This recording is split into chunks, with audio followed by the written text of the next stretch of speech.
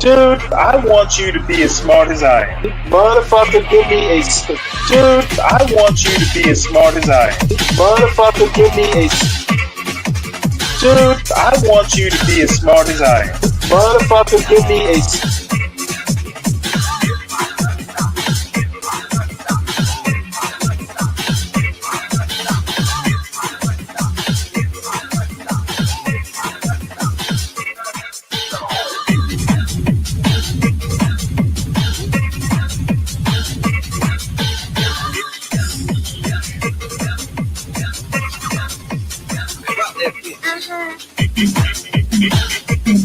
Dude, I want you to be as smart as I am.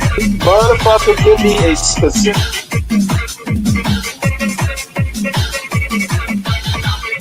Dude, I want you to be as smart as I am. Motherfucker...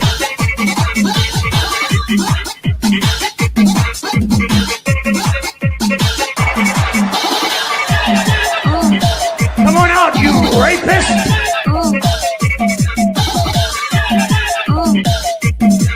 Dude, I want you to be as smart as I am.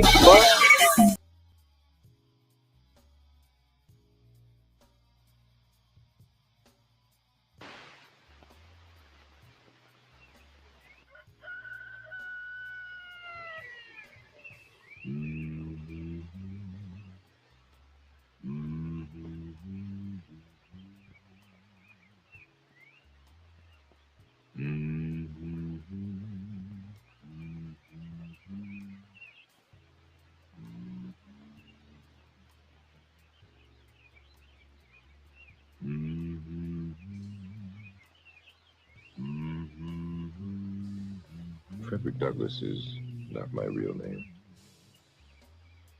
I'm a fugitive slave. What year I was born, I do not know. My mother and I were separated when I was still too young to know her as my mother. As a child, I knew indescribable hunger.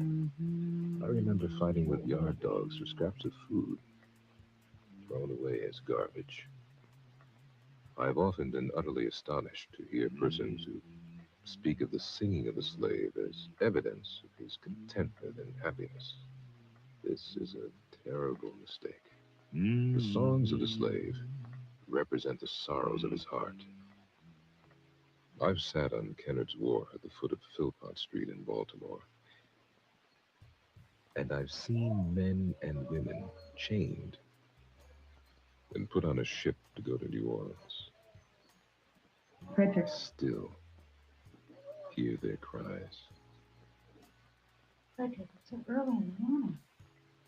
I'm just going through some old files and notes. I might find something interesting for the women's conference this afternoon. You're not expecting me to make a formal speech. Will you not even have breakfast? I won't be long. Just want to be prepared. I won't be long.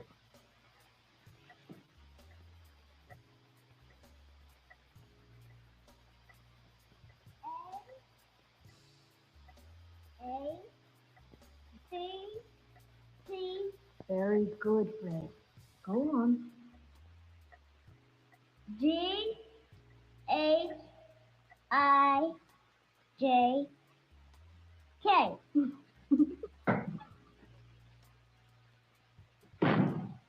What in God's name do you think you're doing? You didn't mean any harm. If you give a nigger an inch, he will take a mile. If you teach that nigger how to read, there would be no keeping him. It would forever ruin him to be a slave. We carried you here to take care of Thomas. You'll learn a trade when you're bigger. Ain't no need for you to be reading, boy. No need at all. I understand, dear. I'll see to it that it's not allowed to be near any more books. There's nothing more needs saying.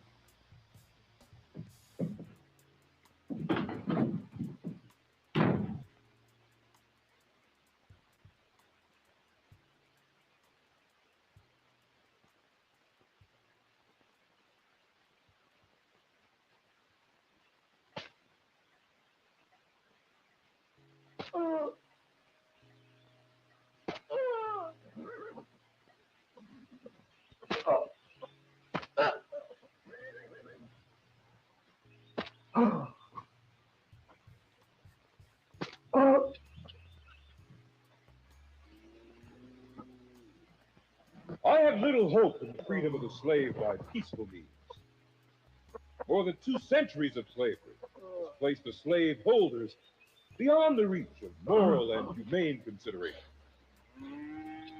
Yeah.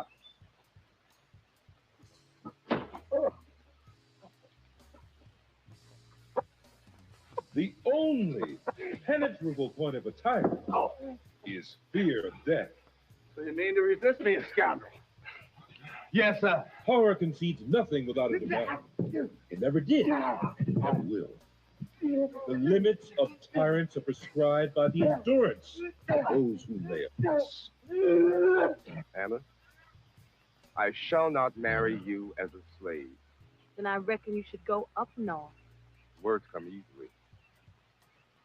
If I'm caught this time, Lord knows what might happen. But you off the plantation now, Fred. They'll patrol us to stop you in Baltimore. You learned yourself a trade in a shipyard. There's work for you up there, and freedom. I saved up some. Got some belongings I can sell. Enough for the New York train.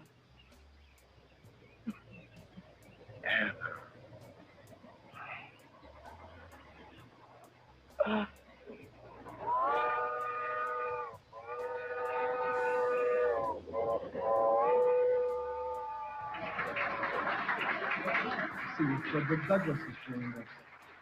Please, come up and share your thoughts with us.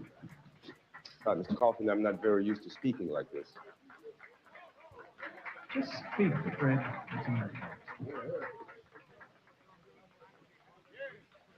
Frederick Douglass is not my real name.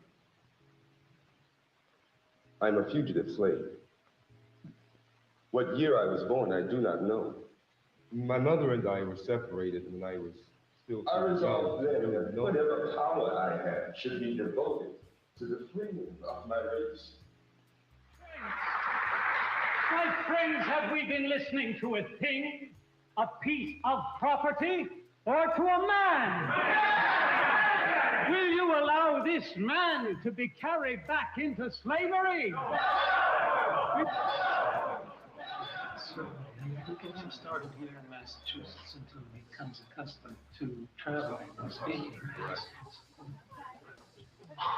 Mr. Douglas. I don't believe you've met Mr. Garrison. I'm honored, sir. I was deeply moved by your address. You have a great gift, Mr. Douglas. Thank you, Mr. Garrison. You say you never had any formal schooling? No, sir. Not even after you escaped? No, sir. I've been teaching myself ever since I was a youngster. Amazing. Really is. Mr. Douglas, Mr. Collins and Mr. Raymond and I were just discussing your becoming an agent for the society. Traveling as a lecturer, if you will. Mr. Garrison, I've hardly the ability to speak. Oh, nonsense. You speak with full conviction and authority. If there is no struggle, there is no progress. The struggle may be a moral one, or it may be a physical. Within or without the Union, slavery must fall. The long-crushed Negro must rise. Ethiopia, what to the American slave is your 4th of July? There's not a nation on the earth guilty of practices more shocking and bloody than are the people of the United States at this very hour. Kill the nigger! Fred! No, Senator Calhoun! No! Slavery cannot last! Melancholy as the truth may be to the dealers in human flesh. No constitutional change. No legislative enactment. No human contract nor agreement can save the accursed system of human bondage from the death and decay to which God and nature have doomed it. Bravo! Bravo!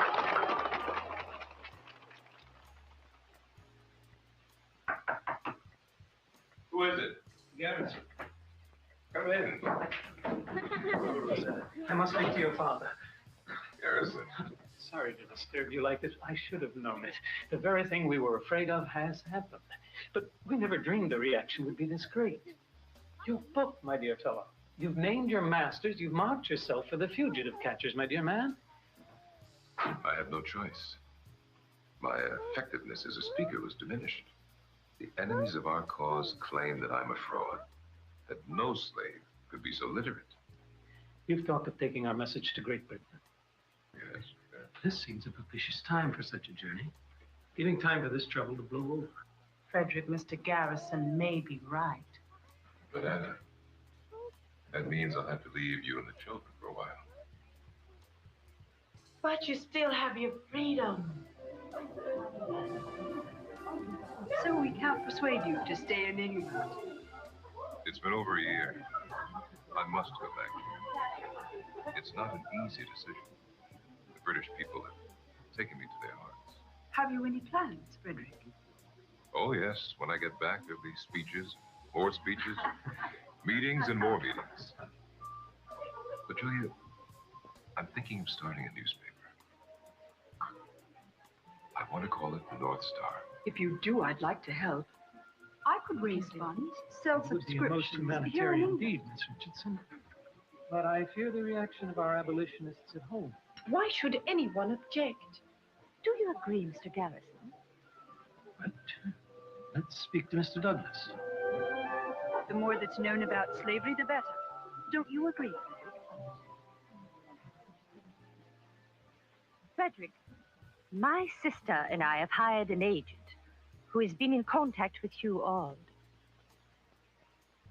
He is willing to sell you. Sell? To you? Well, as soon as the transaction is completed, we can give you your freedom.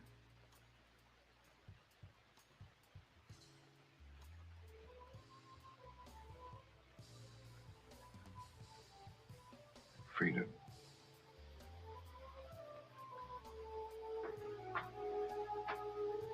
Freedom.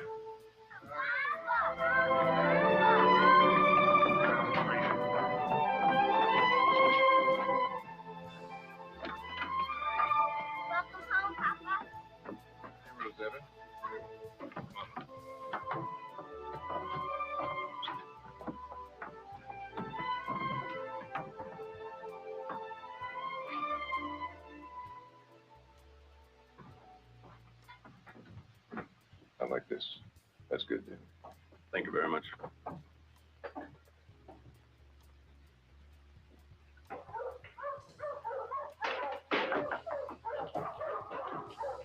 Rosetta! Who's at the door, please? Yes, Papa.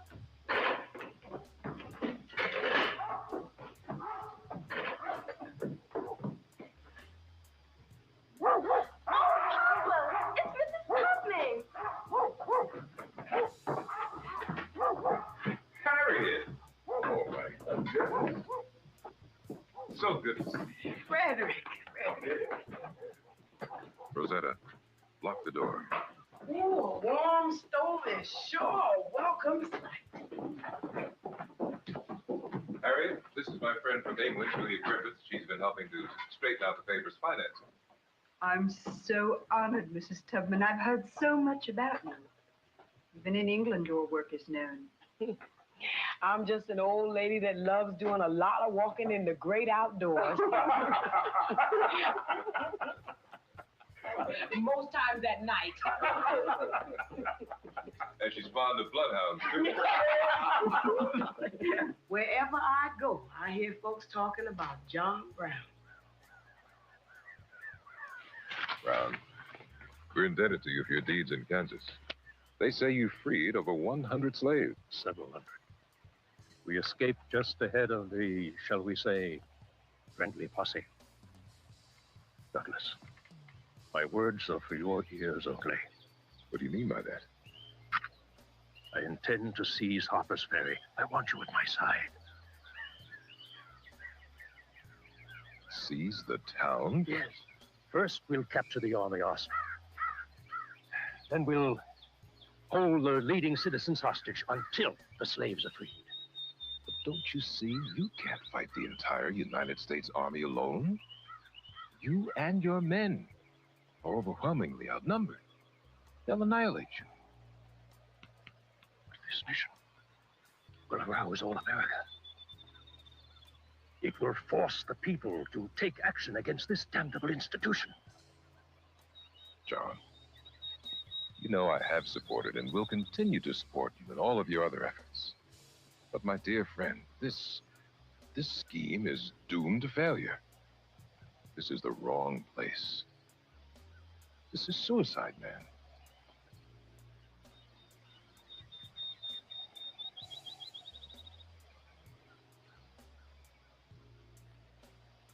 Whether we live,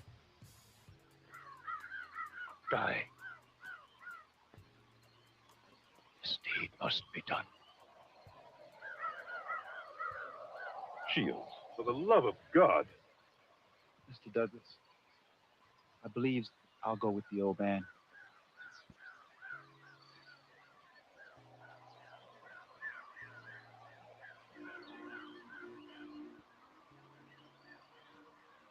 Because of events in Harper's Ferry, the press, much of the public, have declared John Brown to be truly mad. But he is not. John Brown is a man who simply believes the Declaration of Independence to be true, and the Bible to be a guide to human conduct.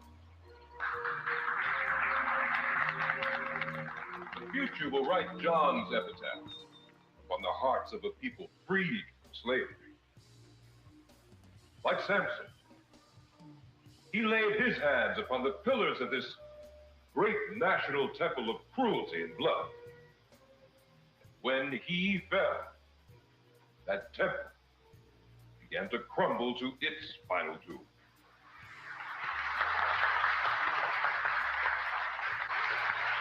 Mr. Douglas, a word with you, please. Come, walk with me, sir.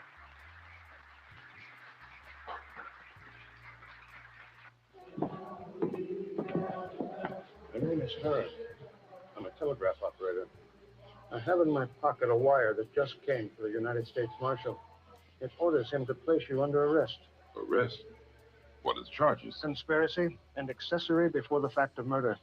They plan to extradite you to Virginia to stand trial with John Brown. But... Mr. Douglas, I am a friend of your cause. I know that Virginia justice will surely see you go to the gallows. I'll hang on to this message until you're safely out of town. I have to leave for Britain next month. It's been planned for some time. Mr. Douglas, go at once. I'll make for Canada. Sail from there. And go quickly, Mr. Douglas. And Godspeed. I must get back to my work.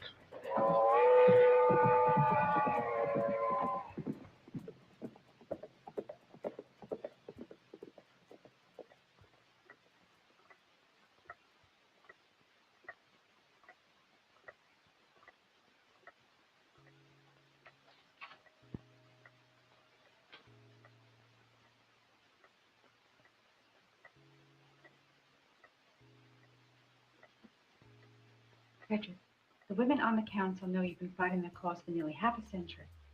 Yes. It's the men I'm trying to reach at that meeting. Many of them still aren't convinced. Women must have the right to vote. Really think you can change their minds? Perhaps. Because I've changed a few in my time. Oh. Richard.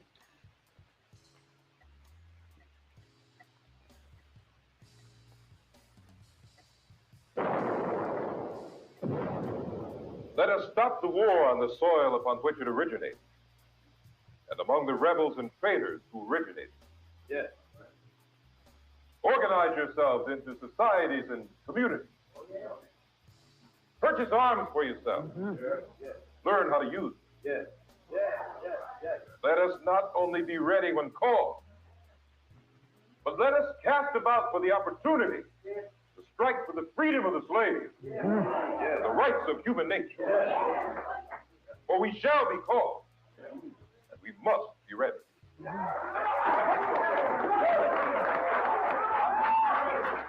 Thank you. Thank you, sir, for consenting to this visit. Mr. Douglas, your reputation precedes you. We appreciate your efforts in recruiting so many Negro troops.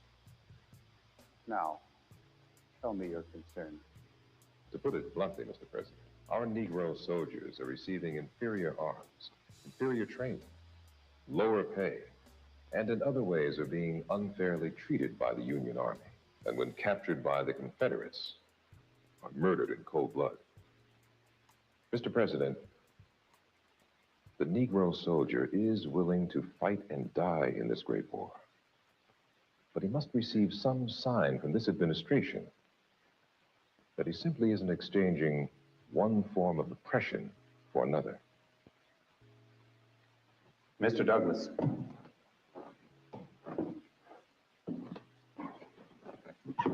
If this administration goes too far, we will bring down upon ourselves all of the hatred that is felt toward the Negro.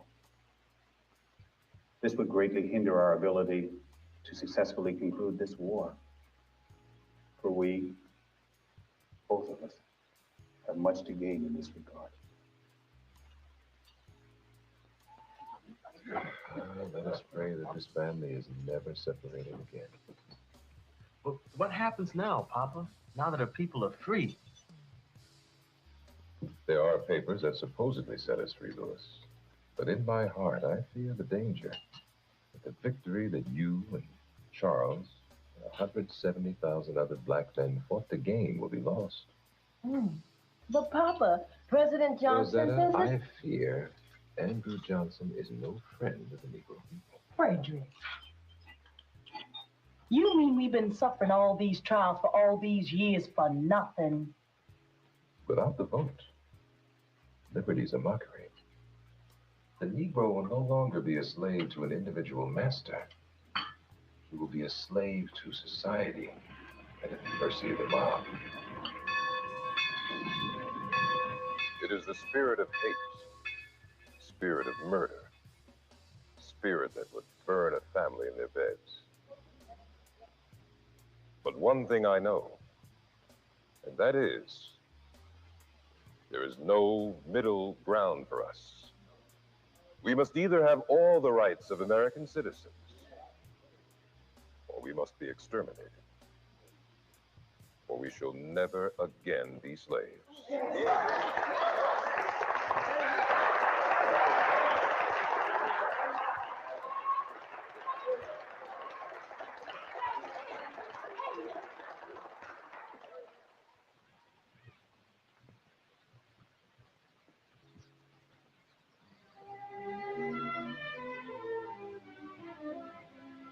Do you like it, Anna? It's beautiful. Maybe a mite too grand. Well, President Hayes wouldn't have the United States Marshal for the District of Columbia living in a log cabin. Mr. Lincoln lived in a log cabin.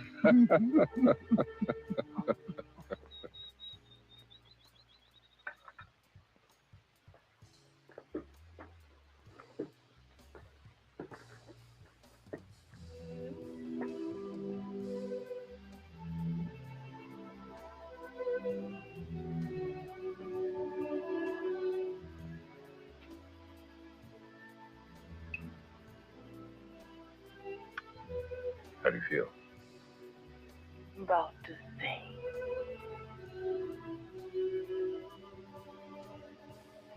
What's wrong, Papa? Nothing, my dear. Everything's fine. What is it, Fred?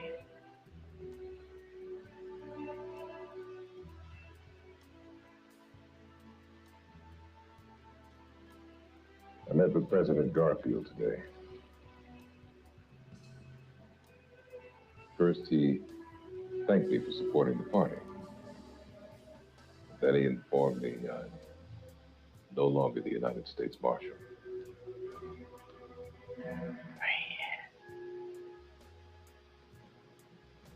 I'm to be appointed the Recorder of Deeds, glorified clerk. Lincoln never took a step backward, but every administration since has. Papa, you're not going to take that job, are you? Is there a choice? Our people's pride demands that a Negro holds some position in the government of the United States. I must put their battered pride ahead of my own. You've done the right thing, Fred.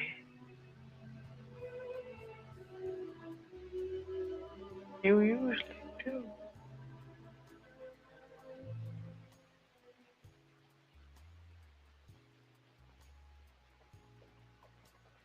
Papa. Papa, Mr. Tubman is here. Harriet! Frederick! My goodness. My goodness.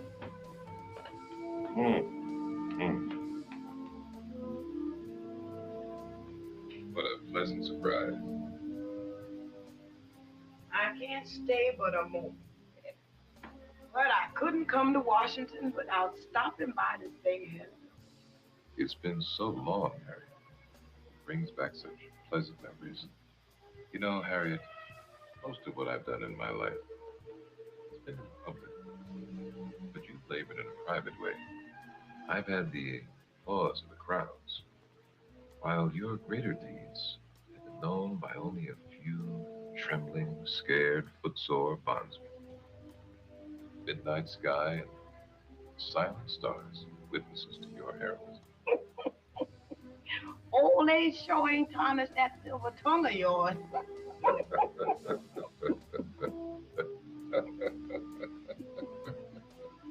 You must be terribly lonely, Frederick.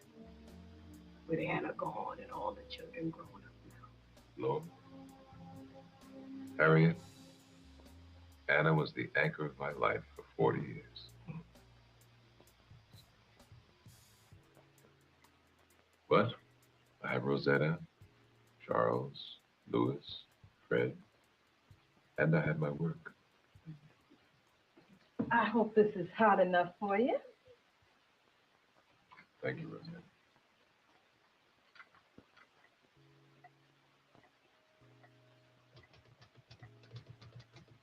Miss Pitts, Yes, Mr. Douglas? do you have the file on the Ramsey properties? I'll get it.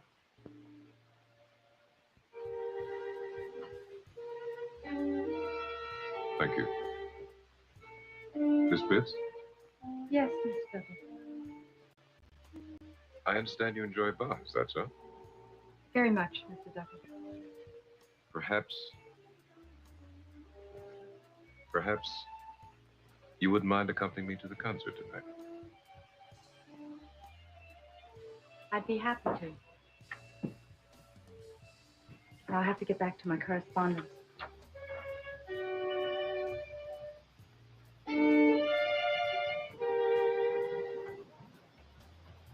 Papa, I speak for the entire family.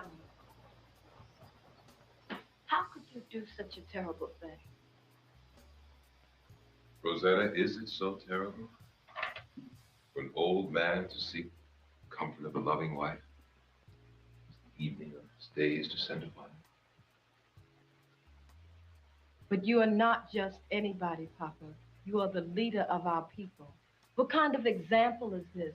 If you insist on marrying at your age, why turn your back on our women to marry this hussy? That's nonsense, Rosetta. Black or white, male or female. We all have the right to follow the convictions of our hearts. If I were not to marry Helen simply because she happens to be white, go to my grave a self-accused and self-convicted moral coward. Rosetta, please, don't desert me. Oh, Papa, really? Rosetta, please.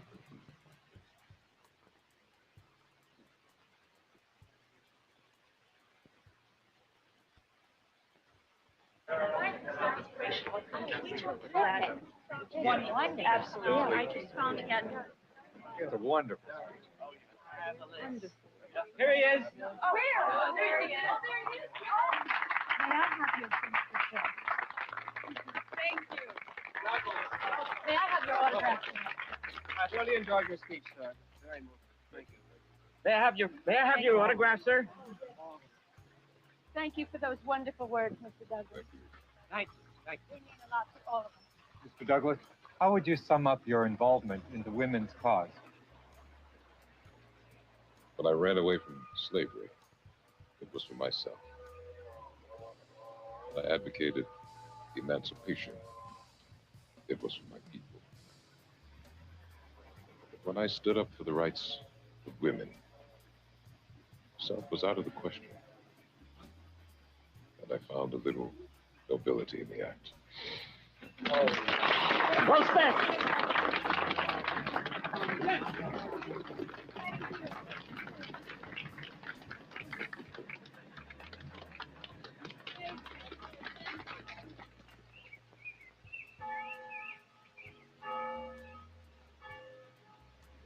Hello, Mr. Douglas. Hello. I'm Martin Andrew. I heard you speak last week at Mountain Olive. Oh, yes. That was an inspiring affair. Can I talk to you for a moment, Mr. Douglas? Well, Martin, I've just left one meeting. I barely have time for supper before I have to go off to another. Why don't you stop back by tomorrow afternoon? I'll have more than just a moment. But I just have one question. All right, just one. Sir, you lived in the old days when our people were slaves, and in the new times, both. But it seems like all those rights that we're supposed to have won are being taken away from us. What advice would you have for a young fella like me who wants all people to live in liberty and justice? Agitate, Martin.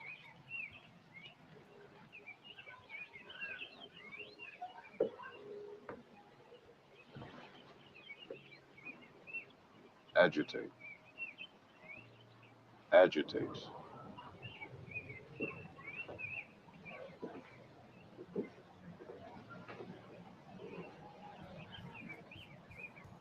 Agitate.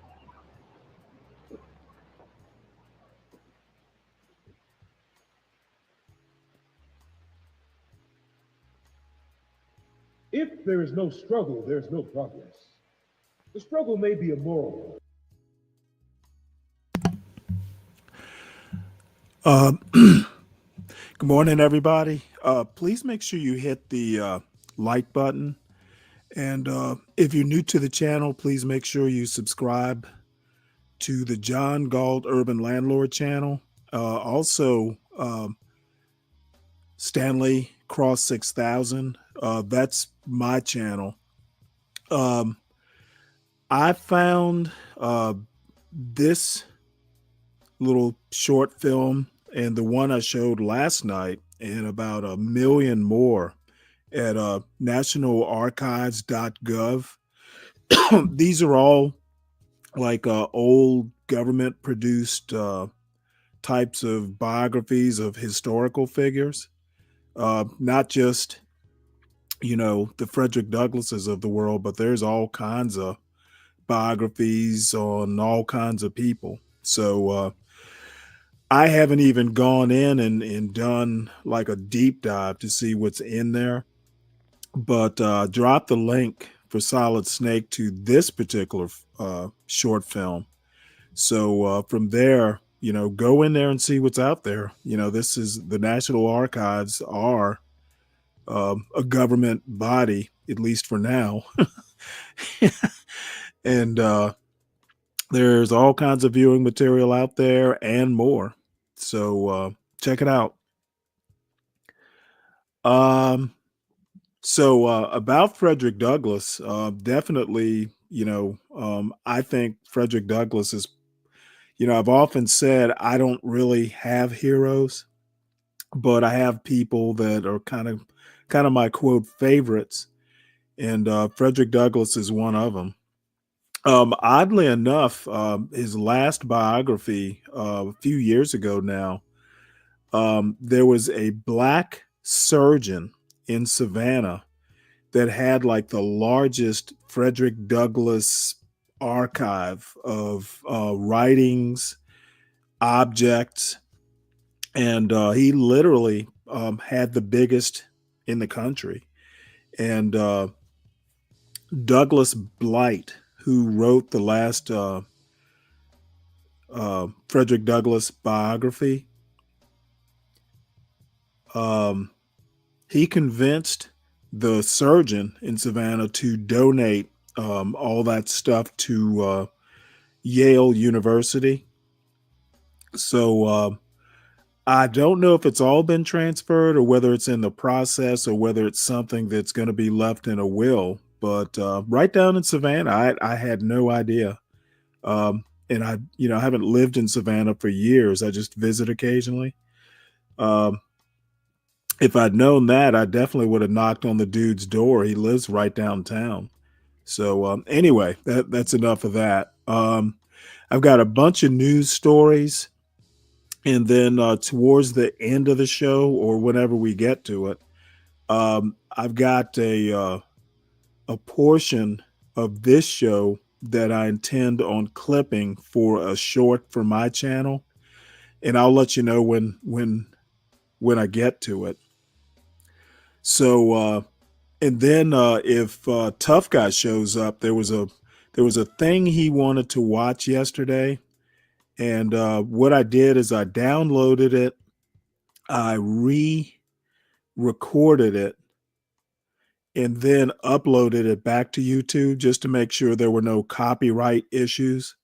So I have that prepared when Tough Guy returns.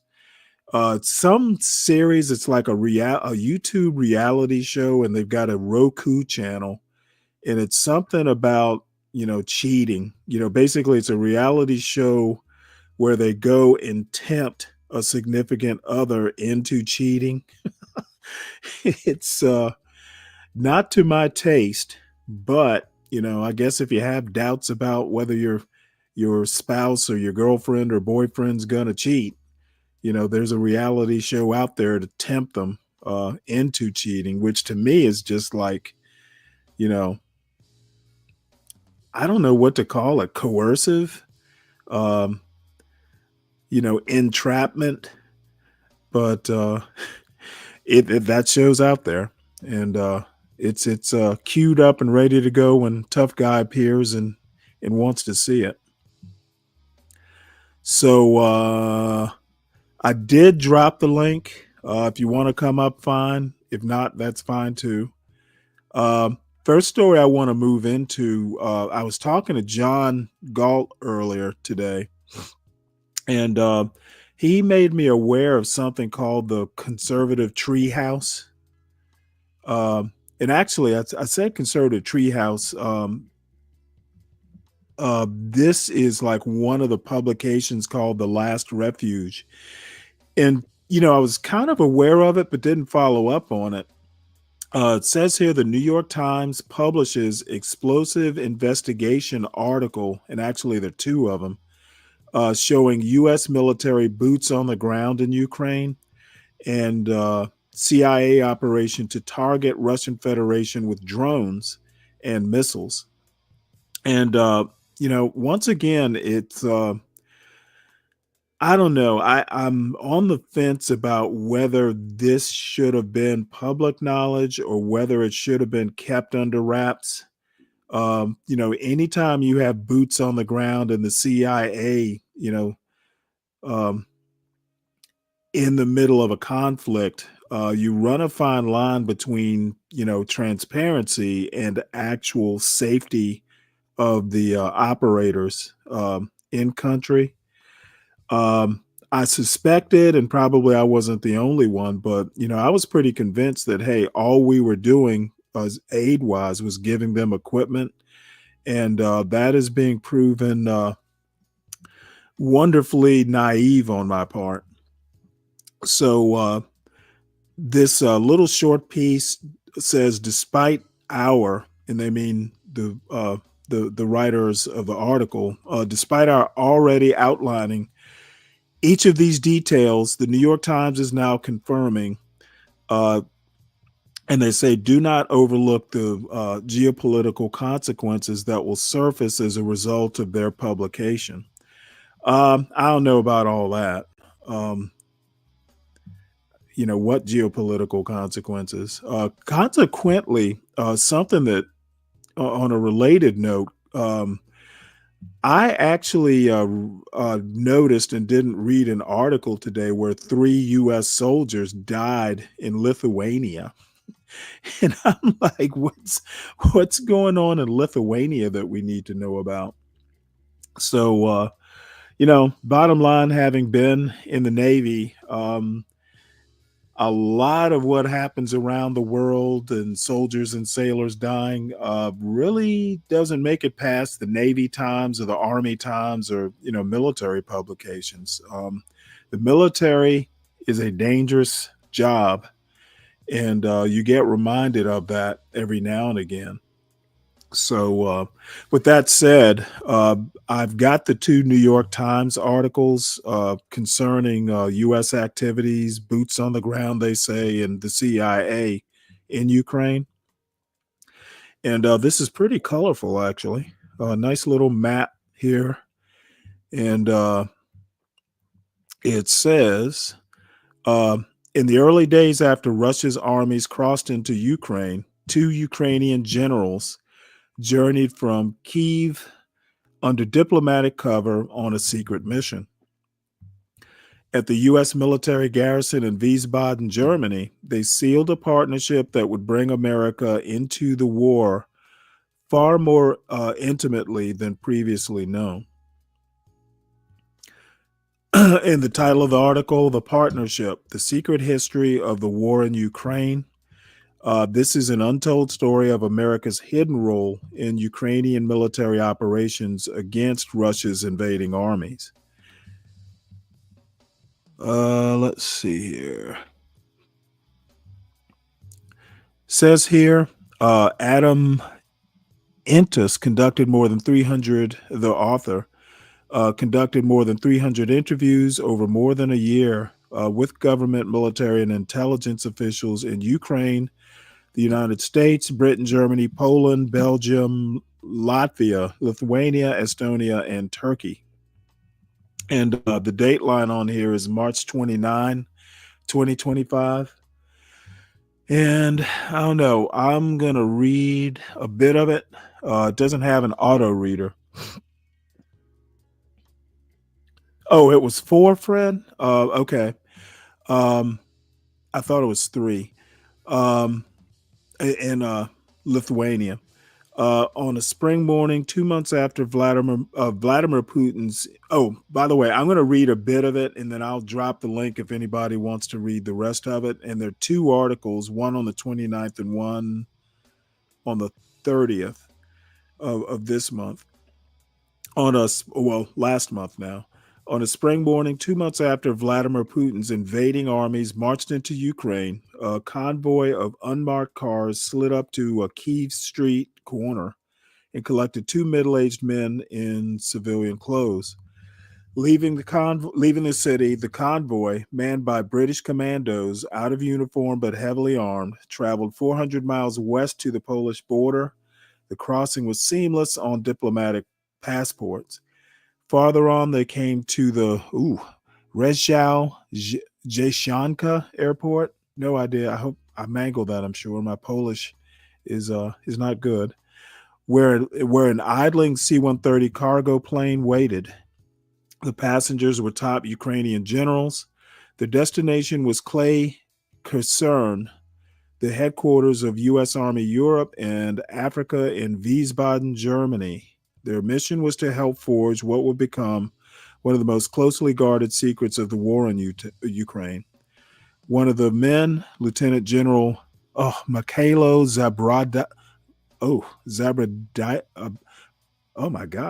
Zabrodsky. Mikhailo Zabrodsky remembers being led up a flight of stairs to a walkway overlooking the cavernous main hall of the garrison's Tony Bass Auditorium. Before the war, it had been a gym used for all-hands meetings, Army band performances, and Cub Scout Pinewood derbies. Now General Zabrodsky peered down on officers from coalition nations in a warren of makeshift cubicles organizing the first Western shipments to Ukraine of M777 artillery batteries and 155 millimeter shells. Then he was ushered into the office of Lieutenant General Christopher T. Donahue, commander of the 18th Airborne Corps, who proposed a partnership. Its elevation and inner workings visible to only a small circle of American and Allied officials. That partnership of intelligence, strategy, planning, and technology would become the secret weapon in what the Biden administration framed as its effort to both rescue Ukraine and protect the threatened post-World War II order. Let's see.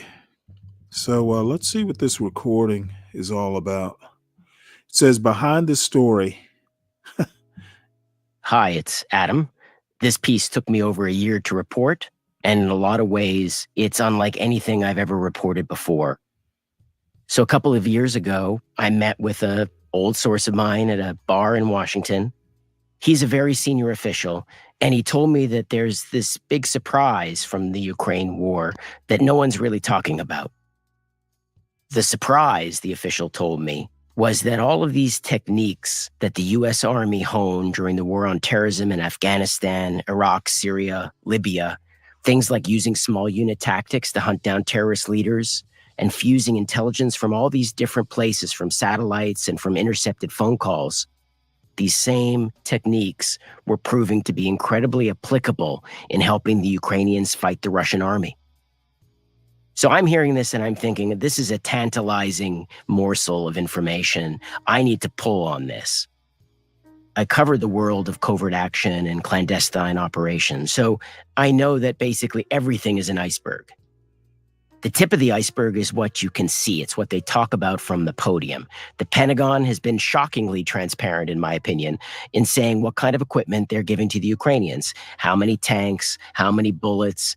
They put out this giant list every few weeks. But, what are they not talking about? And what my contact was telling me was that there's this untold part of the story about the nature of the U.S. involvement in Ukraine, and that I should look into it. So I started to talk to people that I knew at the Pentagon, at the CIA, in Congress, and they told me, you can't write this story without going to Ukraine to see a guy named Michael Zabrodsky. Zabrodsky is a famous Ukrainian general. So I got his phone number from a mutual contact, found out that he spent some time in Texas, and I sent him a message telling him I would bring him some Texas barbecue, and I went out to Kyiv to meet him in person. When I get there, he sends me this pin over WhatsApp for an address that's about 15 miles from the front lines, and he tells me to meet him there. It's one of the first times I'm driving through Ukraine and going by all of these sunflower fields. There are a couple roadblocks for security checks. And once I get to the address, I see what looks like an abandoned cottage. Its windows are blacked out with what look like plastic bags. I see babushkas walking around, old ladies with their dogs and chickens and pigs. And I'm waiting there thinking that maybe this was a hoax or that I went to the wrong place. And then a young woman peeks out the gate and asks me if I'm there to see General Zabrodsky, and she invites me in, and I take a seat at a table under a walnut tree. The sun is going down.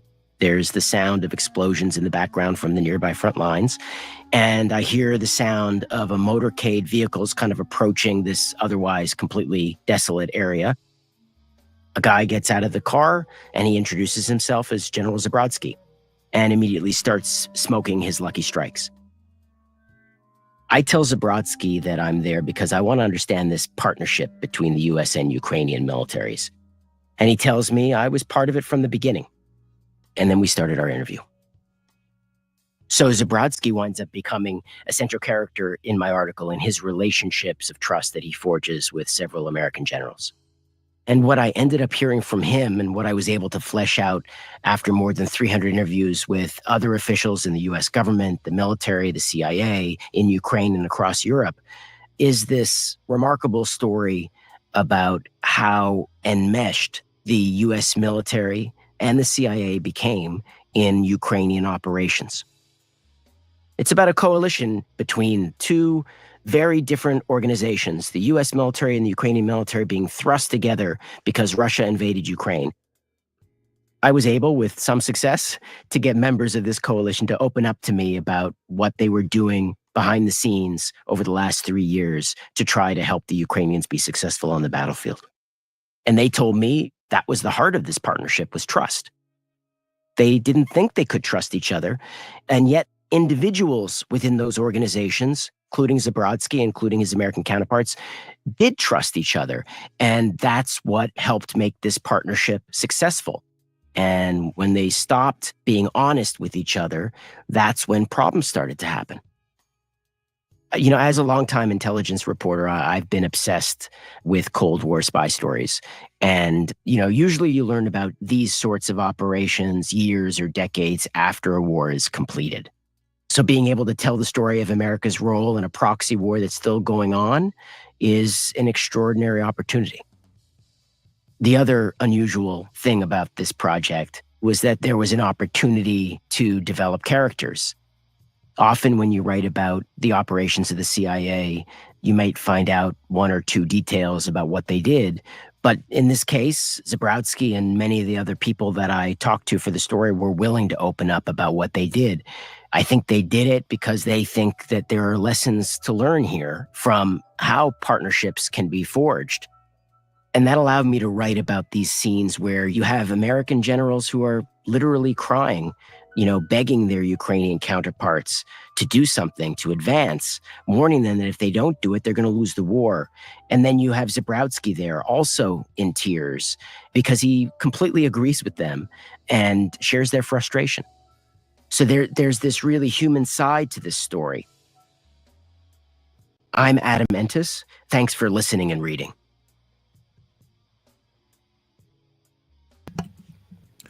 Hey, Virgo.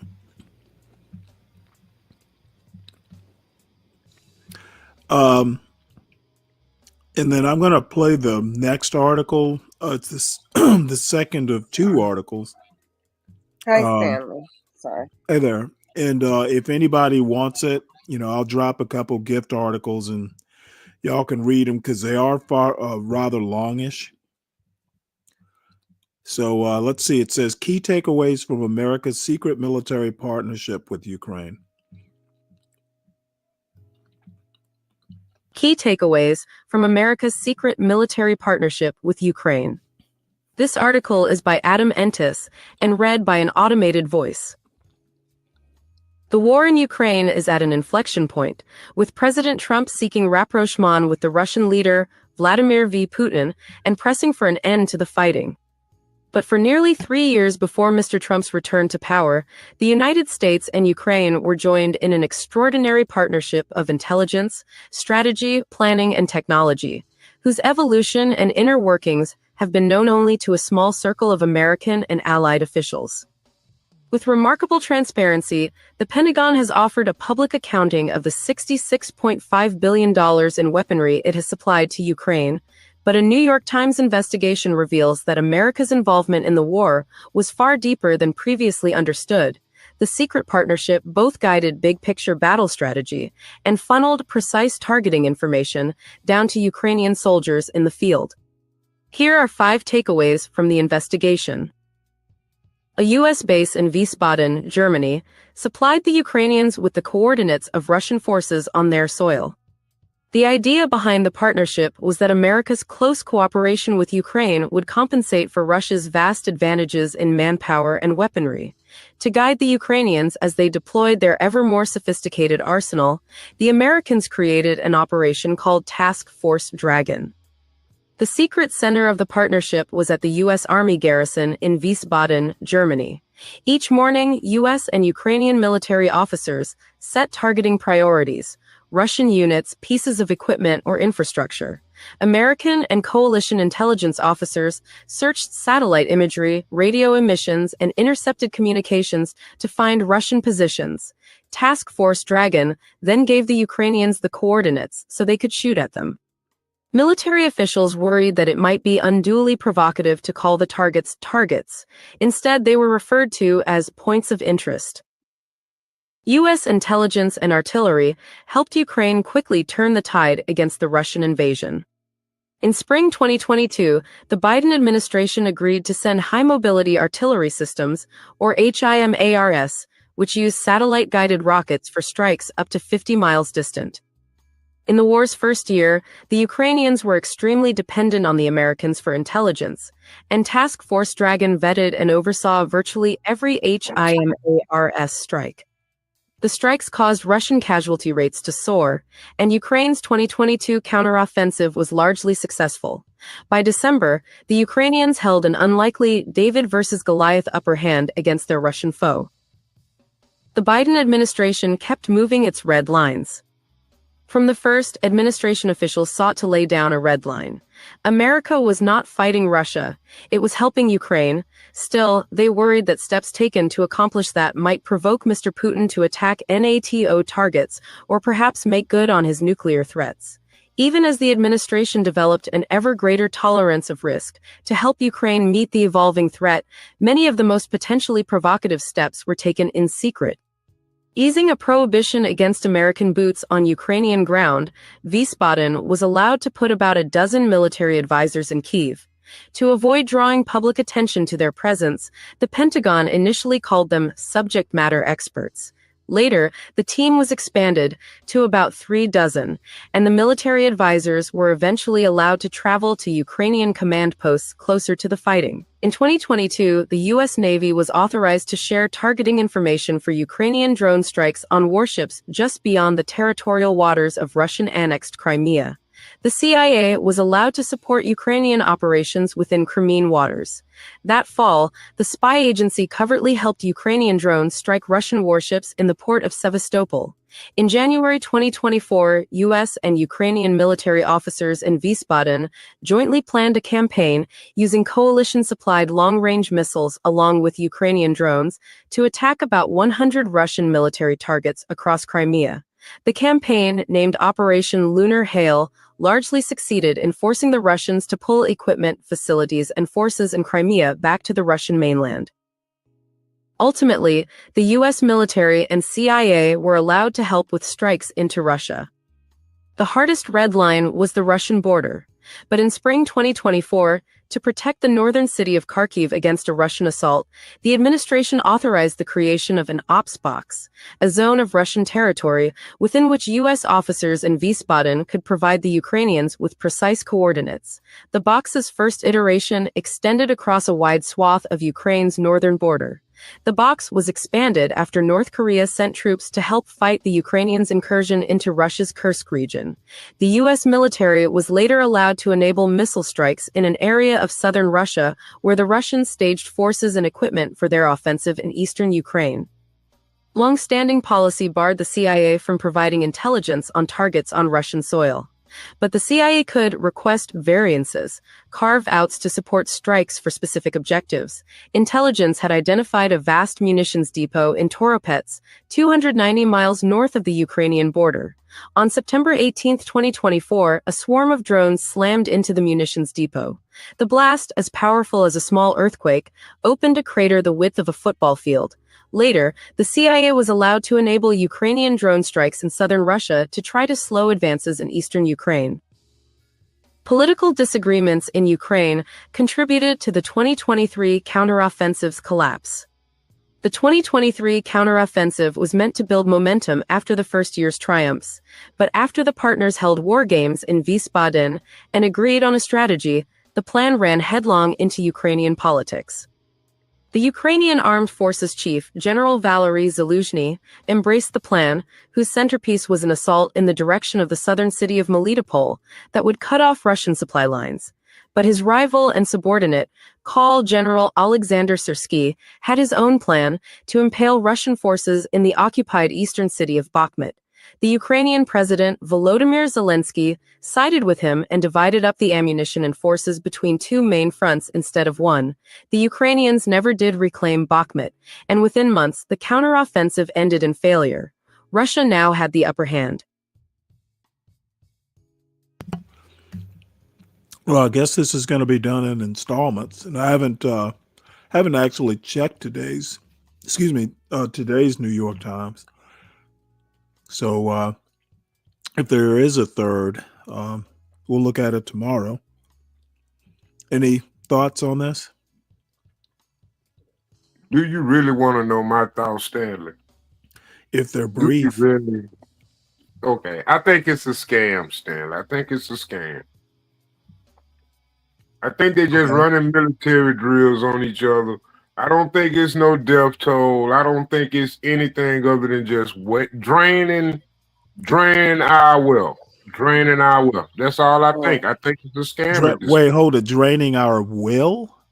Our wealth as a country.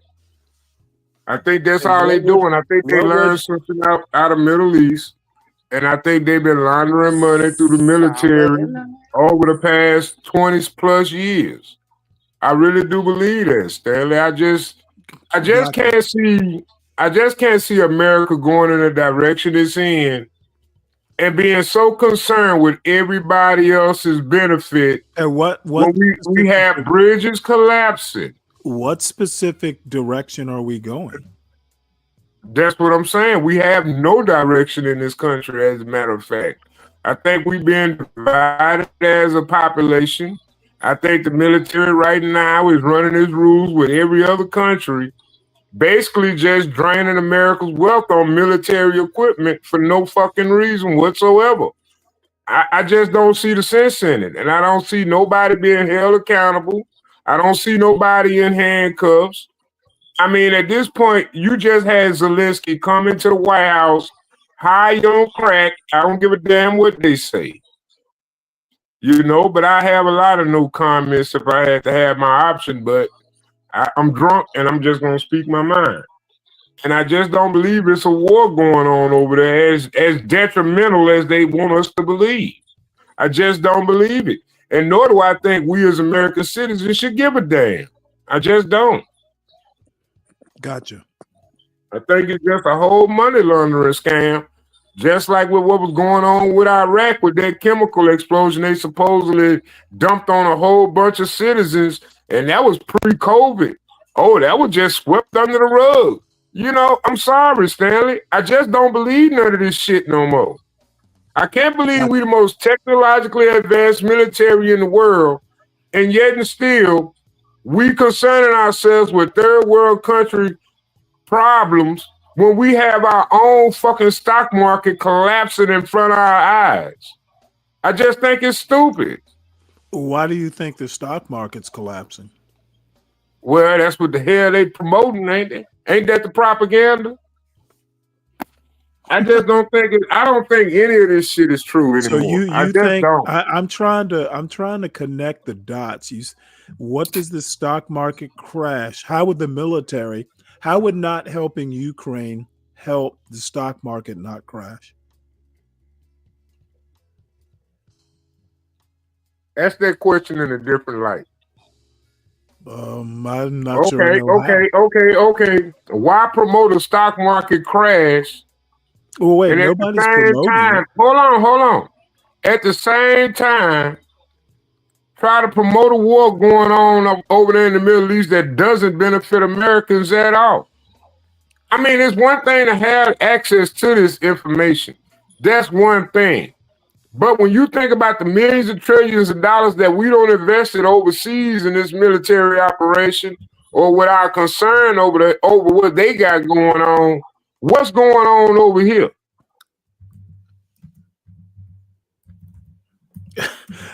Okay, I'm having trouble. You Well, must it's be all paying. connected, Stanley. It all comes down to American money. Okay. If it wasn't for American money, wouldn't none of that shit even be going on, would it? But it's not our money anymore. It belongs to the United States Treasury, of course. So it's Okay, like, well, hold on. There wasn't a lot of money. There was a lot of assets with a value. So, I don't. Like I said, and let's just stop here I get what you're because saying. Yeah, I don't see how not helping Ukraine. If you believe in the butterfly effect, then everything is connected to everything. However, I don't see the connection between, how helping Ukraine crashed the stock market, unless you're going to say that was one of the reasons that Biden lost. So Trump is now president, and this ridiculous tariff idea he wants to do is what's crashing the stock market. That and what Doge is doing. So if you're saying if Trump hadn't been if Biden had won, part of the reason he lost was Ukraine.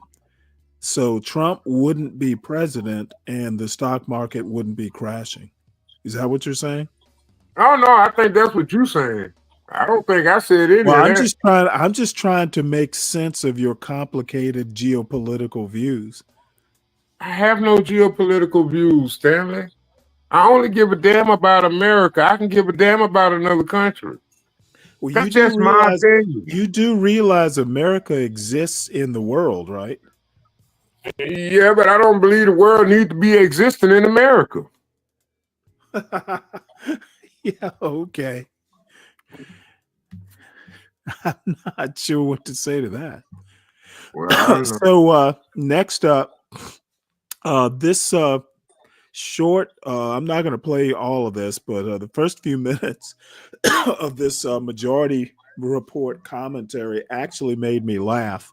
So it's regarding Elon Musk and his activities in Wisconsin. Well, I'll just play it. It's pretty much self-explanatory. He has taken his big screen TV. He's in Green Bay, Wisconsin. He's got about a crowd of 2,000 people, which is it's not a small crowd. This is an election, and we're going to talk to Dave Weigel about it. And we talked to Ben Wickler about it for a Supreme Court seat in Wisconsin. Weigel will tell us why it's so important, but Elon Musk clearly thinks it is because he's left the cot he has in the White House to go to Wisconsin. I mean, this is time away from destroying Social Security, so it's important. That's his passion. Well, but this is also about his wealth as well, because Elon Musk Tesla has been suing Wisconsin because the state blocked an ownership or the opening of a dealership there. So this is all about his bottom line and trying to use his connection with the Trump administration to prop up Tesla as it's cratering in the markets, and as we're getting information about these Chinese electric vehicles who could start doing business with Canada and Mexico potentially because of these Trump tariffs, just completely outpacing him in terms of battery technology. Apparently, BYD in China just had a breakthrough, and their batteries might be able to charge in the same amount of time that it would take to fill up a gas tank, which would be absolutely like blowing Tesla out of the water. So that's why he has to use the Trump administration, because he's afraid of what happens if Tesla stock dips below a certain point. If he used that as collateral for his Twitter purchase, this means a whole house of cards could fall. The whole house of cards could fall. And he's definitely concerned about this. He just had apparently Grok AI is a separate company. He just had that purchase Twitter. Right. Now we're still pulling that apart, and we're going to need some writing on that.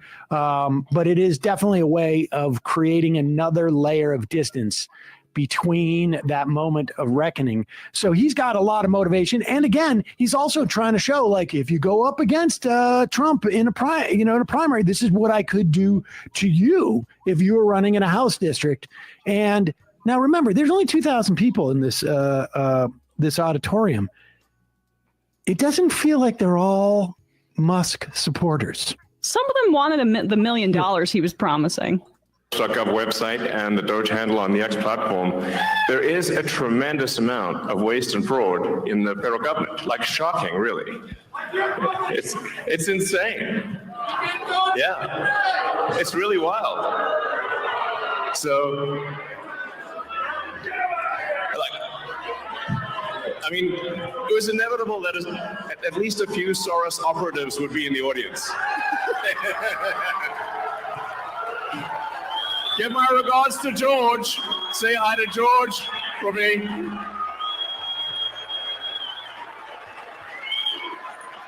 USA, USA, USA, USA. Yep. Okay. I mean, it was.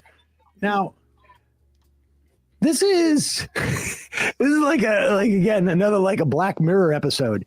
He is complaining about a foreign-born billionaire who has been, I guess, presumably paying activists to influence elections.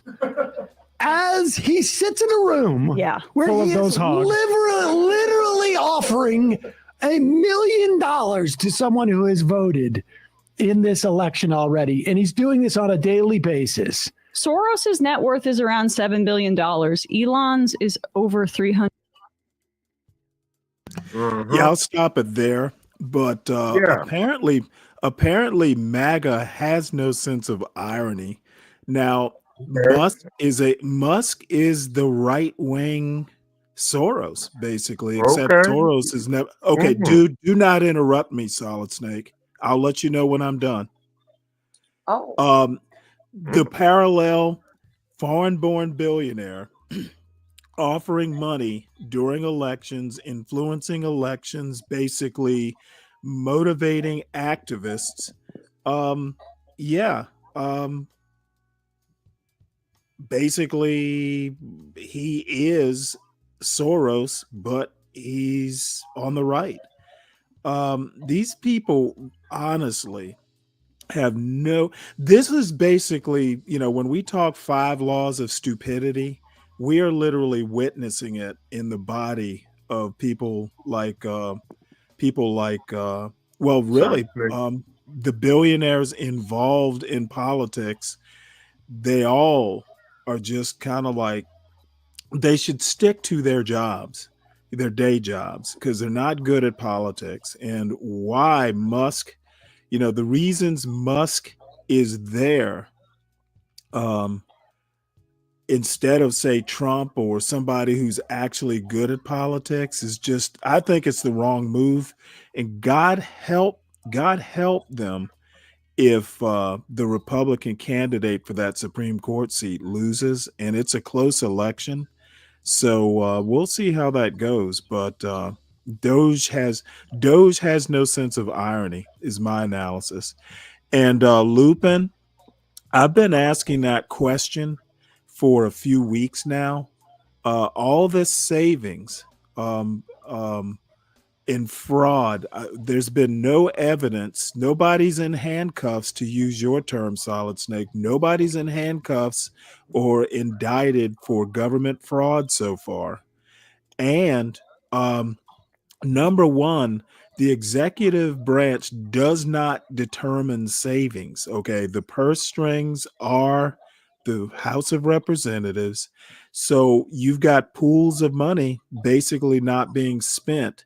And I am curious to know what the intent is for all those. And I suspect they're going to be used for, if Trump is able to get his way, I suspect they're going to be used for tax cuts, or, they talked about $5,000 checks.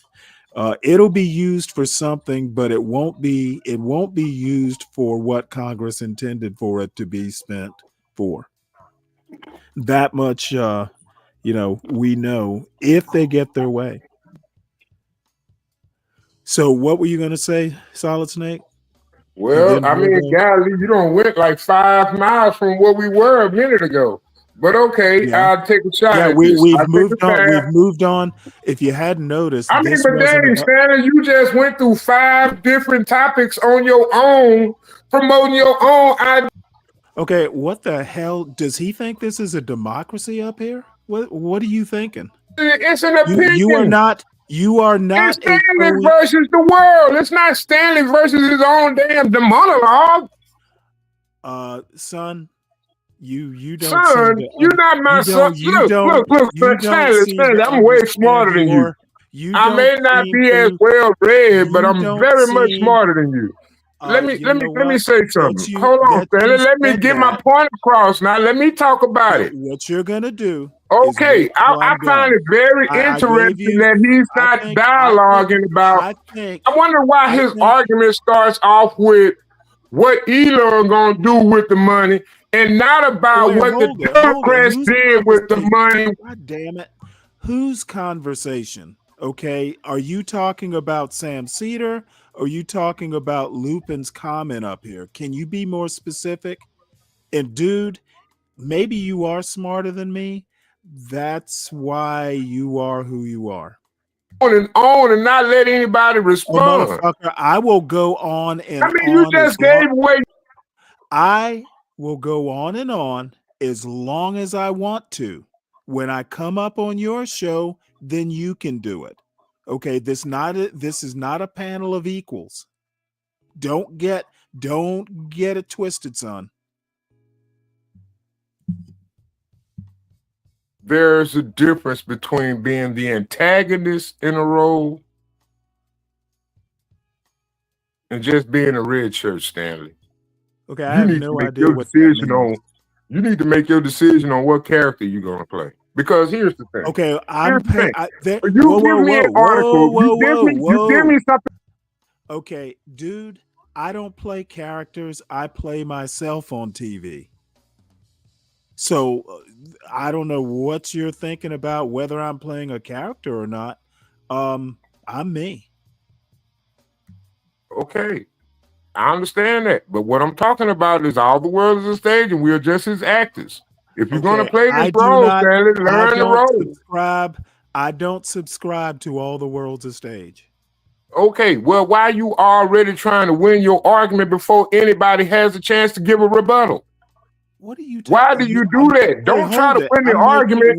Try to argue the points as they come.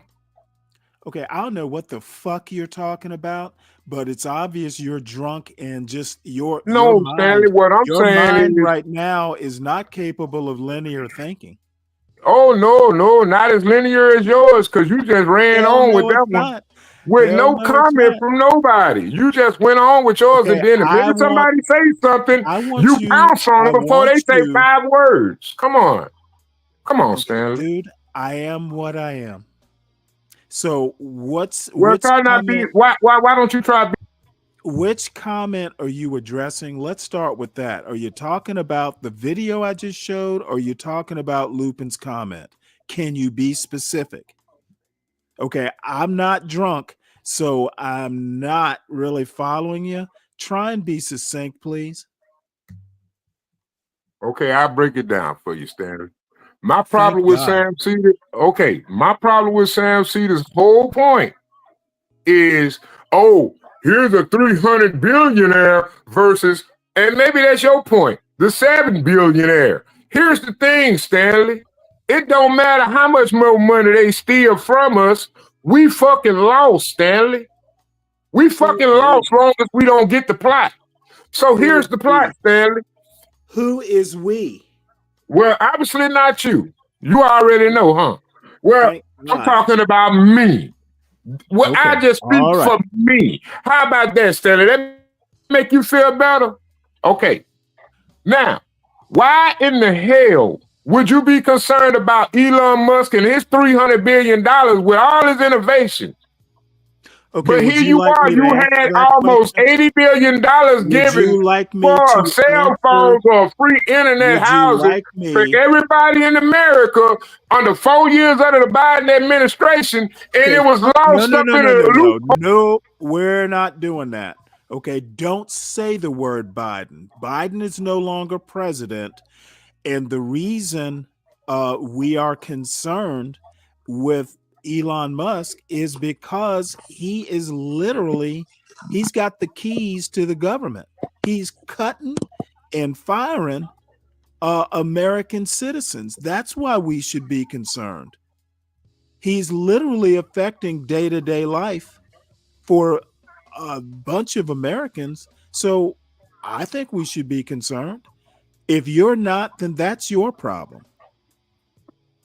Oh, not only am I concerned, I'm actually ecstatic of the way it's being implemented. Because if you had 4 years to make a result and you didn't do it, why are you clowning somebody that's only been in office for no more than 4 months?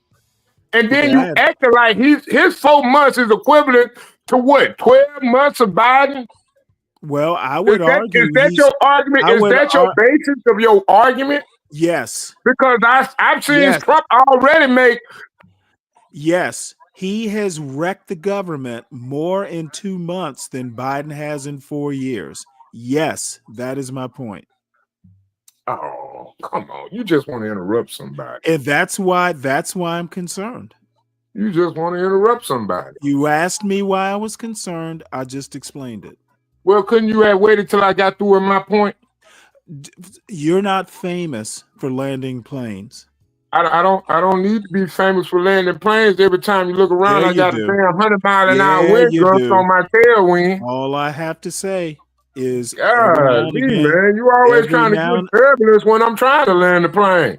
So what I got to do? Obviously, no one ever taught you how conversation works. Well, obviously, ain't nobody taught you how to talk to nobody. People don't conversate and run on sentences.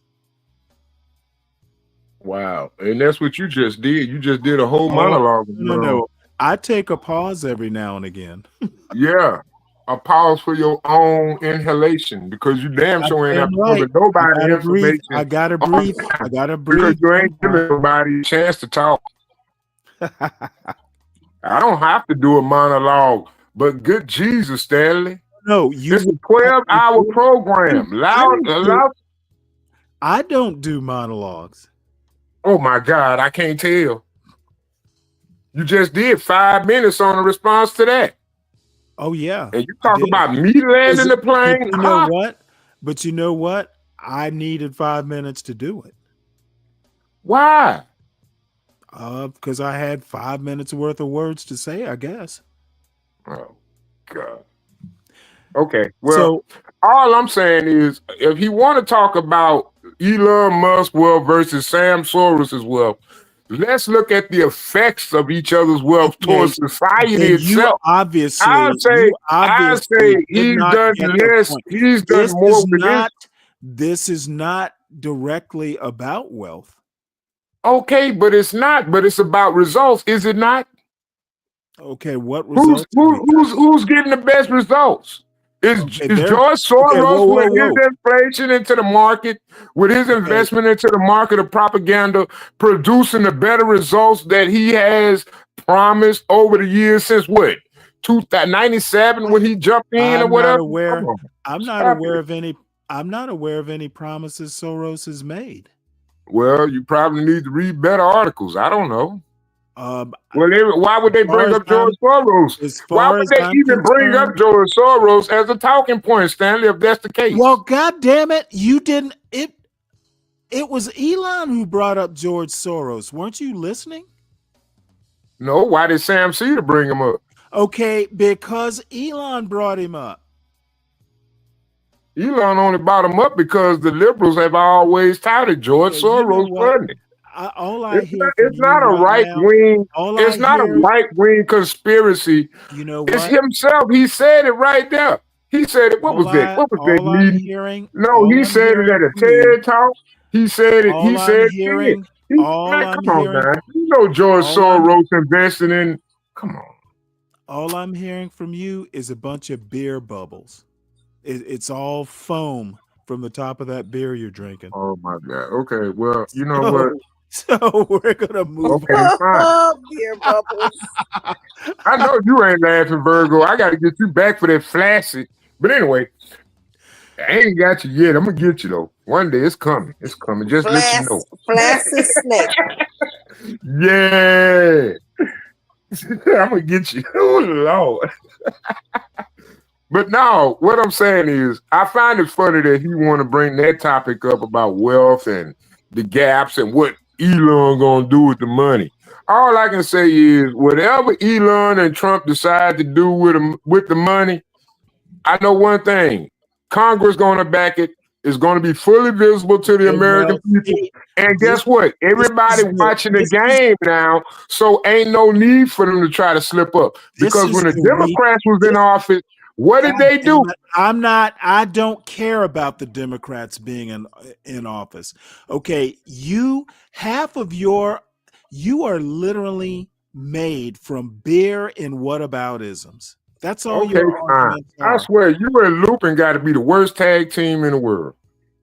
All I have to say is that if you hadn't read the Constitution lately, Elon and it is not the job of Elon and Trump to decide what to do with money. It is You their think Trump job gonna to go for make a third sure- term? No. It is the president's job to make sure that the money gets spent, makes it to the right place to be spent. He does not determine the spending priorities. Exactly. And your president didn't do nothing for 4 years. Obama didn't do nothing Hey, for 8 once years. again, there you go. There you go. What aboutism? Obama's been out of office for 10 damn years. Well, dang, Stanley, don't you think we living in 8 whataboutisms? Is Trump trying to clean up they whataboutisms? Trump is not cleaning up. He's making a bigger mess. Yeah, okay. You sound like some welfare recipient that come in on a job and just think everything just works out like you ain't supposed to know how to do your damn job. That's what you sound like. That's what you sound like to me, Stanley. You sound like you ain't never had a job before. Like you ain't never had practice and procedure. You just got paid just to be there. You sound like a DEI hire right now, Stanley. I have no doubt that what comes out of your mouth is I know. I wouldn't be. I'm not having so much. Stanley, listening to you make me lose faith in our military. And you know what? And I'm just being honest. I don't give a damn about your 4.46 slugs and what? all your guns in the goddamn world. Because your damn show ain't gonna protect your family when you're overseas fighting them crackhead wars. You over there fighting them crackhead wars, leaving your family. Dude, I'm not gonna fucking ask you to shut the fuck up so I can respond to that. You not thinking much of the military really doesn't bother me that much. It's namely because you were never in it, and I have doubts that you would have thrived in the military. So you losing faith in it, hey, we'll defend you anyway. Well, at one point you ain't gonna be able to, Stanley. Okay, because it ain't gonna be you. You are no. It ain't gonna be yours, Stanley. You are no military expert. Yeah, well, you keep on playing these mind games with folks, and you'll see where it's gonna wind up. You're the only one playing mind games here. Okay. The rest of us live in the real world. Yeah, I'm pretty sure y'all do.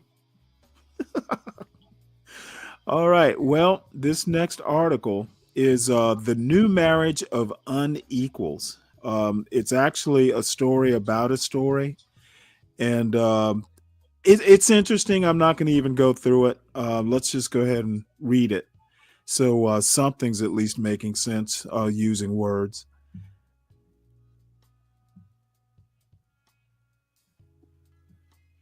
Once upon a time, it was fairly common for highly educated men in the United States to marry less educated women. But beginning in the mid-20th century, as more women started to attend college, marriages seemed to move in a more egalitarian direction, at least in one respect. A greater number of men and women started partnering up with their educational equals.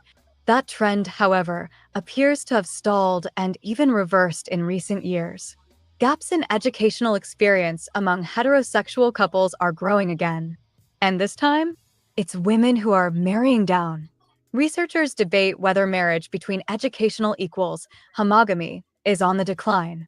But one thing is clear, the phenomenon of women marrying men with less education than themselves, what academics call hypogamy, is on the rise.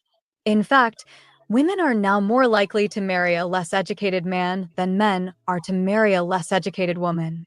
Christine Schwartz, a sociology professor at the University of Wisconsin at Madison, shared data with me on trends in the educational profile of heterosexual married couples from 1940 to 2020. According to her calculations, in 2020, American husbands and wives shared the same broad level of education in 44.5% of heterosexual marriages, down from more than 47% in the early 2000s. Of the educationally mixed marriages, the majority, 62%, were hypogamous, up from 39% in 1980. Crunching the numbers slightly differently, Benjamin Goldman, an economics professor at Cornell University, found that among Americans born in 1930, 2.3% ended up in a marriage where the woman had a 4-year degree and the man did not. Among the cohort of those born in 1980, that figure was 9.6%. This trend is hardly unique to the United States. Hypogamy is becoming more common all over the globe. It's a fragile time for gender relations in the United States. Young women and men appear to be diverging politically. Fewer people are dating, marrying, or having kids. Some commentators argue that there aren't enough suitable bachelors to meet the standards of accomplished modern women. Meanwhile, a growing manosphere claims that women's advancement is to blame for all manner of struggles experienced by lonely, unmoored men. Yet for all the worry that a chasm is opening between men and women, the rise in the number of hypogamous couples suggests that some men and women are doing what men and women have always done, coupling up regardless of differences and figuring out a way to get along. It's clear, Goldman told me, that understanding the dynamics of these couples is key to understanding the future of marriage. The rise of the better educated wife raises all sorts of questions we don't have complete answers to. What is drawing people to these relationships? Have women's strides in the labor market given them more latitude to marry whomever they love, or are they just settling? How are these couples dividing paid and unpaid work? Are they happy, or is their unconventional setup a strain? We don't even know if the couples in these unions are particularly progressive.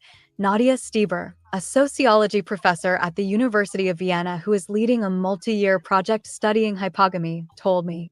Some people might imagine that women married to less educated men are uber-feminists happy to shirk traditional gender roles.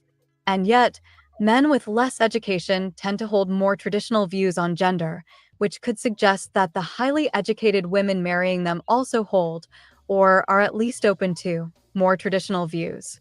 For all that remains unknown about the dynamics of hypogamous relationships, a growing body of research suggests that women are indeed marrying less educated men simply because that's who is available, not necessarily because of changing preferences. In 2021, about 1.6 million more women than men were enrolled in 4-year colleges in the United States, Clara Chambers, a research associate at Yale University, told me.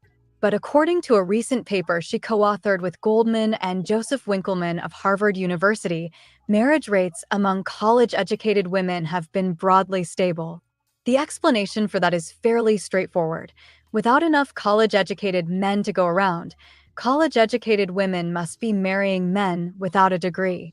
Evidence that the rise of hypogamy is largely a response to these demographic constraints, rather than to, say, women's economic empowerment, the increase in online dating, or shifts in preferences, has been found in many countries. Derek Thompson, colleges have a guy problem. Even if shifting norms and preferences aren't driving the rise of hypogamy, they do seem to be evolving in conjunction with it. The World Values Survey, which explores how values and beliefs vary by country and shift over time, routinely asks people. I wanted to make a point here. A couple months ago, I actually went and looked at the University of Georgia, where I went to school. And I am pretty sure when I was in school, now this is almost 40 years ago, men outnumbered women. And, the thing was, I've literally had a friend of mine tell me that, she was going there to get her MRS degree, where women were basically just going, their main goal, or one of their main goals, was to, find a husband. Went back and looked at the University of Georgia for this year, and women slightly outnumber men, which shocked the shit out of me. In Georgia, which tends to lean fairly conservative or traditional in its values. It seems the only school at least the few that I checked that actually has more men than women is the engineering school, Georgia Tech. So anyway, I thought that was really interesting, how that shift is even affecting quote PWIs and one of the premier state institutions in the country. So it's not just Howard, it's a bunch of different schools. Whether they agree that if a woman earns more money than her husband, it's almost certain to cause problems. Schwartz and her research colleagues have found that in countries where women have more education and hypogamy is more prevalent, people are less likely to agree with that statement. And the fact that women and men are coupling up despite their educational gaps indicates that preferences are perhaps more flexible than some people assume. Various studies suggest that preferences are not this fixed thing, Schwartz said. People respond pretty quickly to the availability of partners. It's important not to overstate the change underway here. Educational achievement does not map neatly onto earnings. Some research has found that women in hypogamous marriages in the United States and abroad are a bit more likely than other women to earn as much as or more than their husbands, Schwartz told me, but most don't. Stieber's research in Austria found that women with more education than their husband took a smaller hit to their earnings after having a child than other Austrian mothers did, but not by much, and that their families still tended to fall into the male breadwinner pattern after kids entered the picture. That is, women's educational advantage may draw husbands and wives closer to economic equality, but men still usually have the economic advantage. Yasha Mauk, nothing defines America's social divide like a college education. Recent research can help shed light on why this is. When Goldman, Chambers, and Winkleman looked at how the earnings of non-college educated men have fared over the past several decades, they found that men married to college-educated women have done comparatively well for themselves. Their earnings have gone up a bit over time, even after accounting for inflation. But the earnings of non-college educated men who aren't marrying up have dwindled considerably. In other words, college-educated women are partnering up with the highest-earning men without degrees, Goldman said. The remainder of non-college men are really struggling. The persistence of men's tendency to out-earn their wives was evident in conversations I had with people in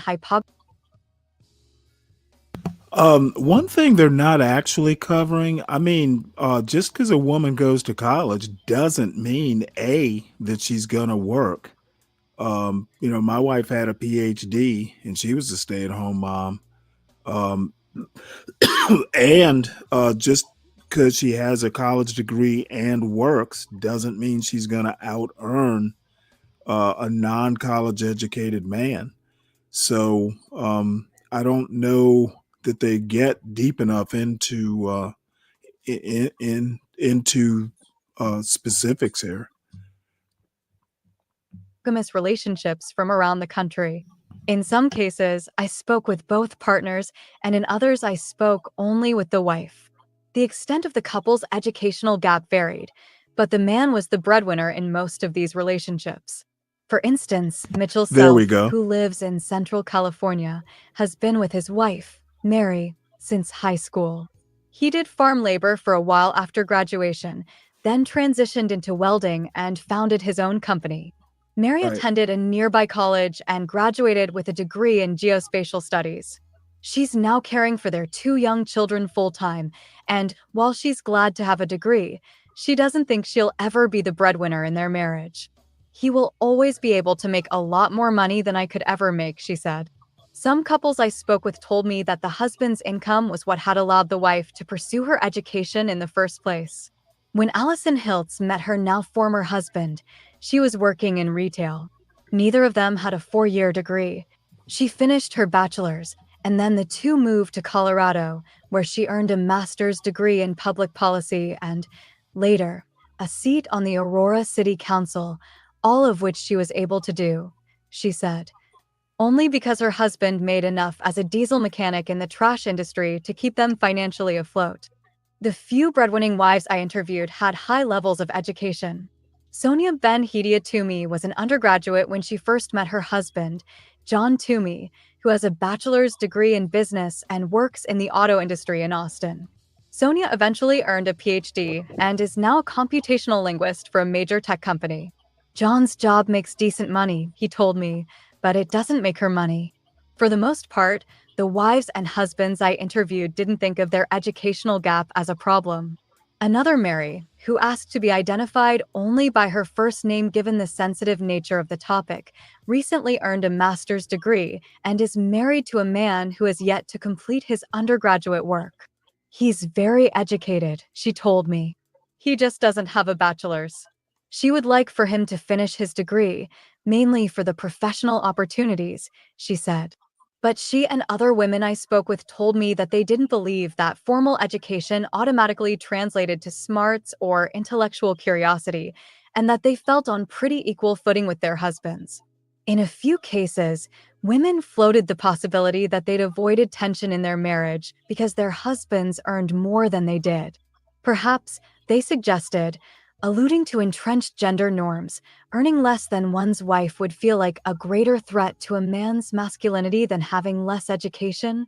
For what it's worth, the Toomeys told me that Sonia's breadwinning didn't bother either of them, although other people are sometimes weird about it. After Sonia gave birth to their first child, it was John who left his job to care for their baby boy. The decision just made sense. Daycare prices where the couple live are high, John was burned out at work, and he relished the opportunity to bond with his son. But when the couple mentioned their arrangement to friends, family, and coworkers, many people reacted with surprise or confusion. John's parents seemed almost concerned. It blew their minds, he told me. Reed, I still get called daddy mommy.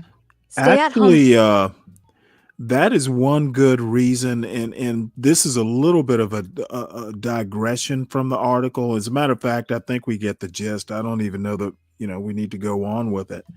But I have found, especially online and in the last few days, that people probably need to keep their counsel more. If I'd been that couple, I wouldn't have even bothered telling friends. My mother used to always tell me, not everybody needs to know your business. And after this internet experience, I'm starting to believe that more so than I did before this internet experience.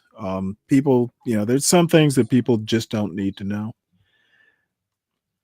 Yeah, because they'll use it against you if they ever get the opportunity. Well, the thing that I have found is use what against me. Your words. People tend to like to make bigger things. Molehills, mountains out of molehills. This recent thing about my son, I heard a comment on John's show today, and I didn't even bother coming up on the panel.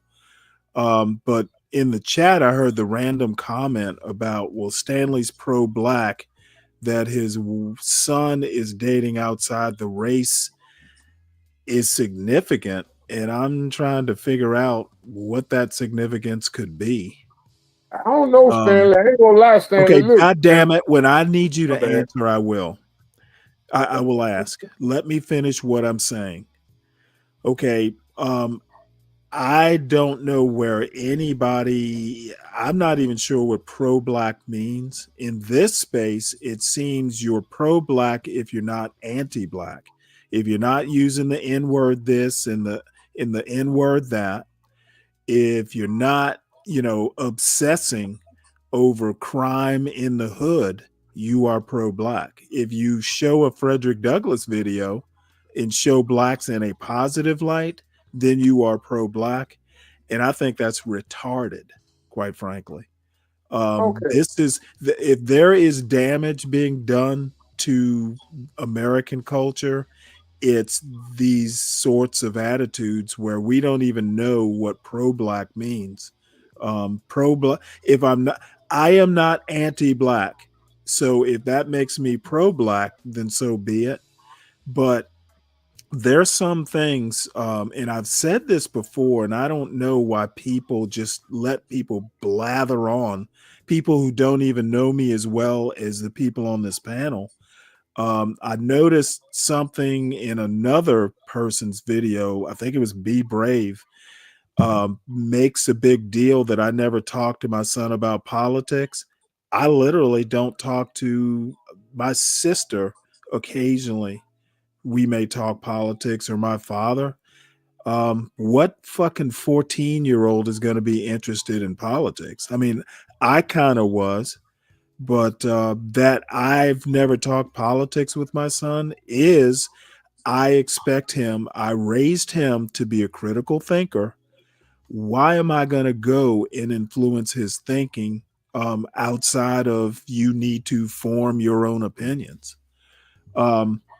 Maybe people here aren't used to like parenting, but I don't think it's necessary for you hear people occasionally say something like, well, my family always voted Democrat. Well, that doesn't mean you have to vote Democrat. It doesn't mean, that the family voted Democrat. That's nice. But I don't find politics. Basically, what 14-year-old is actually capable of talking political philosophy? A lot of political philosophy is based on life experience. And what 14-year-old has it? So I think a lot of people on here are bored motherfuckers, and they will grasp at something just to make a big deal out of it. And I hear a lot of, it's content. Well, if that's the kind of content you want to make, but there's plenty of news articles and stuff, actual stuff, important stuff sometimes that's going on in the world that I'm much more interested in a story like this than I am what a 14-year-old thinks about politics, or going out and telling my son what kind of girlfriend to pick. As long as she's good looking and smart, I don't give a fuck. My only rule is, use a condom. You have goals. Make sure that you reach your goals before you start procreating. That's really my only advice to him. So anyway, we will get to a video. Like I said, I'm going to basically try and create a short from a portion of the show later on. More or less, it's on this topic or indirectly related. But for those who might be listening and or interested, like it or not, I tend to want to at least attempt to exist on a higher plane than some of the bullshit, the racial bullshit that happens on this channel and other channels. And if that means I'm pro-black, then I'm pro-black. But I'm sure as fuck not anti-black. I sure as fuck don't sit around all day watching crack hoes in Walmart getting arrested by cops. I don't get a thrill out of it, like some seem to do. So, well, first of all, Stanley, if I see a crack hoe at Walmart, I'm trying to get a deal. Let me put it to you this way. Stanley. I can't remember the last time I even went to Walmart. Oh, Stanley, I'm mad they closed up after 12. Oh, man, Jesus Christ. Walmart be the best place in the world. Ooh. It's like Wally World. Wally. Remember that video, Stanley? Hey, let me Brian Nichols, I my progeny is an FBA. And I don't, I tend to want to use the term ADOS, but I don't need to adopt one. I produced one inside of a marriage. So that little progeny has taken up all my time. I don't have time to take up foolishness. What's up, Uncle Fatty? Uh, you know what? Is this the Is right? it okay if hey, does Uncle Fatty ever join the panel? I've been Yeah, sleeping lately. he comes up all the time. Oh, okay. Okay. Okay, this is actually something that is Hey, why totally did- off the last topic. To Uncle Fatty's point, people, I think the point he's trying to make, and I totally agree with, is traditions. Excuse me, traditions are nice, but you need not be a prisoner of traditions. Necessity is the mother of invention. If you need to make a new tradition and it's not harmful, don't be afraid to make your own music. Beat, follow the beat of your own drum, if it makes sense to. You adopt crazy white women. That's funny. So let's get back to the Trump Elon. Trump has publicly stood by Michael Waltz, but behind the scenes, I've read a couple stories. One says that he's been secretly fuming about this mistake. To be honest, it's been the biggest mistake, but I don't think it's the only mistake Trump has made these 2 or 3 months. And by the way, today's April Fool's Day. Tomorrow is Liberation Day. So maybe I'll think of something special to do for Liberation Day. Maybe it'll be maybe it'll be like Juneteenth. So anyway, should I fire him? Inside Trump's deliberations over the fate of Michael Waltz. So we'll play this article right quick. Should I fire him? Inside Trump's deliberations over the fate of Michael Waltz. This article is by Maggie Haberman and Tyler Pager and read by an automated voice. For much of this week, President Trump was consumed by a single question. What should he do about his national security advisor, Michael Waltz? Should I fire him? He asked aides and allies as the fallout continued over the stunning leak of a Signal group chat set up by Mr. Waltz, who had inadvertently added a journalist to the thread about an upcoming military strike in Yemen. In public, Mr. Trump's default position has been to defend Mr. Waltz and attack the media. On Tuesday, the day after Jeffrey Goldberg of The Atlantic broke the story about being included in the chat, the president said Mr. Waltz was a good man who had nothing to apologize for. But behind the scenes, Mr. Trump has asked people inside and outside the administration what they thought he should do. He told allies that he was unhappy with the press coverage, but that he did not want to be seen as caving to a media swarm, according to several people briefed on his comments. And he said he was reluctant to fire people in the senior ranks so early in his second term. But for Mr. Trump, the real problem did not appear to be his national security advisor's carelessness about discussing military plans on a commercial app, the people said. It was that Mr. Waltz may have had some kind of connection to Mr. Goldberg, a Washington journalist whom Mr. Trump loathes. The president expressed displeasure about how Mr. Waltz had Mr. Goldberg's number in his phone. On Wednesday evening, Mr. Trump met with Vice President J.D. Vance, the White House Chief of Staff, Susie Wiles, the White House Personnel Chief, Sergio Gore, his Mideast envoy, Steve Witkoff, and others about whether to stick with Mr. Waltz. Late Thursday, as the controversy swirled, Mr. Trump summoned Mr. Waltz to the Oval Office. By the next morning, the president signaled to people around him that he was willing to stick with Mr. Waltz. 3 people with knowledge of the president's thinking said. In an interview Saturday with NBC News, Mr. Trump continued to downplay the episode, calling questions around the officials involved a witch hunt.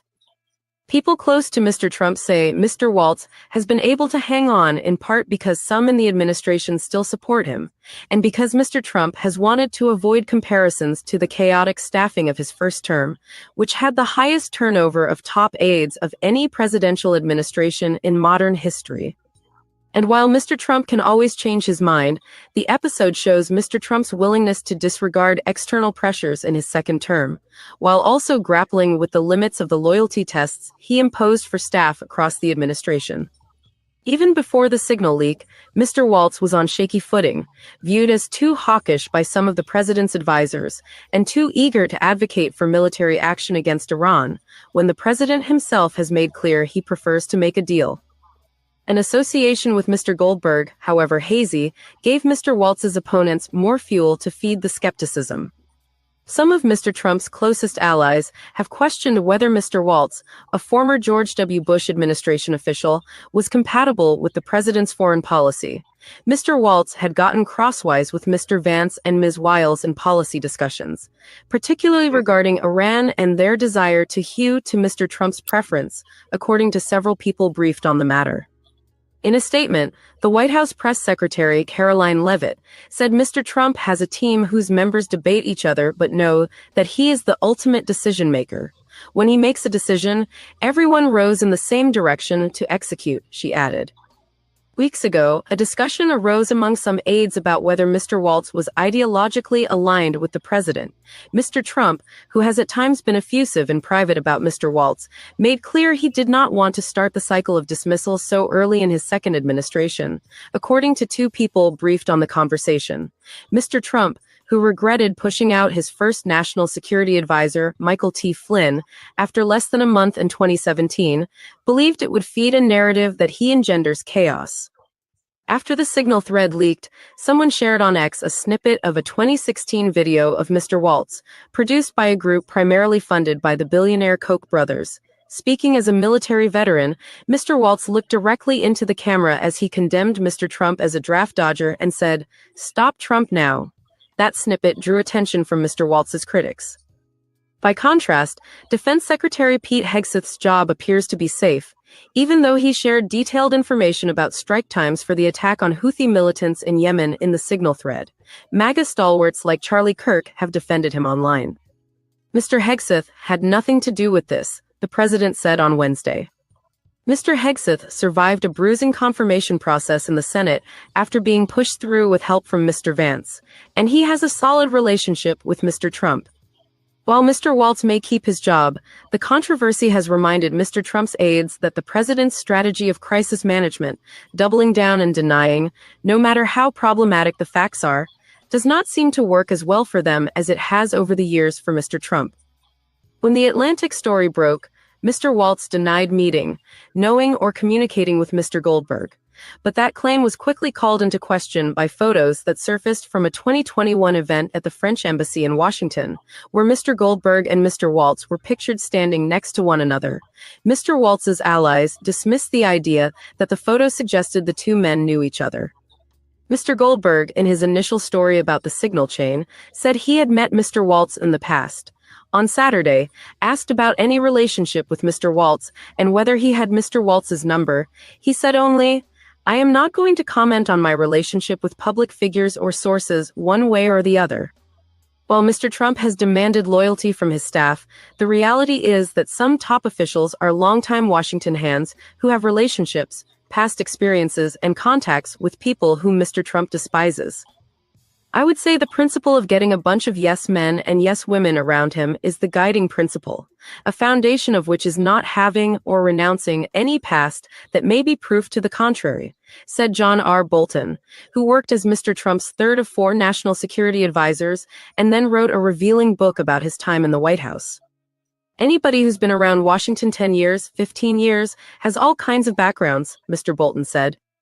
In Greenland on Friday, Mr. Vance, who was traveling with Mr. Waltz on a visit to try to apply pressure for the United States to take over the territory, made clear that Mr. Waltz was at fault for adding Mr. Goldberg to the signal thread. But Mr. Vance, who was also in the group chat and has defended Mr. Waltz internally in the past, made a point of doing so again. It was a sign that Mr. Trump was ready to move on for now. If you think you're going to force the President of the United States to fire anybody, you've got another thing coming, he said. President Trump has said it on Monday, on Tuesday, on Wednesday, on Thursday. And I'm the Vice President saying it here on Friday. We are standing behind our entire national security team. Yeah, well, I'm just gonna not make a bet that this won't be the last time this national security clown car makes basic mistakes. And that's pretty much my only comment, other than I guess I'll echo Uncle Fatty's point. In the world I grew up in, and I had a minor role in national security. The basics is communication security. What they did was egregious. So I'll just go ahead and move on. Any comments there? You gonna allow me to say it? You gonna allow me to say it? Come on, Stanley. I didn't need 2 minutes. 2 minutes. If it's brief. Okay, 2 minutes. Here you go. Man, shout out to the Trump administration for bringing visibility back to the White House the way it need to be. We ain't got no crackheads in this motherfucker no more. Hey, man, we can talk about what go on in there. Ain't nothing but real shit going on. And shout out to the John Galt channel. Shout out to Stanley fucking Cross. Remember, everybody, $20 a day for Portia J. But if you got $2 just left on your Chime or your Zelle or your Cash App or whatever, come on, send it on over to Stanley. Shout out to Stanley Cross, because that's about all he worth. Let me stop playing. No. But everybody hit that like button, man. Share, subscribe to the channel, man. Make sure you subscribe. We enjoy everybody that come over and chill out with us every night. Well, we're Stanley, because I ain't always here, and it ain't my channel.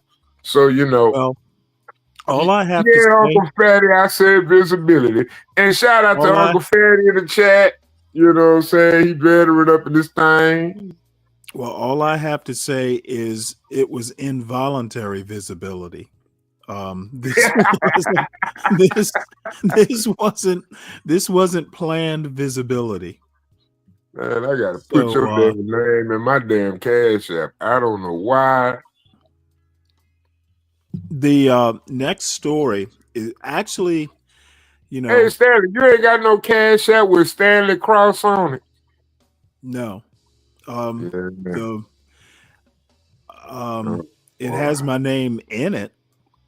Yeah, I was sending somebody Cash App named Stanley Cross. Well, no, there's a the Cash App is right on my little I don't be looking little at that. icon there. And also it's in the crawl at the bottom. Yeah, see, I didn't look at the crawl. I always thought it was Stanley CT Cross. I don't know why. I didn't know it was Kylie. You know what I'm saying? I thought it was Stanley CT Cross. No, it's yeah, see, somebody getting that money, I guess. Maybe it'll come back. I don't know. Maybe it's nobody. Here's this story right here actually kind of sends all kinds of spidey sense tingling, where if we have a portion of the government that won't agree with us or do what we want, we'll just go ahead and eliminate it. That's like... Ooh, Stanley, I've been working today. Can I talk about something right quick? I'm going to make it brief. Okay. Here go my little theory. Okay. Stanley started... not Stanley. God damn it. Trump floating this idea around now. It's all over the mainstream media, because I heard it earlier today on what's the guy's name? I can't think of his name. The Jewish guy. The one that went against Alex Jones, spit in his face. God damn it. I can't think of his name. But he was talking about Trump floating the idea of a third term. And I said, well, wouldn't this be ironic, like a landmine laid out for Obama, where he'll go and run for his third term because they allowed Trump to run for the third term, and then Trump pounce on him.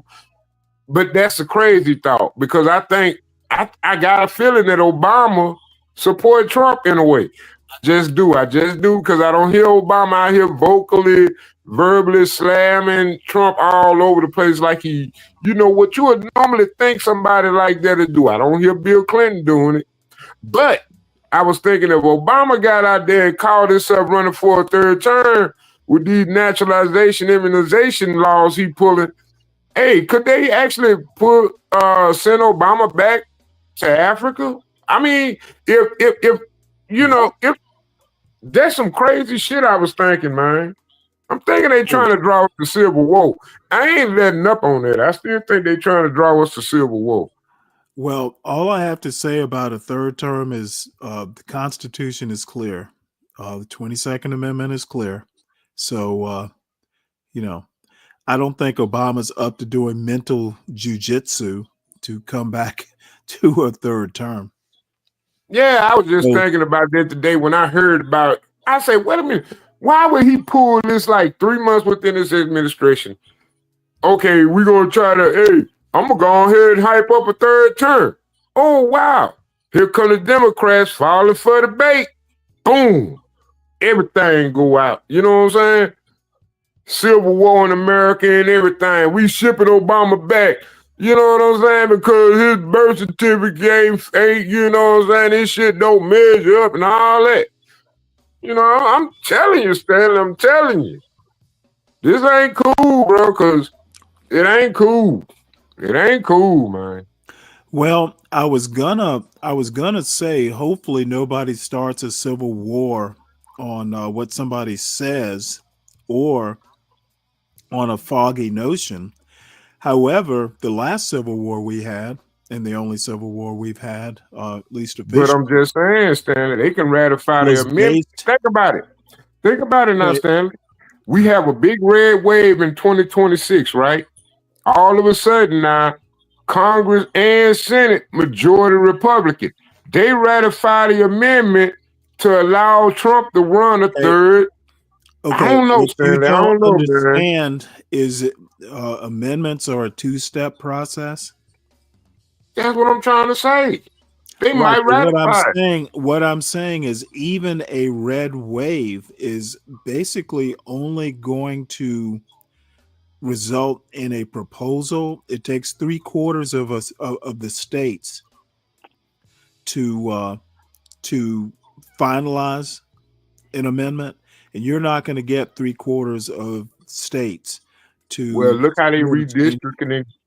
They redistricting Okay, all over the place, man. the redistricting has nothing to do with it. You've got to get 3/4 of states to agree to an amendment. I don't see that happening. I don't know, Stanley. I don't know, man. Because I was thinking about, I'm gonna tell you when I really started thinking about it. You know that podcaster Cenk Uygur? I think what was that, 2 years ago, he called himself putting his bid in for the presidential nomination and knowing he wasn't qualified, but he was trying to push an amendment to ratify that amendment to allow illegal immigrants to be president. And I don't think nobody really wanted to cover that topic like that.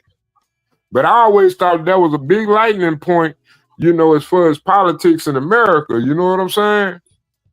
With all these illegal immigrants in here, and all of a sudden now you want to say, oh, I'm an immigrant. You know what I'm saying? A legalized immigrant, and I want to run for president of the United States. I should run for president of the United States.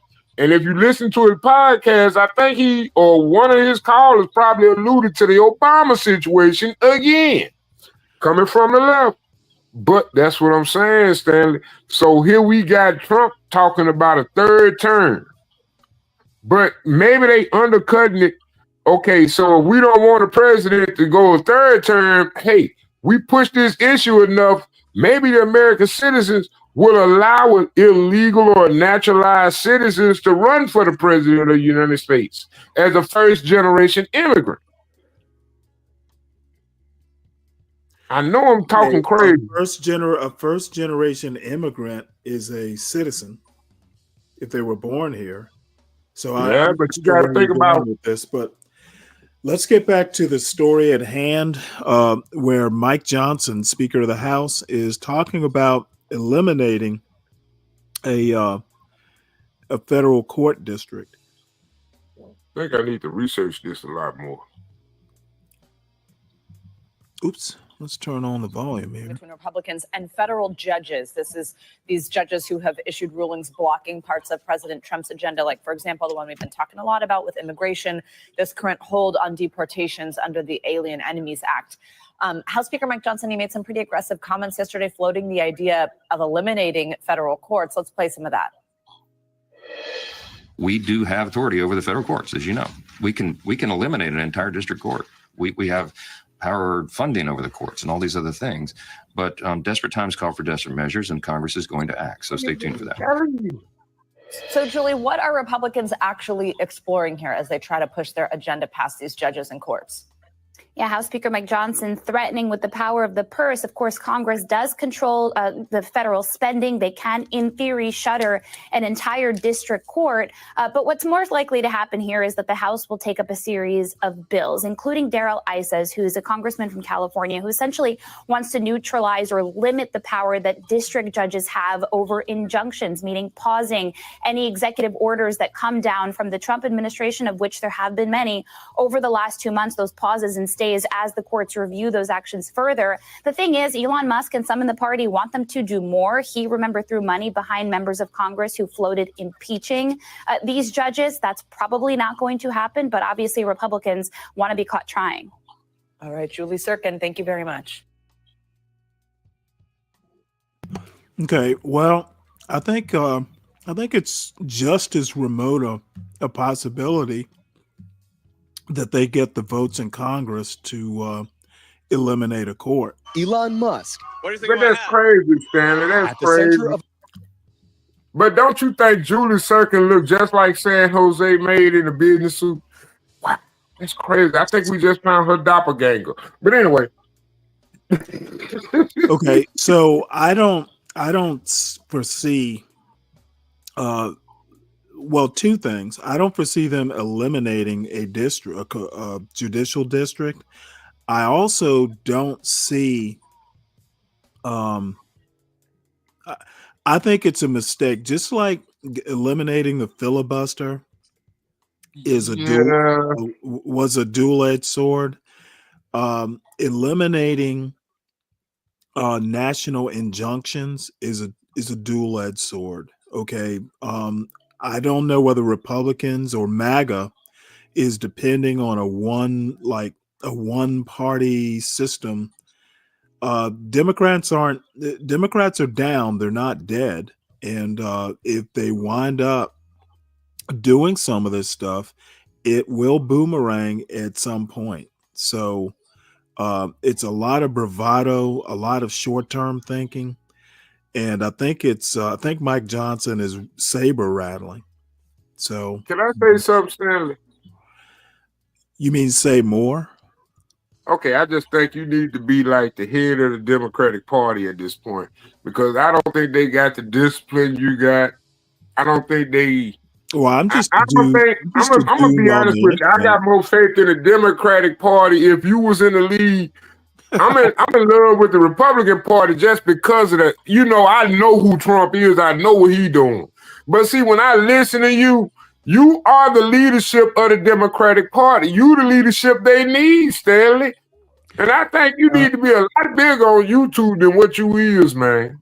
Well, I thank you for all that, but no, I don't. I think you got more faith and less a heart than yours, and that pains me, Stanley, because ain't none of these motherfuckers giving a damn. Listen to them.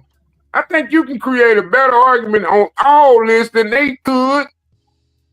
Well, it's maybe almost like you missed your calling. I don't know, Stanley. I don't know.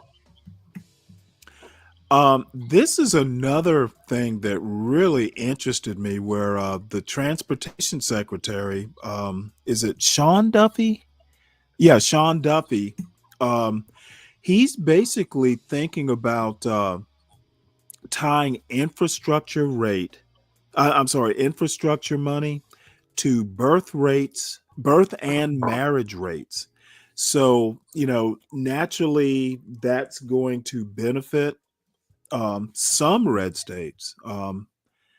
It's an interesting idea, but I don't know. This is they're really playing with some novel ideas. I'll just leave it at that. So, transportation head Duffy's directive to tie funds to birth rates could hinder blue states. Now, the thing is blue states tend to be wealthier than red states.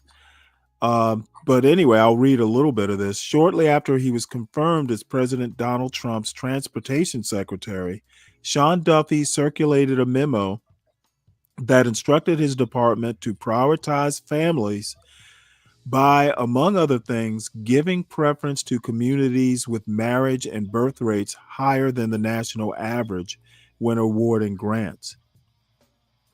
Connecticut Democratic Senator Richard Blumenthal called the directive last week deeply frightening. and Washington Democratic Senator Patty Murray called it disturbingly dystopian. Yeah, dystopian's a good word for that.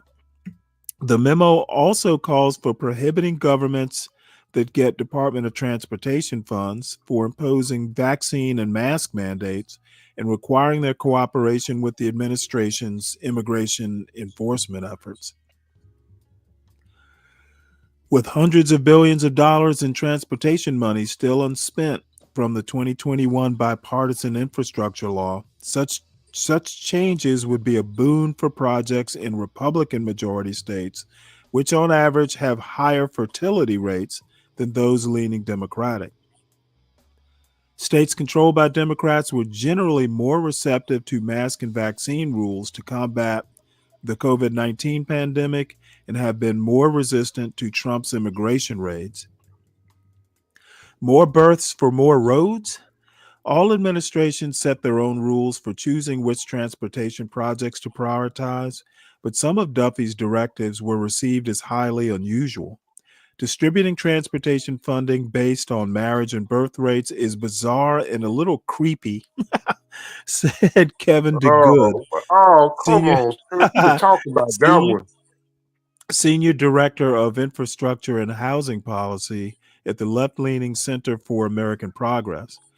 States and regions with aging populations tend on average to have lower birth rates, and they somehow not deserving of transportation investment? Are they somehow not deserving of transportation investment? So it gets into birth rates and all that.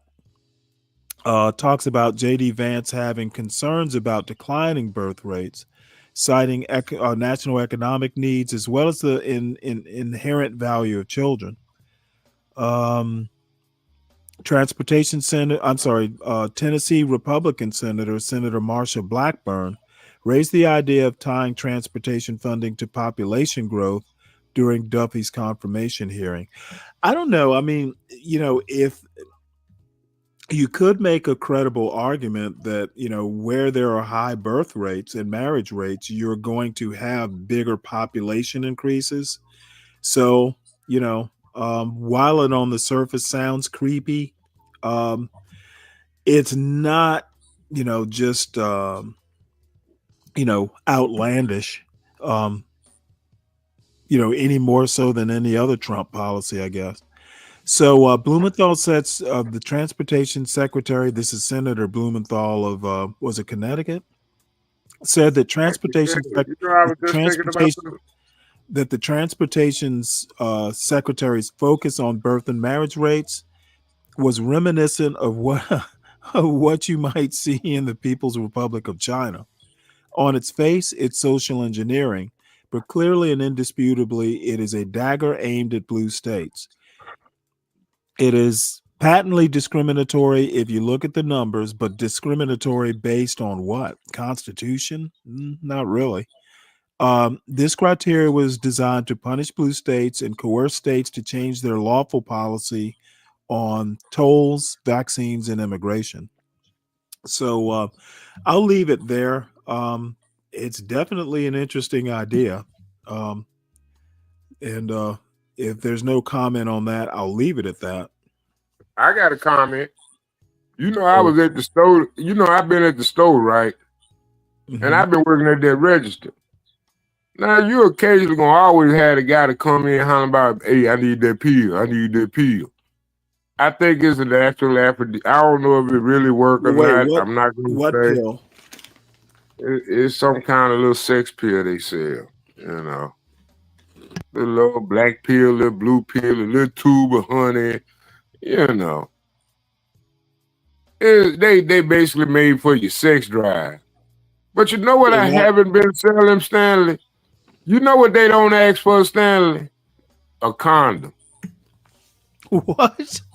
What does this have to do with transportation funds? Well, we was talking about transportation based on birth rates, right? Right. Okay, so that's what I'm saying. I finally started seeing little kids actually wanting to actually have condoms. You know what I'm saying? I usually try to give it to them. You know what I'm saying? I put it in the bag for them. You know what I'm saying? They at that age, I throw it in the bag. Okay, well, you might not want to say... No bullshit, Stanley, but look, think about it. All of a sudden now, it seems like these kids getting a little more frisky around here, man. I'm being honest, Stanley. Yeah, well, you shouldn't encourage their friskiness. I'm not encouraging their friskiness. I just believe in safe sex. It's going to happen, Stanley. It's going to happen. All right. Well, a lot of parents just don't be honest. I get it. I get it. You want your child to have that life. I get it. But at the same time, you can't stop nature.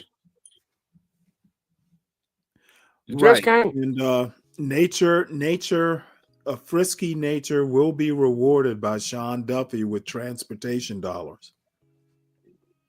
Well, I think they're trying to increase the population. I believe that because I think they see the same thing we see.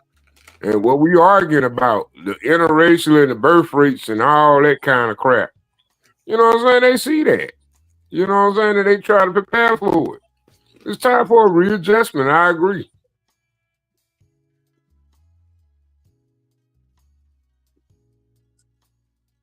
Okay, well, next story. Trump administration, Pam Bondi specifically, drops a lawsuit over Georgia's election laws. There was a suit out there targeting a Georgia law that they're saying is the result would be voter suppression of blacks and Hispanics, I think. And I have a better breakdown from Ground News. It's a little bit more organized. So, Justice Department instructed to dismiss legal challenge to Georgia election law. And the center view here, and actually, you know what? I want to look at what the right wing summary. U.S. Department of Justice dismissed a lawsuit against Georgia's Senate Bill 202, which has been criticized for potential voter suppression issues. Senate Bill 202, Georgia Senate Bill 202, introduced stricter ID requirements and reduced ballot drop boxes, raising concerns about its impact on minority voters, according to civil rights advocates. Attorney General Pam Bondi claims black voter turnout increased under SB 202 and asserts that the law strengthens election integrity without disenfranchising voters.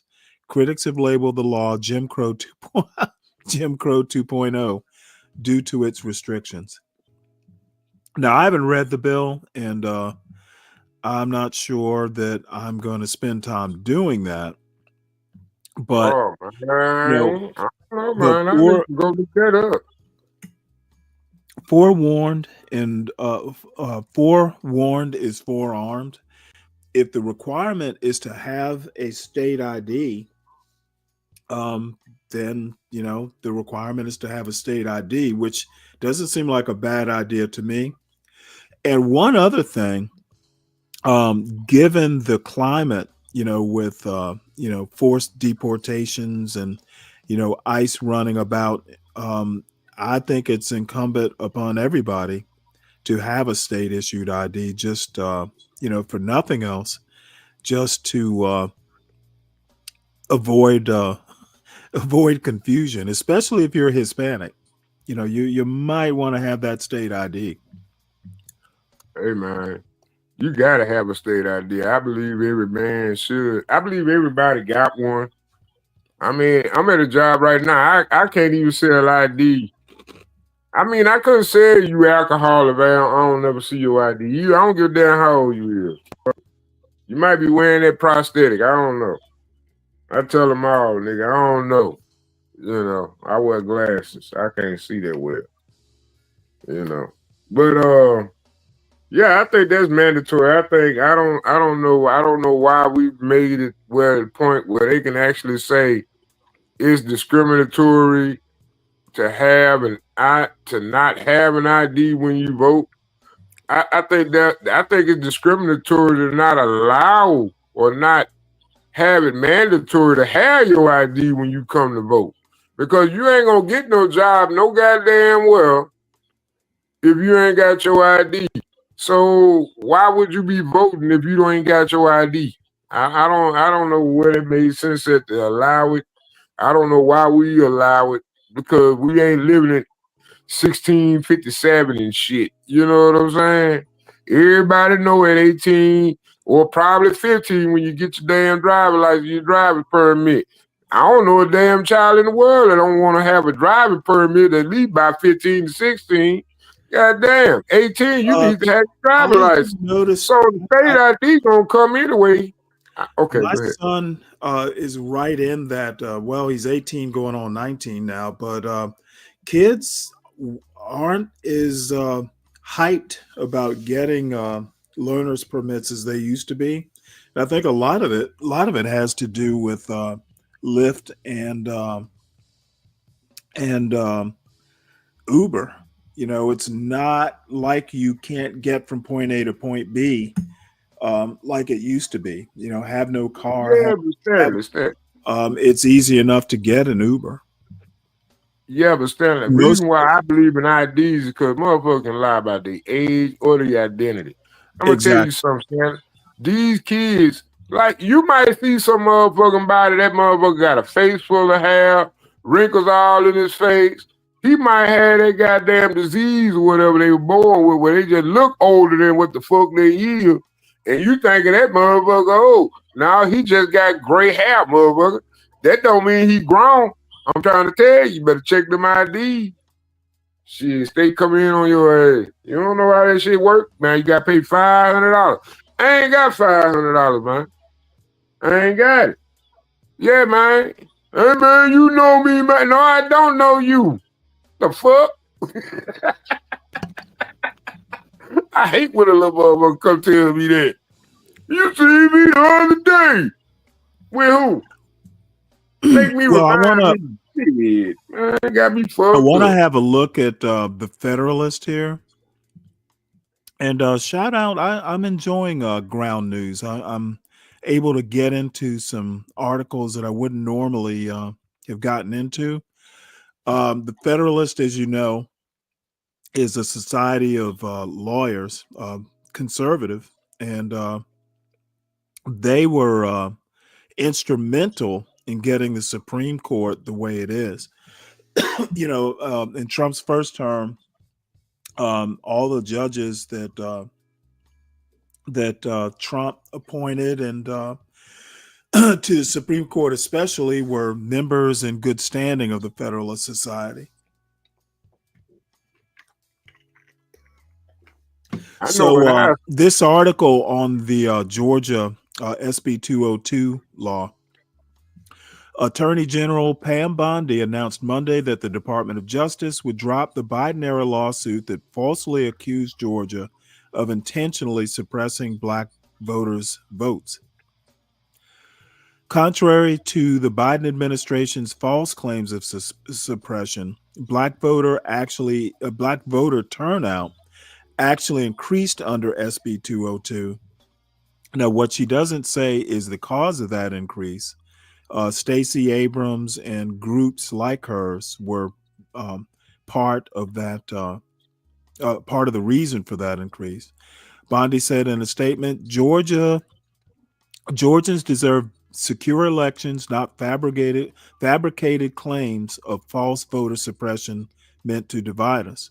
Americans can be confident that this Department of Justice will protect their vote and never play politics with election integrity.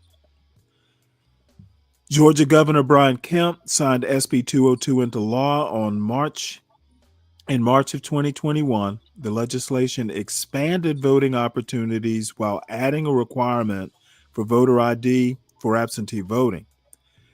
The legislation set off a flurry of deliberately false and inflammatory allegations, with then President Joe Biden calling the legislation Jim Crow in the 21st century. Failed gubernatorial candidate Stacey Abrams, speak of the devil, called the legislation blatantly unconstitutional and nothing less than Jim Crow 2.0. So, Stacey Abrams is complaining about it, then, that's definitely going to, cause MAGA to automatically go against it and basically not be objective. But it's one of those things that, even if Biden were president now, I'm just not sure he would win this lawsuit. Just the idea of having increased black voter turnout would be enough if I were a judge to go, well, this law is going to do more good than harm. So that is that. Yeah, I'm pro identification. So this next story is one near and dear to my heart. It is titled, hold on one sec here. It is titled, "The Average College Student is Illiterate," and I could not agree more. They don't teach English, and I know this from personal experience. I have a recent high school graduate. They do not teach reading, in my mind, anywhere near as well as when I was in high school. So I'll read a portion of this as long as my voice holds out. I'm Generation X. I was pretty young when I earned my PhD, so I've been a professor for a long time, over 30 years. If you're not in academia or it's been a while since you were in college, you might not know this. The students are not what they used to be. The problem with even talking about this topic at all is the knee-jerk response of, yeah, just another old man complaining about kids today, the same way everyone has since Gilgamesh. Shake your fist at the clouds, dude. So yes, I'm ready to hear that. Go right ahead, because people need to know. First, some context. I teach at a regional public university in the United States. Our students are average on just about any dimension you care to name: aspirations, intellect, socioeconomic status, physical fitness. They wear hoodies and yoga pants and like buffalo wings. They listen to Zach Bryan and Taylor Swift. That's in no way a put down. I firmly believe that the average citizen deserves a shot at a good education, even more importantly, a shot at a good life. All I mean is that our students are representative. They're neither the bottom of the academic barrel nor the cream off the top. As with every college, we get a range of students, and our best philosophy majors have gone on to earn PhDs or go to law school. We're also an NCAA Division II school, and I watched one of our graduates become an all-pro lineman for the NFL. These are exceptions.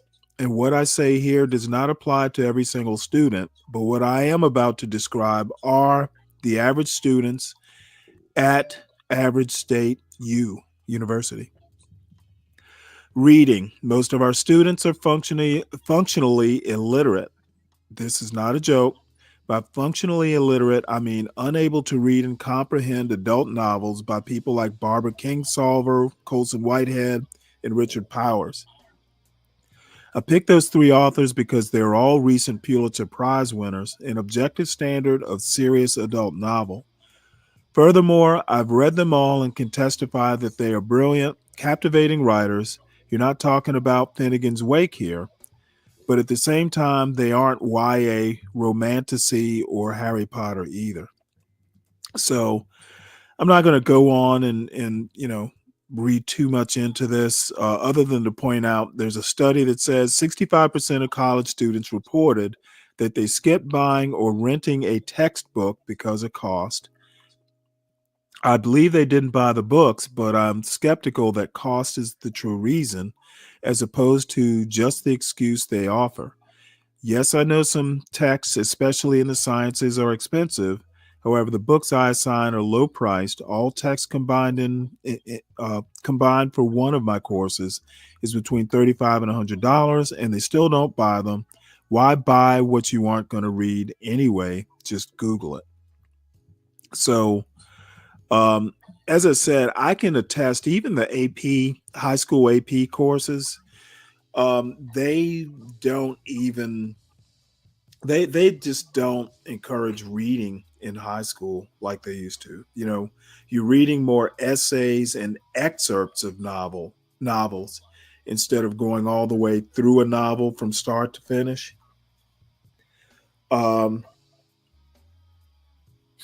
And I guess part of that is because in the internet age, attention spans are shorter. But I've also heard tell of even places like Harvard. You give a book to a student to read, and they are just kind of panicking. So even at the elite universities, fundamental reading and writing is problematic. And all I have to say is AI is just in time. Oh, Stanley, yeah. It's like if you really go back and think about it, if you look at it, we always try to blame rap music. It wasn't rap music. It was video games. We don't try and blame rap music for anything. Okay,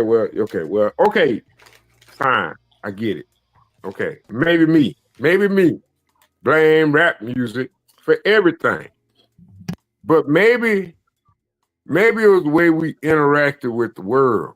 And maybe 90% of it was tied to that television through a freaking video game console.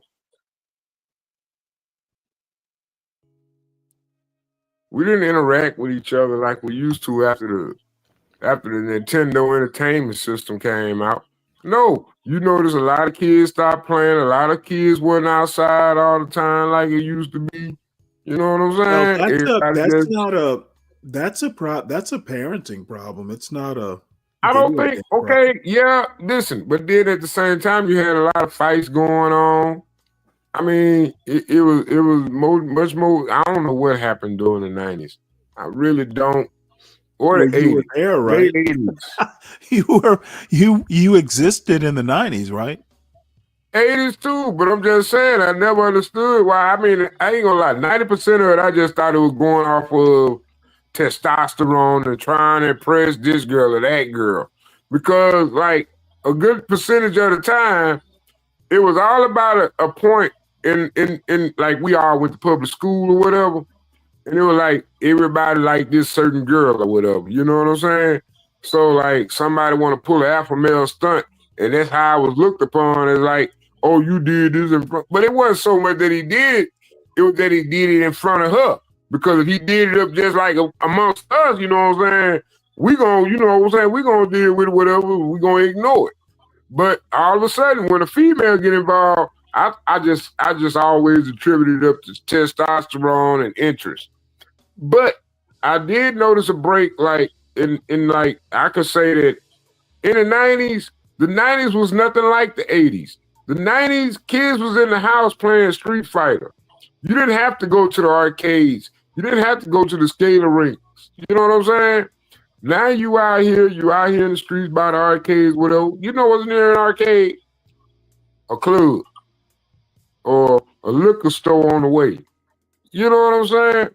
But, and I think that was just poor design by our city structures, but I mean, that's neither here nor there now. But what I'm saying is we reaching a point in the society where we need to be more mindful of this because we can present a No, lot of this shit. what we need to be mindful of is bad parenting.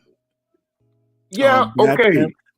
Good parenting will cure a lot of what you were just talking about. I mean, but that's at the early stages, not when they leave the house. Well, absolutely. Parenting is parenting. And I can tell you right now, good parenting starts early. The main requirement is that it's consistent. And, once you will have roughly 18 years to form good habits in your children. And those, they may have an expansion factor, we used to call it, once, they're off to wherever it is they're going to go, once they leave your house. But believe me, a lot of good habits stick.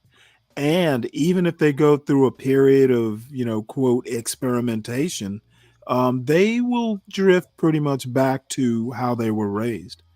So I want to comment on Mr. Nichols here. Kemp equals rhino. Yeah, okay. That he's not a rabid MAGA freak. That is true.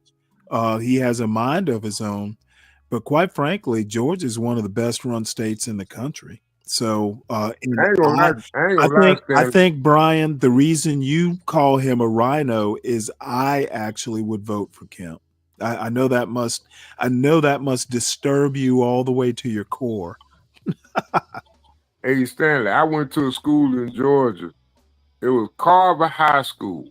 Man, I went to that school, what was it, 94, 95? Man, that had to been the most exquisite looking high school on the outside I have ever seen in my life. I mean, you should have seen the atrium, the visitation area. Like when you go into the offices and shit, it looked like a little meat. Man, I'm telling you, man. That was crazy. I had never seen a high school look like that. And I played for a basketball team. We traveled all over the cities in Louisiana. Now, I like the St. Thomas more. It was a couple of high schools around Louisiana I was in love with, just by their layout. But, man, when I rolled up in the Carver High School, man, I ain't never seen no high school look that good. And that was back when I was in high school. I still remember that shit. I can't wait to go back. I don't know if it looked the same or not. Columbus, Georgia probably went through a lot of changes. Okay, and a couple other things that Scott points out: chronic absenteeism in classes, and phones are a problem. Yeah, and this is the problem though.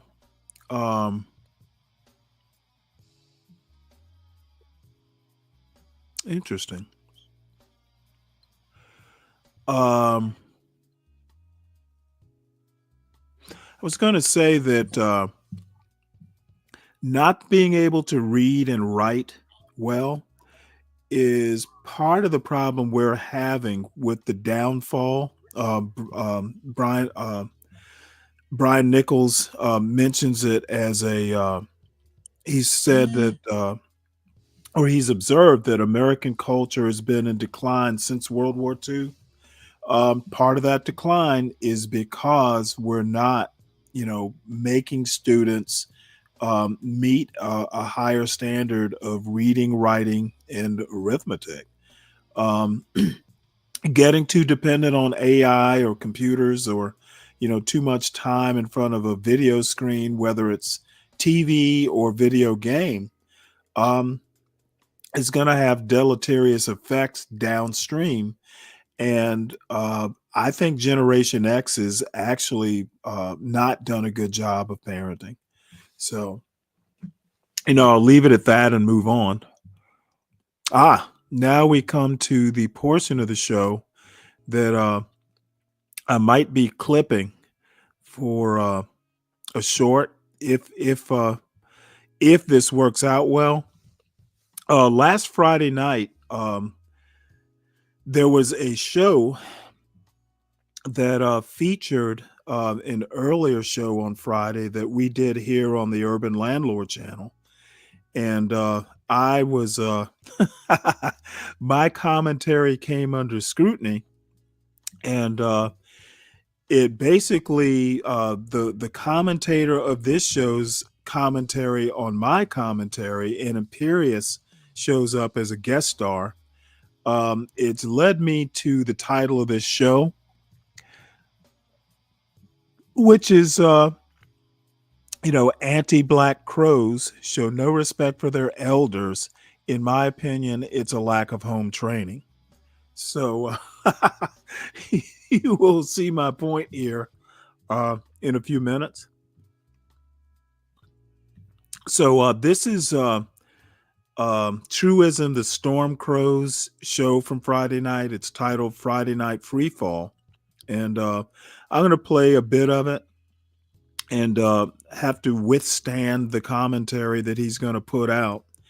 And I think what I'm going to do is, I'll probably make some comments along the way. And I'm not going to belabor the point, but, and it'll probably be the only comment I make on this. But essentially, he's defending Be Brave and offending me. Up there so you can earn your name. It'll be shredded. You know what? No, I talked to Brave. You're letting him run rampant. Brave. You're gonna call him motherfucker. Yeah, he does. Abject apology. He does. He does sound like a oof. He do sound like a scorned bitch. You got that right, Kloof. He do sound like a scorned bitch. Let's see what Bray got saying. Let's see what Bray has to say. Hey, Bray, you know what John got? So I just want to let you go. No, if you want to go. Hello, Bray? Yeah, it's me. I'll let you go if you want to go. Bray, fucker. I guess Stanley, I didn't see all of what you guys had going on. I didn't see all of what. Motherfucker, don't come to my show again. That will be a start. Tell him that if he can't hear it. You just told Don't you, mother? I don't give a good goddamn if John Galt is there. Bitch, you don't show your drippy little lip ass dick does not show. What the fuck? What?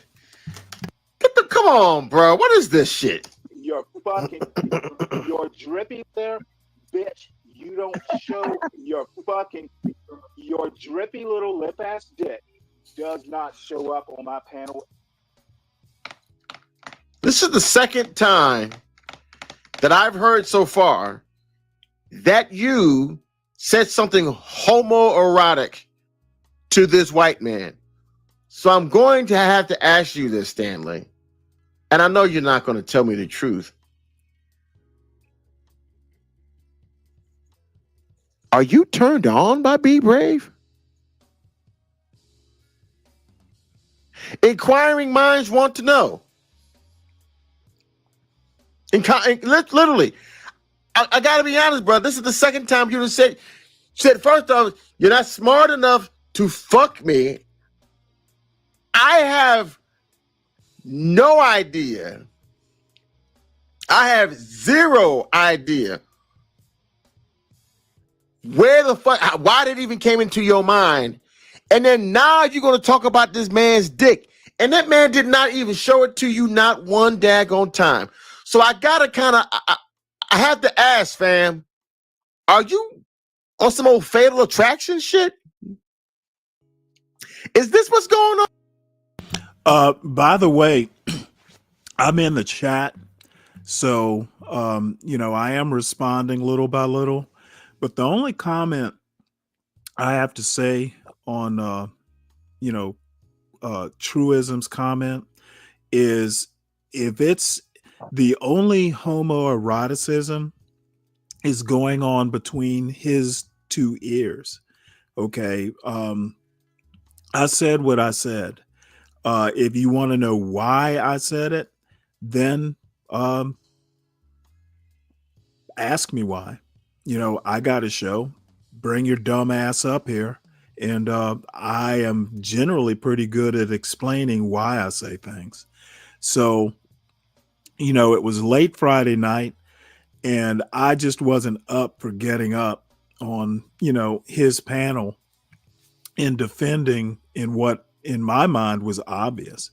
And I believe I think I did a show later on that morning. If he needed, questions or his questions answered, he's more than welcome to come up to my show to get the answers. As far as I'm concerned, he's doing this for content, and I'm perfectly content to stay in the chat and let him, go on and on about homoeroticism and ask his questions. Oh, with you and him, is that the reason why you keep saying his name in your streams? Because you're like dangerously in love with him on some old Beyonce? I am in love with you. Be brave, see me. Oh, I'm loving you. Be brave, I know you're loving me because I'm dangerously in love with. Is that what's happening, fam? Dangerously. But I do have to say, I don't take this sort of clownish commentary that seriously. I'm commenting on it now, just to kind of, respond and then put it to bed. If you actually wanted to know these questions, you wouldn't be acting like a clown on your own show. And I know it's for entertainment, but the thing is I don't take it as any more than entertainment. I don't take this sort of stuff seriously. So, it is what it is. Can I say something? Really? Yeah, go ahead. Are you mad? Okay. Did you wanted to say something? Whatever it is, make it brief because I plan on clipping this. Well, I enjoy paneling with you. I don't give a damn how mad I get at you. I don't care how much we disagree with each other. I enjoy your company because, first of all, I think you do have a high level of intelligence. I think you are a status symbol. I think you are a legend. Oh, what? Like a, and they call me ass kissing and something, but Stanley, I'm gonna go and tell you the truth. No, kind no of like a homo, hood bro. ornament. Hey man, you the nigga, bro. Hey man, no homo, bro. You the nigga. Pause. I'm just saying, right now, Stanley, what you see right now in my mind is a huge amount of jealousy. I guess because you come off as arrogant, and the arrogance is a big turnoff. I understand that part. I deal with it. I'm a low intelligent like motherfucker. I mean, I admit that. You know what? I But wouldn't say hey, Stan, that. it is what it is.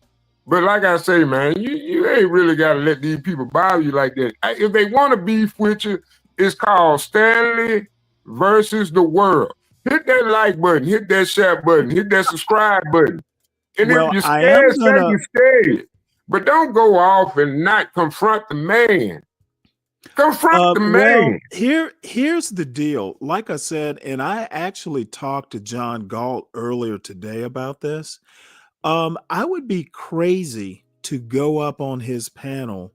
I'm a former Navy man. Okay, when you're in the Navy or the military, you don't go off on a fight that you're going to be at a disadvantage. Okay, he can come up here where I have the advantage, and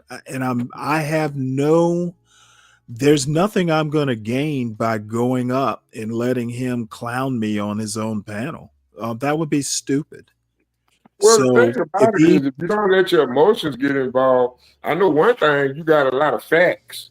So it's like you can let the facts alone win the battle if you wanted to. well, now the one thing I will say is truism doesn't really know the history here.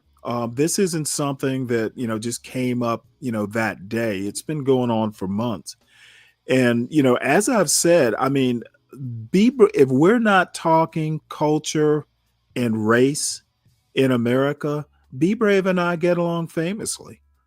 We agree on a lot of things like property, the nature of property ownership, that sort of thing. But we just don't agree on this one specific topic, and it just comes up a lot, in these types of in this type of sector. So the bottom line is, we just don't agree, and it gets hot and heated sometimes. And I am also aware that people egg this shit on. A lot of people like seeing us go back and forth, so they're stoking the flames.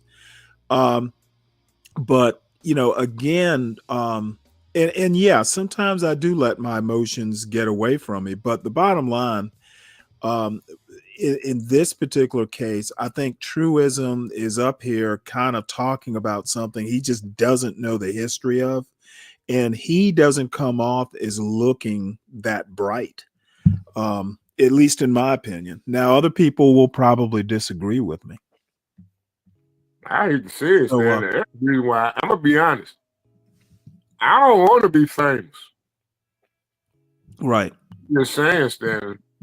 I don't want to be famous, dog. I liked it when it was like just 20 people. But when it get to like 60, 80, 100 motherfuckers, I ain't finna hit that panel, man. Come on, man. Well, let's go Cool ahead and is get us, back. but shit, when it's that many people, shit. Well, let's I go get ahead and get back to intimidated. this. Get back to this because there's a little bit more I want to play. Because Imperious comes up at some point, and when Imperious comes up, that's really the crux of my point. And you'll see what that is shortly. At least I think it's shortly. I wonder what Yeah, he didn't fuck you because he wasn't smart enough. As you said earlier on your stream, bruh. And I will talk about you, motherfucker. I will talk about you at will. And there's not a goddamn thing you can do about it. But what you won't do is talk about the women on my panel. You are a pussy. You're the 70% of the white people who fucking think you're rule black people. Be brave. You're a piece of shit. And I'm saying it on panel. Don't come to mine. And there is no bargain with trash. All right, let me get Brave to come in, Stanley, without any interruption. Go ahead, Brave. Motherfucker, I was just asking about your life. Hold on, Stanley. What the fuck? Whoa, you told me not to interrupt. What the fuck? Yeah, hold on, Stanley. Hey, Stanley, how you doing? Motherfucker, you. Hold on, come on now, Stanley. I'll let you talk. Uh-oh. Go ahead, Brave. Hey, Stanley, how you doing, buddy? Are we having fun? I am. Hey, you know what? Your dumbass doesn't know how to have anything but. Shut that son of a bitch up and let me say something. Oof. Everybody's his I'll buddy. talk about that stupid fucking Virgo anytime I want, man. He's a She's a fucking piece of racist. shit. What the fuck is wrong with this old fucking man? You don't overtalk me, bitch. You better lead. Hey, you better lead with an apology. If I apologize aren't the first two words out of your mouth, then you are fucked. And I will make sure you are. I don't want to come up on your stream. I'm not going to come over. No, I'm going to. That's a damn good point. Here's what JB Design says. Truism. Think about this. Bitches try to change men they like. Why you think Stanley putting so much energy into talking to Be Brave?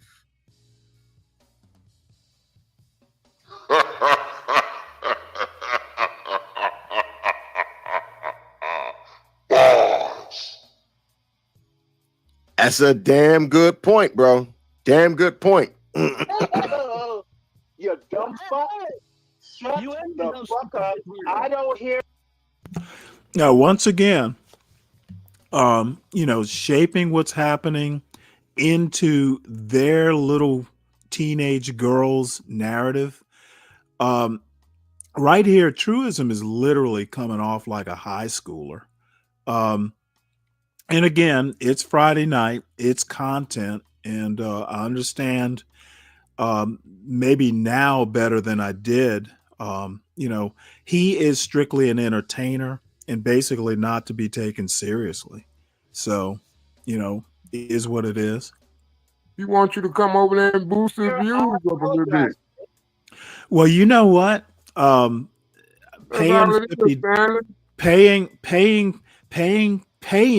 to come up on his panel is something I'm not gonna do.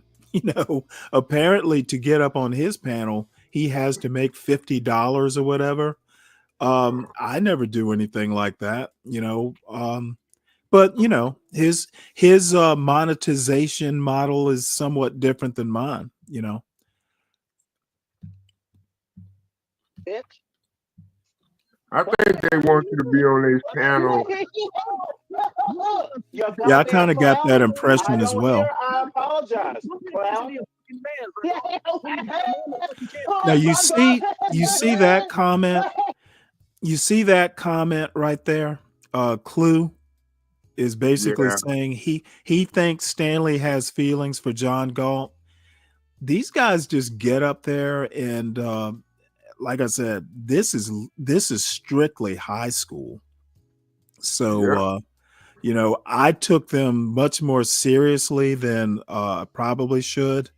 And going back and kind of reviewing Friday night is convincing me that I probably shouldn't even be reviewing this content. Hey, I'm white. What the fuck are you doing to me? I'm white. Hey, motherfucker, I'm talking to you like the piece of shit you are. Motherfucker, you don't get to win this. We're not on your dumbass panel. You're on. And I want to comment on my comment. Yeah, I think people like Be Brave are actually not used to somebody treating them as equals. They're used to a certain level of deference, apparently. And Be Brave needs to understand that, you know what, this is not your panel where he treats people like shit, quite frankly. And just because John Galt is there, that's not gonna, I don't yield to John Galt. I will say what I want to say 100% of the time. And he needs to understand that. Notice he called into John Galt's phone. He didn't come up on the panel. And I think that is very telling. He has to basically hide behind John Galt's instead of dealing with me directly. And in my opinion, John Galt is encouraging this kind of behavior. Well, you're in my house, goddammit. If I don't hear if I do not hear, hey, John Galt's not gonna save your dumb ass. Well, no, I love my what the fuck, John Galt? Yeah, well, Stanley, that's what I'm hearing, motherfucker. You're the piece of shit, and you're here. So I'm gonna call you the piece of shit you are. Oh, He's in Atlanta. Oh, now this. Let me stop this. Now this is basically how anti-blacks like Truism and Clue and several others, they like basically going and, in my opinion, pretending that they are separate from what they call black culture. So again, this guy will depend on the sound effects and basically the buffoonery to to entertain his audience. it's entertainment. It's not serious thought. And, you know, to give him credit, it is Friday night. So, you know, maybe his audience needs some entertainment. They feeling that Hennessy, man. Oh boy. Okay. Okay. I think that's very good. We both feel like the other's a piece of shit. It's okay. Answer. Virgo, again, Virgo. Pay attention to your man. You spend too much time on the screen with other men. I'm kind of feel sorry for your man. Like he's some dumbass half loser. Be brave. You are a piece of shit. Be brave. One of us is. Yeah, no, motherfucker. Be brave and shit to be your channel. Yeah, one of us is a piece of shit. Yeah, one of us is a piece of shit, and it's the one who can't. It's the one of us who treats women like. Yo, my dude, Shiesty Avengers Ashton. We may not agree on much else after this particular point, but I will say this. You were the motherfucking MVP of last night's fucking throwdown with Brownie Ellie. You may, and I may not agree with you on anything else after that particular point, but I'm gonna give you your motherfucking flowers, sir. You were the motherfucking man on that point. You stood 10 toes down on that shit, and you didn't fucking back down, relent, or nothing. Thank you. No, sir. No, sir. No, sir. Thank you. Thank you. Thank you. You earned my subscription that night. What's going on, Seeker, my creator? Motherfucker, I never heard. I seen you a couple of times. And I thought you was a YN. Man, you stood on that shit like an OG. Okay, good night. And I want to Stanley. I want to go back a little bit. Imperious appears right after this. And this is where, you know, is kind of the crux of my problem with this, where they just, well, I'm just going to let it go. I'll comment after this. Hopefully I get this correct. Go ahead and get you some sleep. Yeah, I think good night, this is where he. Good night. Basically, I had to go get enjoy ready your nap. I had to get ready for my show, so I kind of ducked out. You there, Imperious? This is the part I want to talk about. You there, Imperious? Well, I guess you have to. Yeah, I'm here. I'm here, brother. Can you hear me or no? Oh yeah, I heard you. All right, so yeah, so I mean, I was going to drop the link for Stanley, but because you know he wanted to be a hoe. Anybody else can come on if they want to. You were saying that there was a link that you wanted to show that about Snow. What was Angry Man and you? I believe. No, you were. You don't have to play. I just want. I mean, it's hilarious if you want to play it for your show. But dude, oh my god, yeah, no, I made him. Oh, I made him into a crazy black woman. Interesting. Like I don't know. I know he's like famous in your guys' kind of circles and stuff. And I'm just like, dude, I made him pimp out so bad, dude. Okay. Like it was so bad. Okay, I got to check it out. So now, is this you, Stanley? How dare you?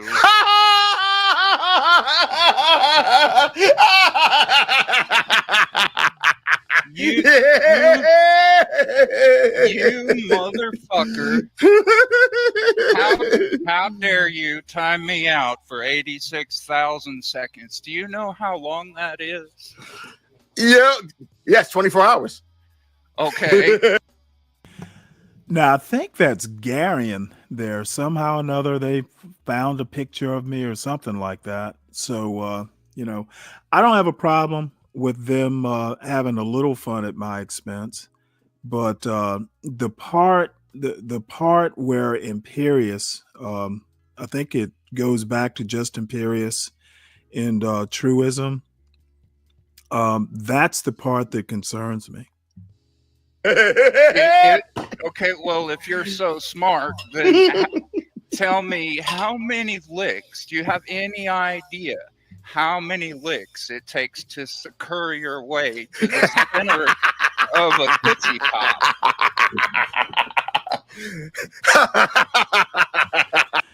And this is the part where I actually do wonder whether truism was a theater major in college or something. All this fucking like theatrical laughing in the performance part. I mean, goddamn, that is so Chitlin circuit that it can do Stanley, that's nothing. exactly Hold what on it one is. sec. It can do nothing, but it comes off as clownish.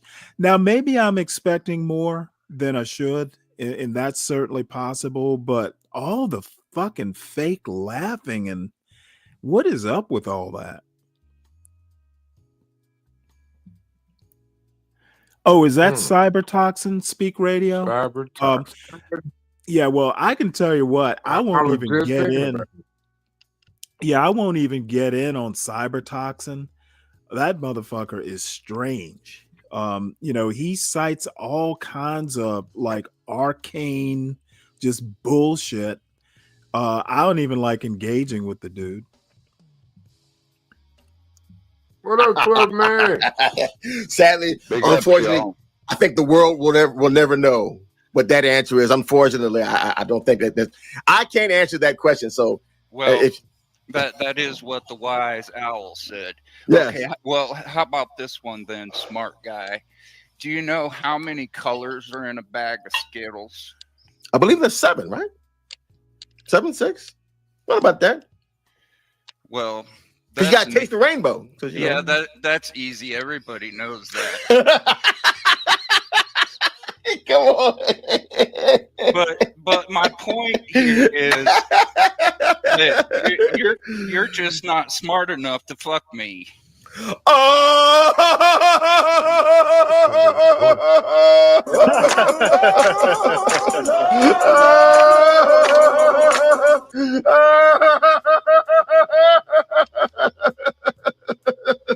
And he thought he ate with that when he said that.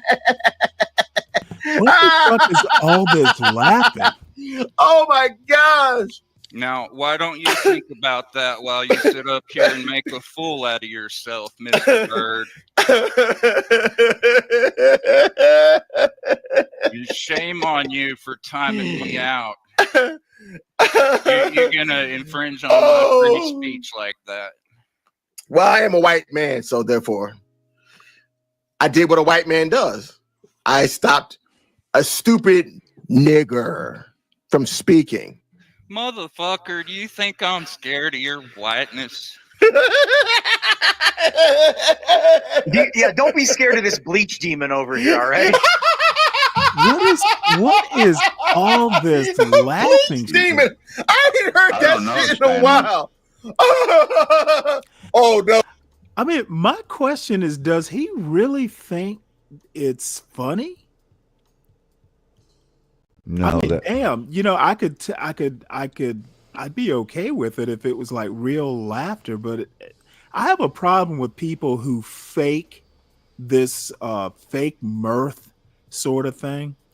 It is so Chitlin circuit that it's almost I'm embarrassed for him. And really, later on, he kind of gets into this.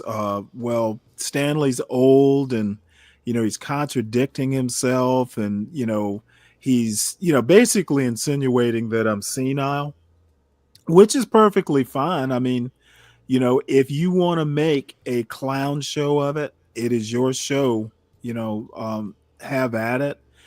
But all this sort of shit, the fake laughing, the putting on the little snippet of Negro spirituals,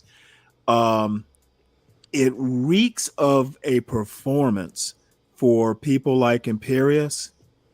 Kind of confirms in a way what Imperius thinks, and I've known of Imperius for quite some time, at least in YouTube time.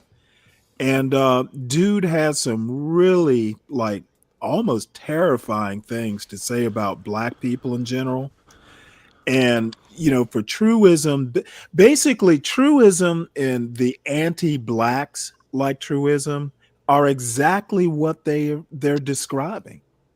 Okay, they are literally minstrels for people like Imperius. I can't think of a better term for it. And they are not, they're not appearing the way they think they are, unless you're a fan. Like, you know, people like Clue Channel or Clue Studio, he's changed his name. People of that ilk, I guess, are fans of this sort of behavior. But, you know, for someone who's a bit older, and I will say a bit more mature generally, um, this young man sounds like he is in desperate need of help. And getting back to my show title, I'm not sure that this young man has ever had proper home training. You know, wasn't he taught that acting like a minstrel is not something that is a good thing? You know, he's basically feeding into a narrative built by people like Imperius and Be Brave and Think. This is how they expect Black people to act, you know, just to be blunt about it. And they are just playing to stereotype. They want to pretend like it's ironic, like I know it's a stereotype, and what I'm really doing is mocking the stereotype, when in reality, they are confirming the stereotype. So, you know, I put it down to home training. Apparently, he wasn't raised to have pride in himself and his heritage. And Well, I'll just Stanley, leave it at that. Oh, Stanley, I JB think Designs. He's I'm sorry, what 12th man? Hey Tom, how you doing? Hey, how you Hey, doing? Tom. Oh, what Pretty up, good. Tom? Hey, Stanley, I think all that laughter like that, like all that fake laughter, it centers on fear somewhere in the He's on what? psychosis. Fear. Of what? I'm not sure. It's totally, Okay. it's 100% performative. He's preening. He thinks that makes him look like crazy, and he's the funny, cool guy, and it's over the top performance is all it is. He thinks that's going to get him traction. There's other people that do it. There's a gentleman Right. that I'm not going to really talk about anymore that is frequently mentioned that pretty much does the same thing. It's all this performative. Would he act that way in a serious business setting? Could he? No, he couldn't. He'd be drummed out of the business, and nobody would put up with that in any level of, you know, I don't care what you do for a living. You'd be an outcast, a pariah, almost immediately. So it's performative for the internet, and it's actually, I'm with you, Stanley. I feel sorry for him. It's sad. Yeah, I think. Oh, go ahead, Sam. I'm sorry. No, go ahead, 12th man. I was just gonna say that even a bartender would get sick of that shit. It doesn't even have to be a business setting. Right. Bars Well, of business. you know, like I said, it is what it is. You know, I think that you know, my behavior wasn't particularly impressive, but you know, I kind of played into his hands, and it's not the first time that I've done it in these situations. Sometimes I will let these people get under my skin, and I've really got to stop doing that because, you know, essentially my performance built this man's Friday night show. And I've got to start doing better because, you know, it's painful. It's painful to hear me, but I do know that, you know, I was pretty pissed off. And, you know, the couple beers, quote, the couple beers I had didn't help. So, you know, it's a learning experience, or a cautionary tale is probably better, for me, as well as a critique of, you know, this hyperbolic sort of performance that truism is doing.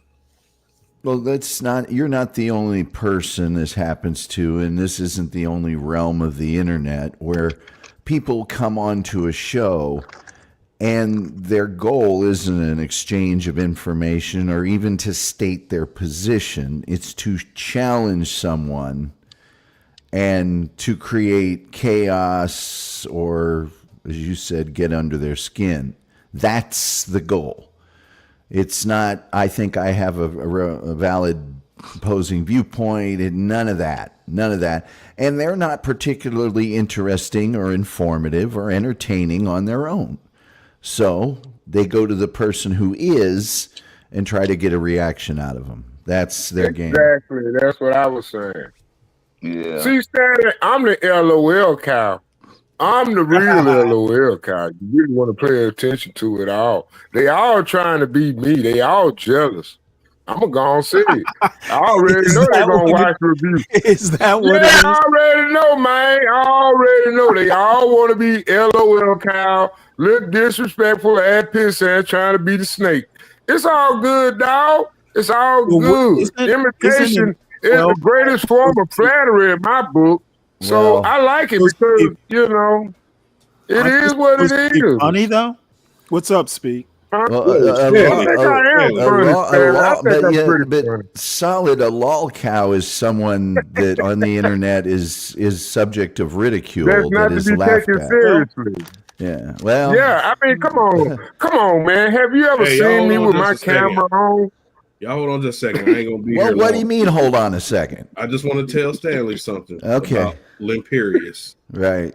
Okay, so Stanley. Wait, hold on a second. What's up? Yeah, go ahead. Go ahead. What the hell? Okay, so Stanley. No, but hold on a second. Yeah. Just hold on. Okay, we're doing this. You just did it. I just want to tell Stanley something real quick, and I'm out. There's a chat room. Go ahead and let him speak. All right. So anyway, if you really want to dig into Imperius and just expose how much of a piece of shit he is, you know who Lola is, right? Yeah. Okay, so she did a stream where it was called Low in Order.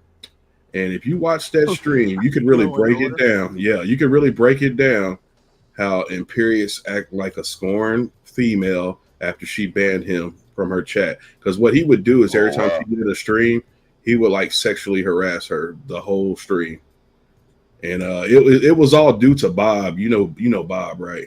Yeah. Yeah, so Bob, well, it didn't start with Bob, but somebody paid to kick Imperius off the panel, and Bob matched it and then some. And he was like, well, if Imperius has so much money, he can match it. So it ended up being like $200 that Imperius needed to pay, and he couldn't pay it.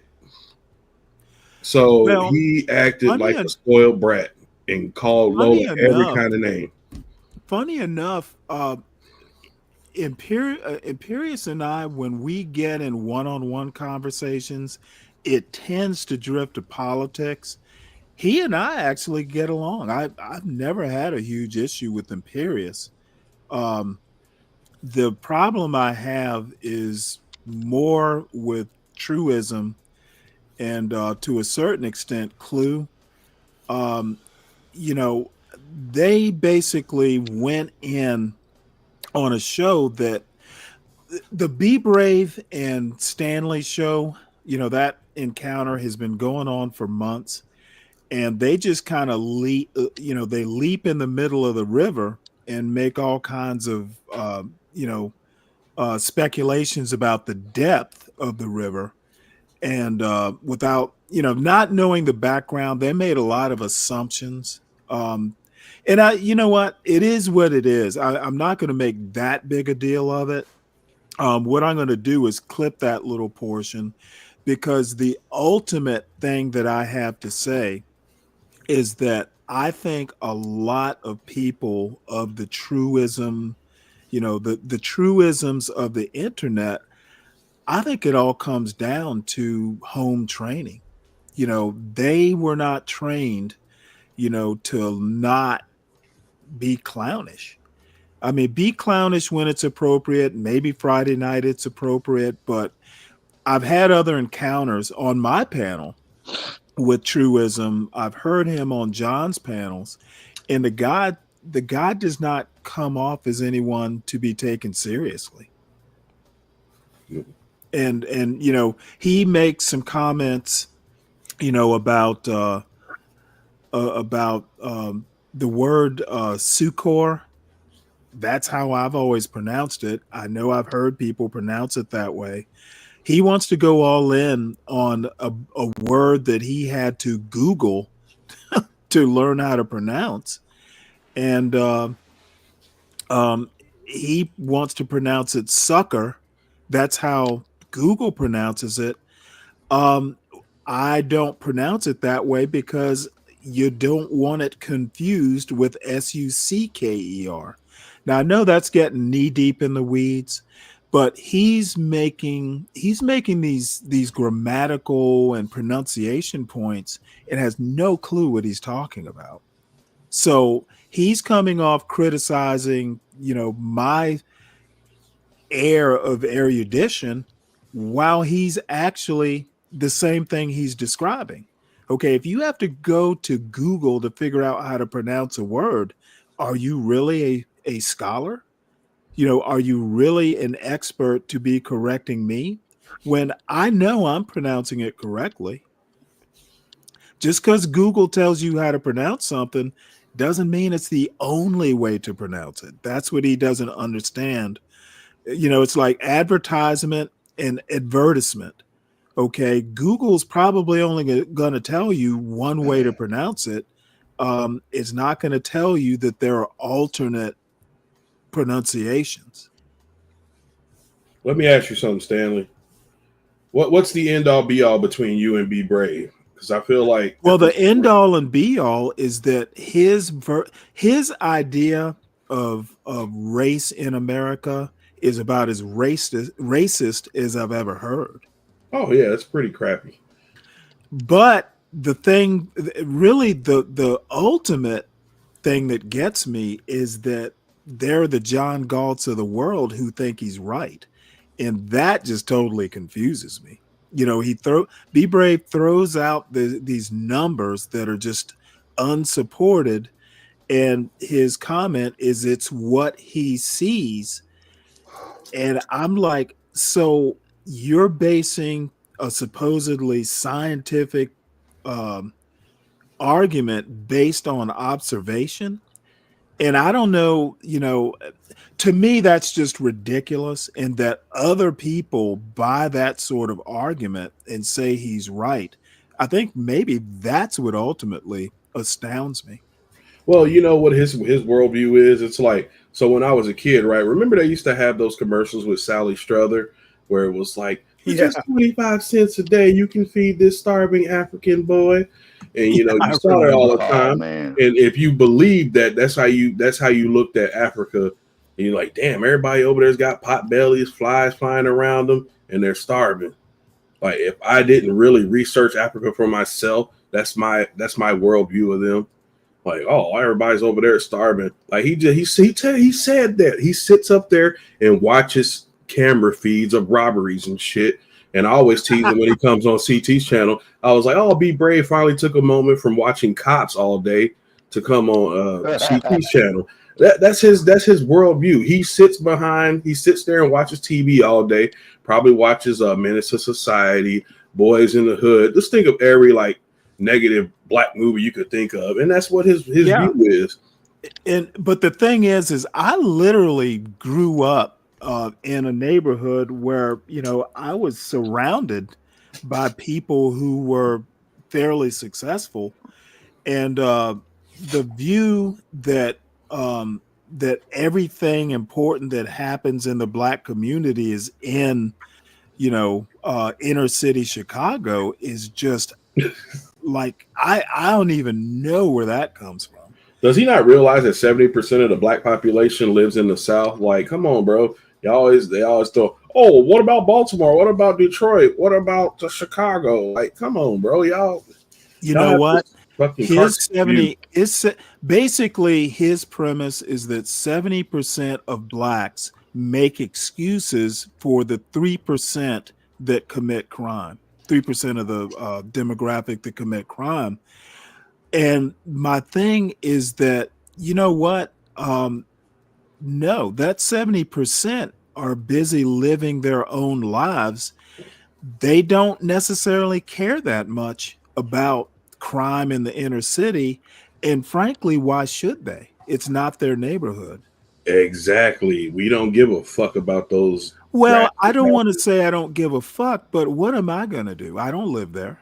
And I'm not my brother's keeper. Now, there are many people, and, you know, I could go on for an hour about, you know, this isn't pre 1964, whether it's right or wrong. The reality is that, you know, when people move away from the ghetto, they have no obligation to give back. If they want to give back, great. You know, you shouldn't forget your roots. But the bottom line is no one is under any obligation. Once you move away, you have success, you have a family. Your obligation is to your family, not your old neighborhood. Well, here's a prime example of somebody who actually tried to do that. You know, the rapper Ice Cube? Yeah. He literally tried to live in the ghetto, talking about staying around my people. I heard about that. Couldn't do it because they kept breaking in his goddamn house. But you know what? I think you and Be Brave need to have a 1 versus 1, somewhere neutral with somebody moderating for all. Yeah, well, you know what? What's his name is already proposing that. What's his name? Bumpkin is proposing being the moderator. I don't do debates. And you know what? Tomorrow's show is responding to that proposal. I don't debate. I number one, I'm not a debate bro. I like conversations. I think debate and all that stuff is for high school and college. And the other thing is, John Henrik Clark said, I debate with my peers, all others I teach. Be Brave isn't my peer. Yeah, but Stanley, this is why you should do it. Like, you can call it whatever you want it. Let's not call it a debate, but just call it whatever you want it. Be Brave will rage quit within less than 30 minutes. I promise you. I don't think he will. You know what? I've quote debated him up here on my panel. He, generally when there is a disagreement, he'll go, one of us is a damn fool. You know, that'll be his conclusion. That's his rage quit. Oh, is it really? Yeah, that's his rage quit. Well, what Bumpkin is proposing that we talk about what's ruining America. And, his contention is that Black culture is ruining America. And I think stupidity is ruining America. His view of what Black culture is and mine are two different things. He basically thinks there is a white culture in America and a Black culture in America. And I think that is just a racist view. There is an American culture, and, what you might call white culture is basically, an offshoot of European culture. And basically, America has no one culture. Your culture is almost determined by your geography. And now I'm taking a very academic view of it, which people like to shit on as well. But, I'll put it to you this way. I once said, hey, here's a book I recommend you read. And these people Be Brave specifically acted like I was just some weird dude recommending he read a book. How am I going to debate that? If I say, hey, here is my reference, this is why I think the way I do, it's got a grounding in, some deeper stuff. He just goes, hey, you know what? You sound like a damn fool. talking to me about books. I don't need a book. I go by what I see. How do you debate that? You can't. And Be Brave is one of those type of people that, you know, no matter how much better the black person that he's speaking with is than he is, he still thinks he's better. Because I remember one time he was arguing with This Might Be Risky on CT's channel. He was talking to This Might Be Risky like he was nothing, a piece of shit on the ground. And I'm like, bro, This Might Be Risky is way more accomplished than you've ever been in your fucking almost 70 years of living. Right. But it goes to that adage where you remember, I don't know if you remember when Chris Rock was talking about trading legs with the one-legged boy, the bus boy. No, I don't remember that. Yeah, well, he makes this joke. He's like, you know, he went to a restaurant to eat, and there was a one-legged busboy who just happened to be white, and they started getting into talking about trading places. And he's like, "This is how good white people got it." He's like, "This guy was missing one leg, and he didn't want to trade places with me, and I'm rich." Yeah. Oh, you know what? I do remember that. You know, I don't know. I may just acquiesce if Bumpkin's gonna debate it, but you know, I'm not. You know, we'll limit it to like 30 minutes or something because I really don't think that people like Be Brave can be busted out of their rut. And he's just entertaining enough that people kind of buy into it. And, you know, if you're inclined to think that black culture is that depraved or that dysfunctional, you're going to buy into that rhetoric. And I literally, you know, if you go and you look at the statistics, better than 60%, which isn't a high percentage, by the way, in my opinion, but like 65% of black people live a working class or above. Okay. That's not everybody living in the ghetto. It's not the picture he paints of black America is uninformed. Yeah, And he's that's basing it significant, on a Stanley. time he lived in the ghetto back in the 60s or something.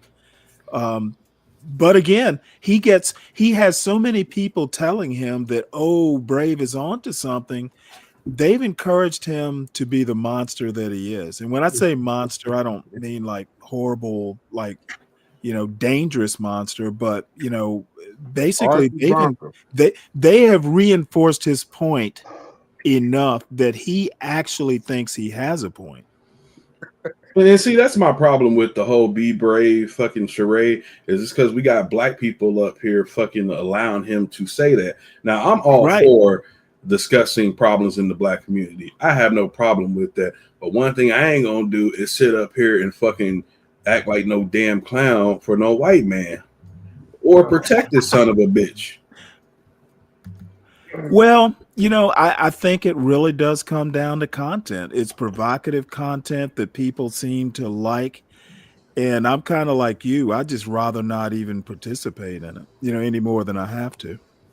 But I feel like you should take this offer up with Bumpkin because I know you will eviscerate him.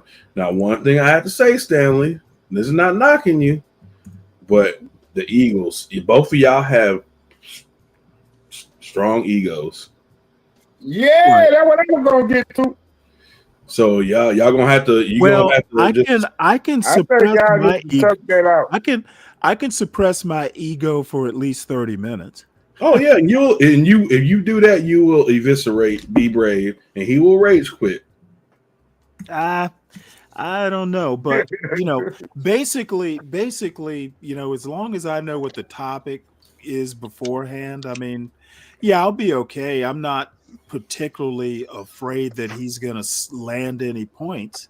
No, because he can't show you all these stats that he supposedly brings up.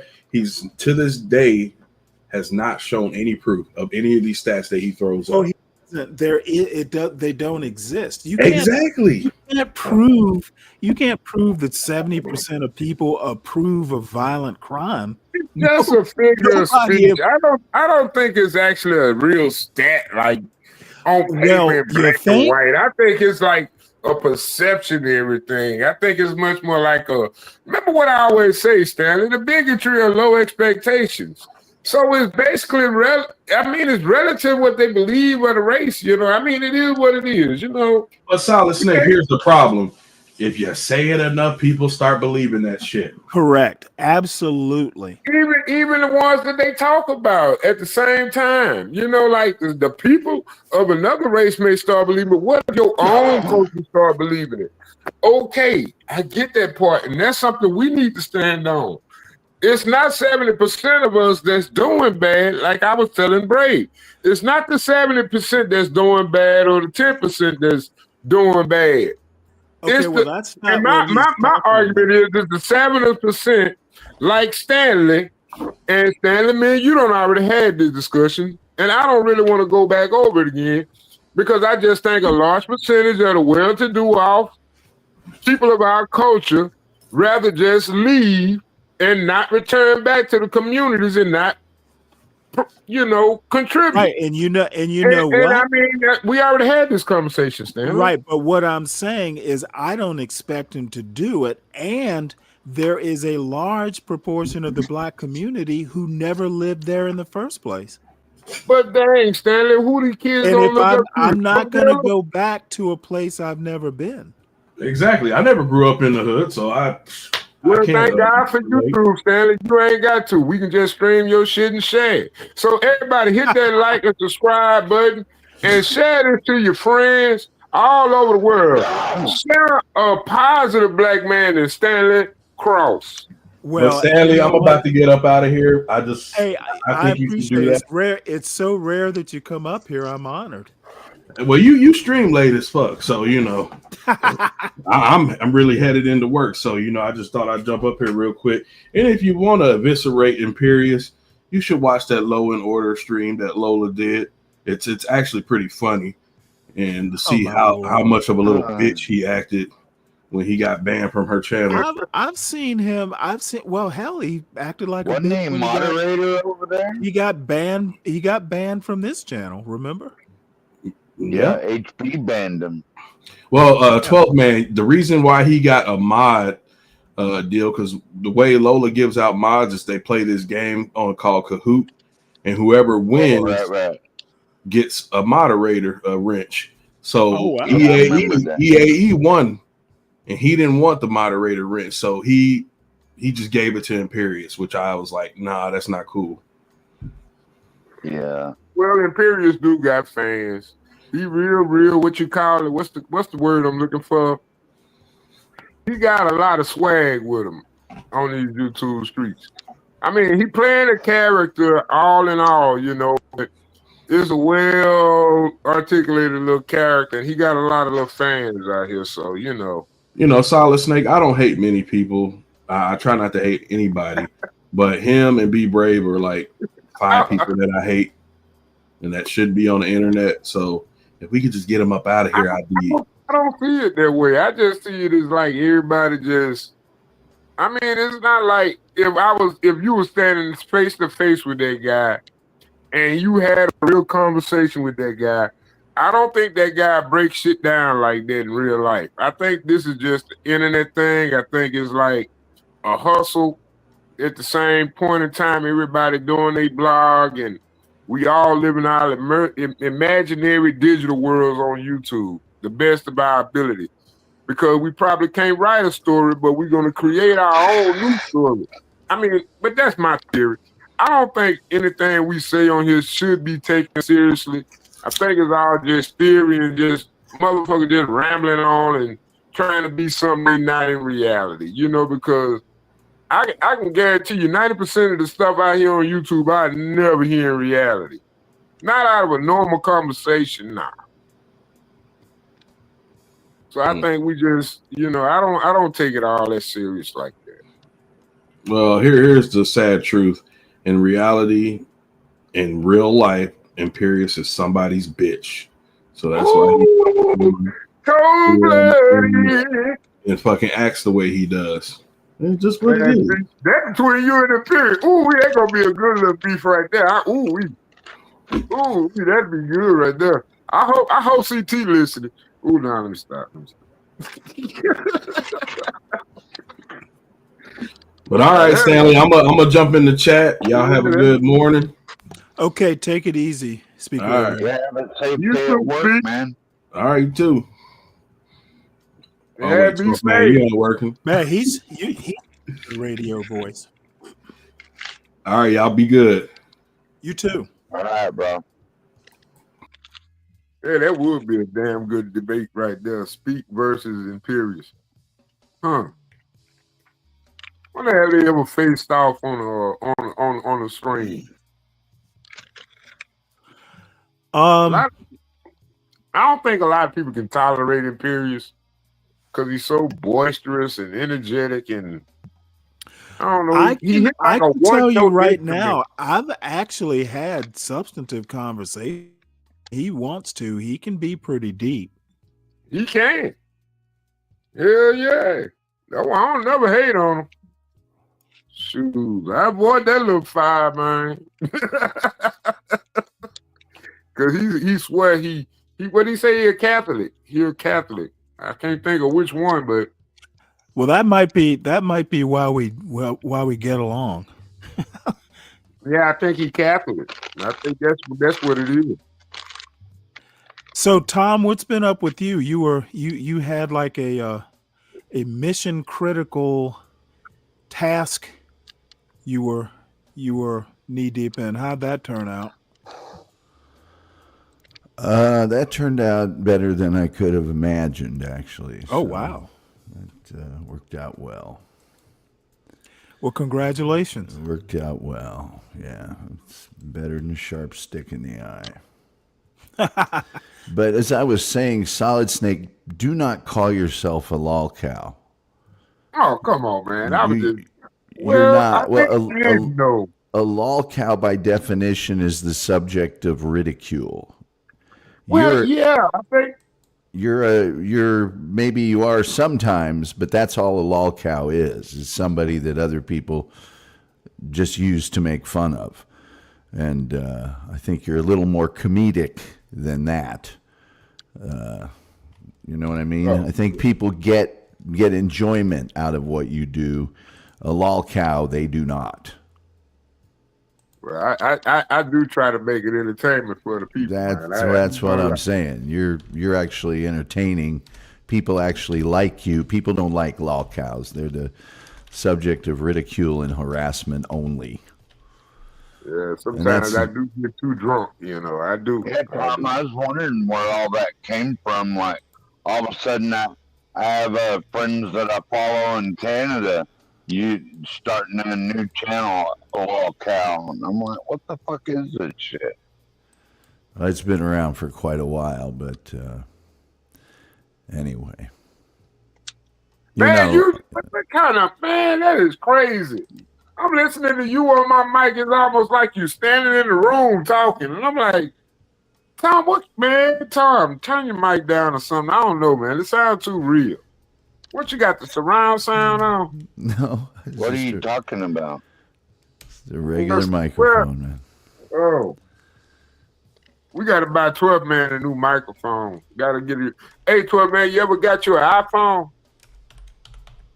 No, I have the Samsung S24 Ultra. Ooh. I did get these new Philips, though. I guess the audio isn't the best on them, but it is what I have. So till I can buy some more, this is what I got. Well, you're in Alaska, so your reception might not be that way.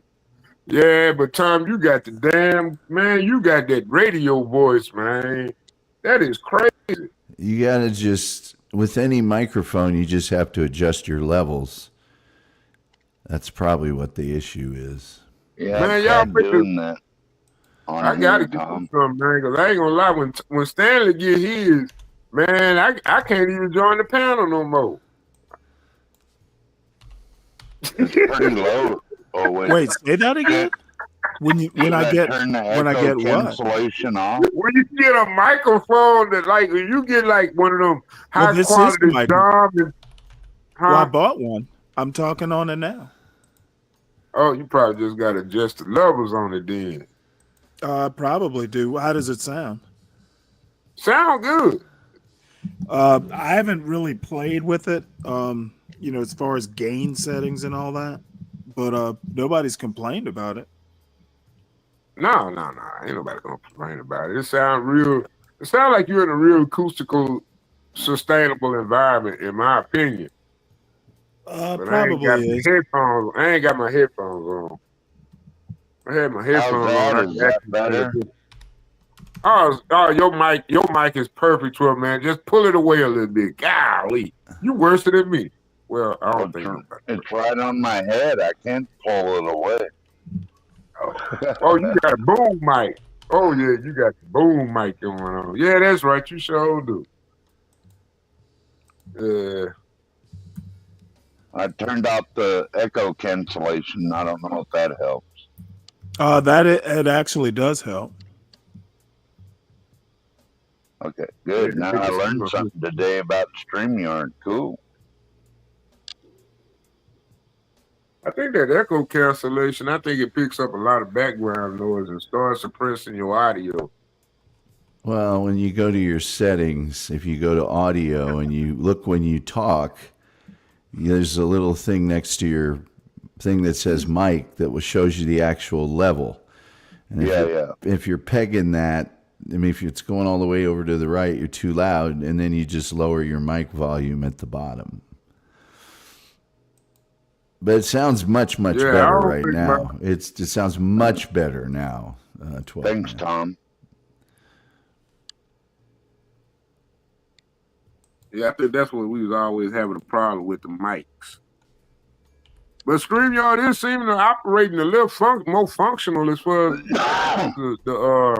because everybody seems like they in sync now. That's crazy. Welcome to Tech Talk with Stanley Cross. Oh boy, we're in trouble now then.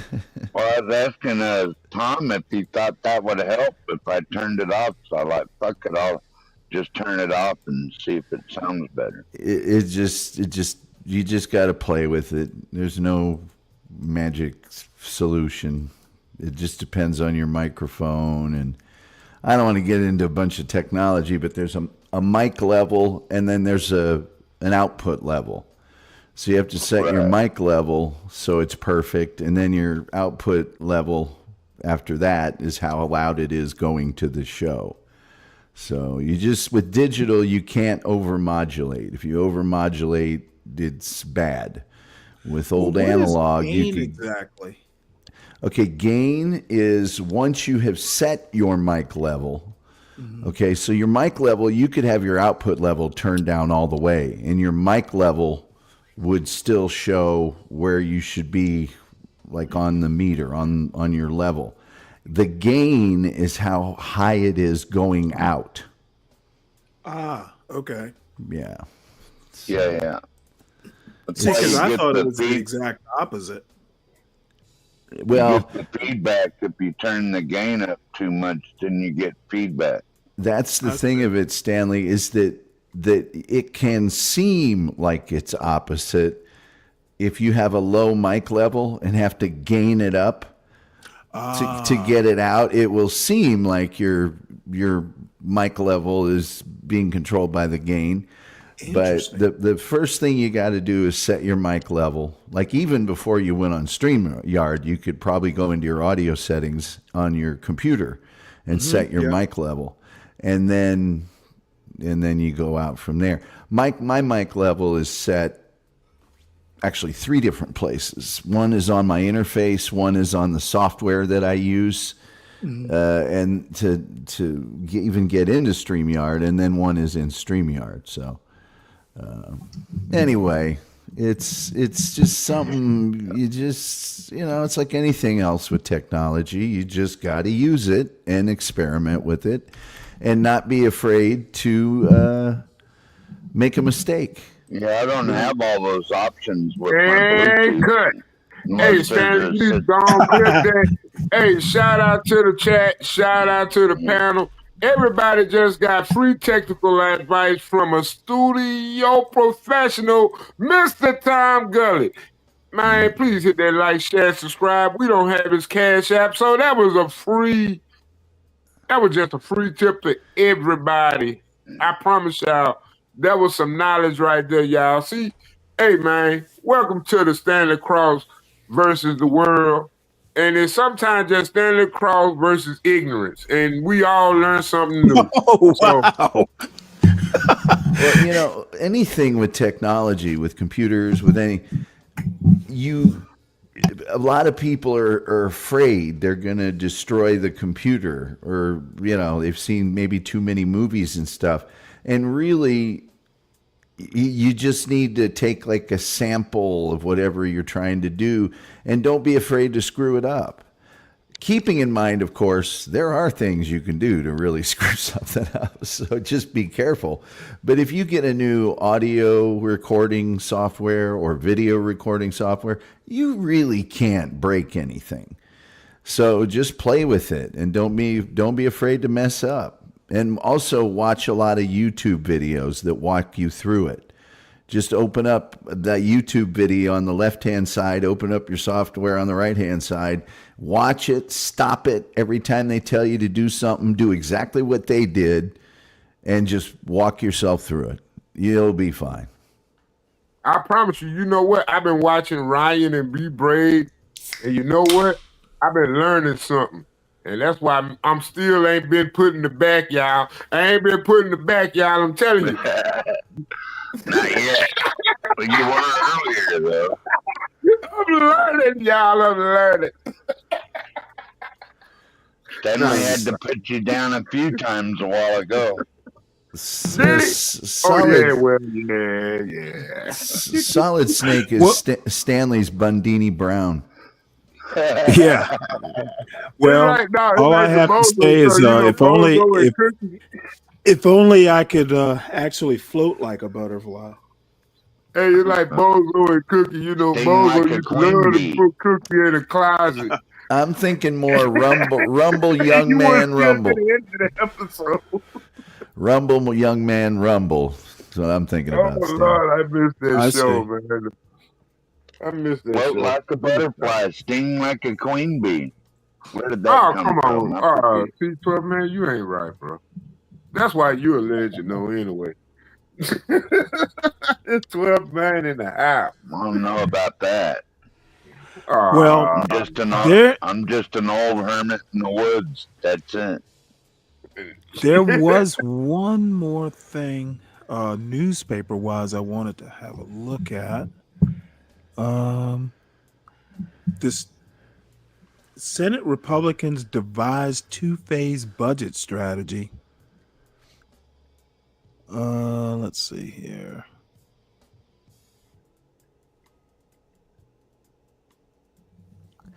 Senate Republicans turn over how much to reduce. Let me pull this. How much to reduce spending while cutting taxes. Have an emerging strategy. Advance the ball now and figure out the hard.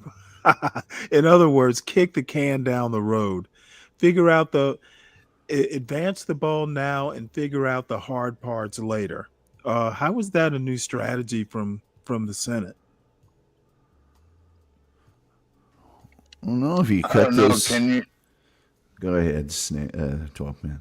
Can you do some dialogue on that? Like, I wasn't paying attention that good. I'm reading. I'm just scanning through and reading this. Someone asked me earlier, what if Doge is saving all this money and making spending cuts? What is happening to the money that they're spending or not spending or cutting? And I've been trying to make sense of that. And so far, I've read nothing. Stanley, I thought it was going back to the Treasury. Where'd you read that? Because I hadn't. Well, I mean, it's always at the Treasury. If you don't spend it, it's just going to sit somewhere. I'm trying to figure out. Claw it back. And like they Okay, did well, that if one. the money's sitting at the Treasury, what is it going to do there, other than Well, collect? the problem is, I'm sorry, Stanley. A lot of it was already transferred to banks. Right. So what they had to do was claw it back and put it back in the Treasury. Okay, now what do we do with it? It just sits there in a pool. Well, I heard Elon Musk saying the other day that maybe they could increase some Social Security benefits and stuff like that with some of the same saved money. Okay, yeah, this is really just budgeting by fiat. Okay, Elon Well, Musk yeah. should.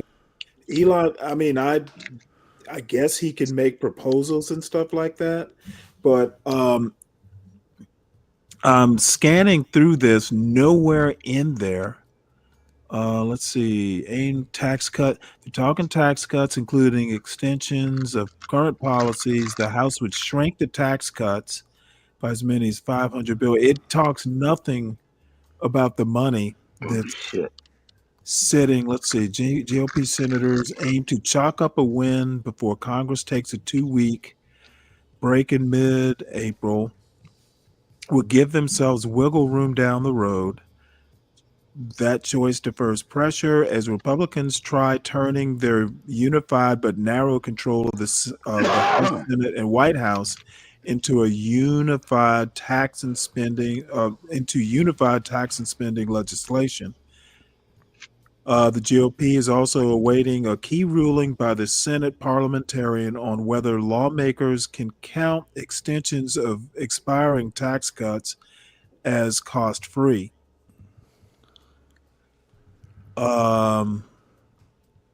They're not talking about that money sitting in the Treasury at all.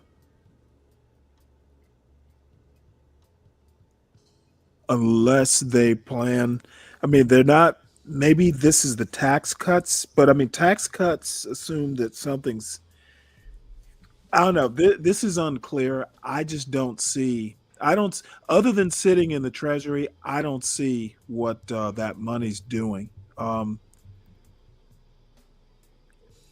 It's too bad Ryan isn't here, because if you cut taxes, you cut revenue, and you almost have to cut spending unless you want to increase the deficit. Oh, absolutely. So are we really impacting the deficit? And if so, how much or how little? Well, is that money in the Treasury that basically all the money that was appropriated, Trump is basically saying we're not going to spend it. Right. Okay, so if it was in banks waiting for a destination, they say, nope, we're not going to do it. We're going to send it from the banks back to the Treasury. I'm assuming it's just sitting there. Are they going to use that money to pay down the deficit? What's that pool of money? What's the purpose? Where is it going? What are the plans for it? And I just have not heard anything about it at all. I thought one of the plans, Stanley, was to put it down on our debt. We're like almost $40 trillion in debt. We got to do something. Well, and that's that was my question is there going to be anything to pay the debt off with? Because if you cut revenue and you're forced to cut spending, it doesn't seem like there's a lot of savings there. There's not a lot of left over to pay the debt down with. Right, but whatever Trump in the past 2 months has cut, that money, is that going to be put towards the deficit? I don't think those cuts amount to. I think the original figure they gave was I can't remember how many billion that Doge was to cut, and we're not close. Right, we're not even remotely close. But that's fine. We're not close. I just want to know whatever however little that might contribute towards, is it going to be contributed, or is it just going to sit there because it's not collecting interest? I assume. I think it has to sit there because Congress appropriated. We're still operating at a deficit. Mhm. It's not like we've gotten to break even, not even close. It's any payment, it's just moving money around. Any payments we would make to the deficit, we would end up just charging off more debt. It would be a no net gain. But Right. Well, maybe I'm missing something. If I was going to give USAID a bill of, let's say, half a $500 million. Okay, Trump says nope, we're not spending it. We're gonna send it back to the Treasury. What happens to that $500 million? After it gets to the Treasury, they park the money somewhere. What is going to happen to it? Well, I think Congress would have to authorize payment of the debt, paying off the debt anyway, right? Right. So the thing is I see nothing in this article that addresses that. No, I think it's just going to sit there. Oh my Lord. I can't imagine why you would leave a huge amount of money just sitting around without figuring out a purpose for it. It'll get spent because we're still operating at a deficit. Well, what? It'll get spent on paying down the deficit? No, it'll get spent on all the regular government services that we have until there's no more money and they do another one of their extensions. Oh man, I really don't like the idea of Trump and Elon making that call. Not that they should be making it at all. It's not the executive's job to do that, but I really don't like them calling the shots of, hey, this agency's not going to get paid, that agency's not going to, I really don't like them deciding this without Congress being involved. Yeah. That's scary. And what happened? Yeah. It's frightening. But until we get that whole budget balance and start being in a position to pay off the debt, it's just all, we got a credit card that we just keep throwing in everything on, and luckily we're the credit card issuer, so Congress gets together. And then the other issue I have is heard a beat, then everything shut off.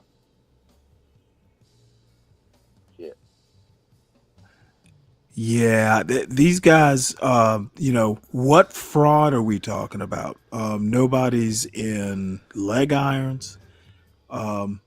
This is all just basically people believing what Trump and Elon are saying, and we have no reason to believe them. It'll never happen. But I am so in favor of freezing the federal budget for 4 years. It'll never happen. I'm not saying cutting the budget. I'm saying don't approve any growth whatsoever for 4 years. None. And if we did that, we'd be out of debt. At least we'd be a long way to it. If not, I think it might technically be 6 or 7, but we'd be within shooting distance, and we won't do it. We won't do it. The theory, and it's just Reaganomics, is cutting taxes is going to stimulate growth. And Stimulating growth generates more taxes. And has that ever worked? Yeah, in a computer model or something. It's never worked in real life ever, not once. Strangely enough, the profits tend to be retained by a lot of businesses. They don't necessarily expand. They just keep the profit. Okay, and Trump says he has decided on a tariff plan. He's announcing that that's tomorrow, right? Tomorrow, yeah. Okay. Liberation Day. By the way, I know you may have So talked what? Is about this. everybody warming up to the tariff plan? No, No. it's gonna be a disaster. I don't know, man. I was reading an article today where they was talking about it's childish, the tariff. I mean, it's like it's elementary. It wouldn't work, but we using it anyway as I don't know, battering ram towards the economy and trying to force money into the economy. I don't know if Well, that's gonna no, actually he's work. trying. I see him using tariffs just to get countries to do what we want them to do. By the way, we do have some runoff elections today. I don't know if you covered that already. Wisconsin. Yeah, I talked about Wisconsin. And Florida. I talked about Florida. I think it was either over the week. It might have been Friday. Yeah, I last remember. Friday into Saturday. We talked about it. Yeah. But Wisconsin. Oh yeah, I did. I did it tonight because Elon is in Wisconsin. Yeah, he wore And the he- cheesehead hat instead of his ball cap. Yeah, well, Sam Cedar made a point about people were starting to boo Elon, so he accuses them of being plants by George Soros, of course. Who else? So half the room starts chanting USA, USA.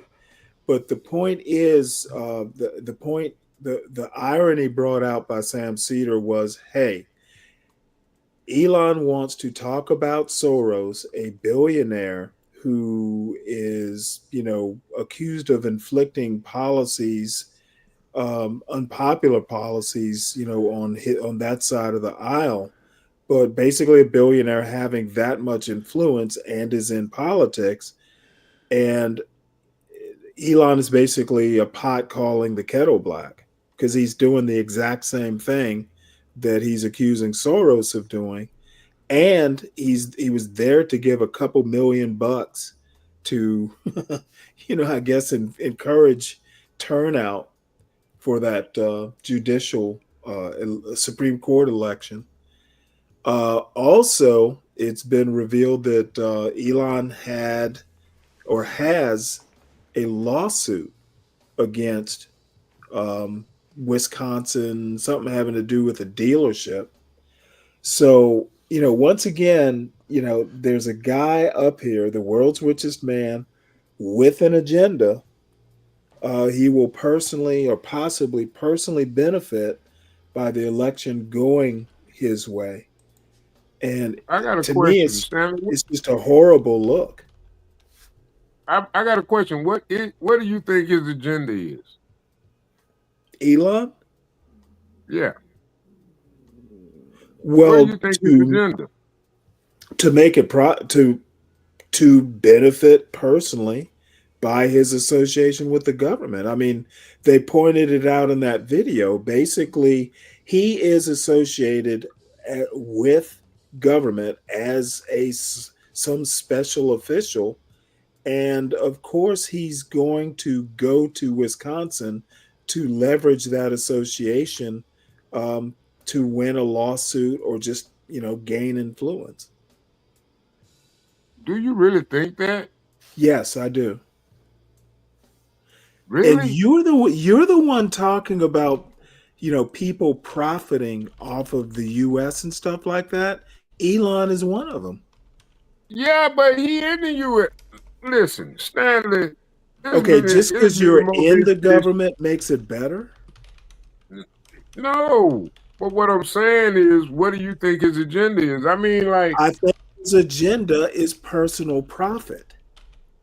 okay, but is it bad? Will it be bad for America? Yes, I mean, it is bad. BlackRock It is bad? bad. I mean, It is bad for America for a person sitting there in charge of slashing and burning budgetary items or money appropriations benefiting by his influence. Yes, it is bad. But what about the people that made it possible? Like the politicians that make $400,000 a year with $9 million and $100 million worth of stock. Okay, why? That's whataboutism. I mean, that's not whataboutism, Stanley. Yeah. That is what it is. Elon is not an elected official for starters. There is Okay, no but one. there is no one to hold him accountable if he is profiting by this government association. Okay, Stanley, what I'm saying, I don't mind a civilian walking into a store stealing a piece of candy. But I do mind a manager walking into a store stealing a piece of profit from the business. So I don't. And I think that's what I look at politicians as. I don't look at politicians as equivalent to business owners. If I'm a business owner, I'm gonna take every nook and cranny for a tax break to make sure my employees were taken care of. Okay, but as a politician, you don't have you just basically helped my argument. If he is in government, he doesn't need to be personally profiting. He doesn't have to personally profit. All he has to do is make it profitable for investors into the American economy. And I don't think that's his job. And I'm saying it is a bad look. Solid Snake. No, Stanley, Nancy Pelosi with hundreds of millions of dollars in a stock trade. What about Barack Obama with 200 and some million dollars?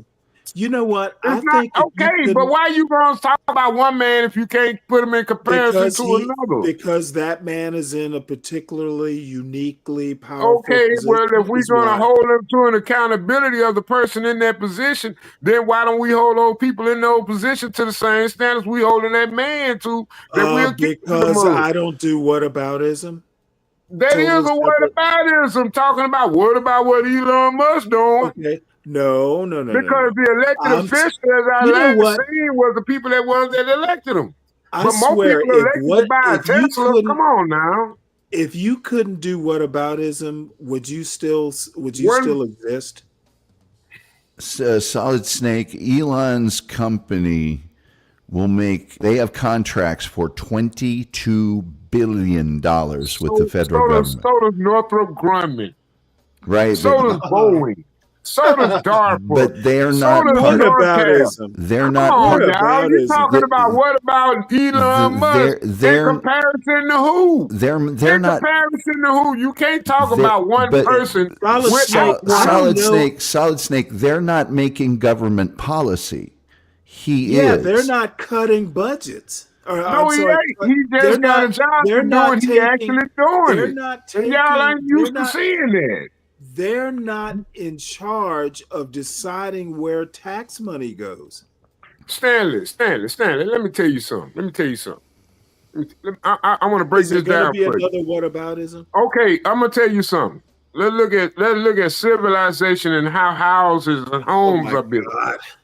What now? Okay, listen. I hate to sound like Be Brave right now, but we had to go get the white people to learn how to use wood and measurements and build bricks and stones again because we had black people still living in Africa, living in tinfoil huts. Okay. Now, who would you want to do your budgetary plan for your number one nation in America? Mainly, I want the guy that comes from glass structures and homes and sturdy structures that can survive earthquakes. Not the motherfucker from TP Hut still living in river flood areas in motherfucking highway. I mean, come on, man, Stanley. It ain't even come on, Stanley. No, Stanley, you can't go this route. This is the wrong idea to have for this policy. If I'm employing somebody for a job and I need to do budgetary cuts, I'm not going to choose somebody that I agree with because I want to feel emotionally bound to the policies that we don't implement over the years. I want somebody that can make hardcore budget cuts that we can survive and build and create off of.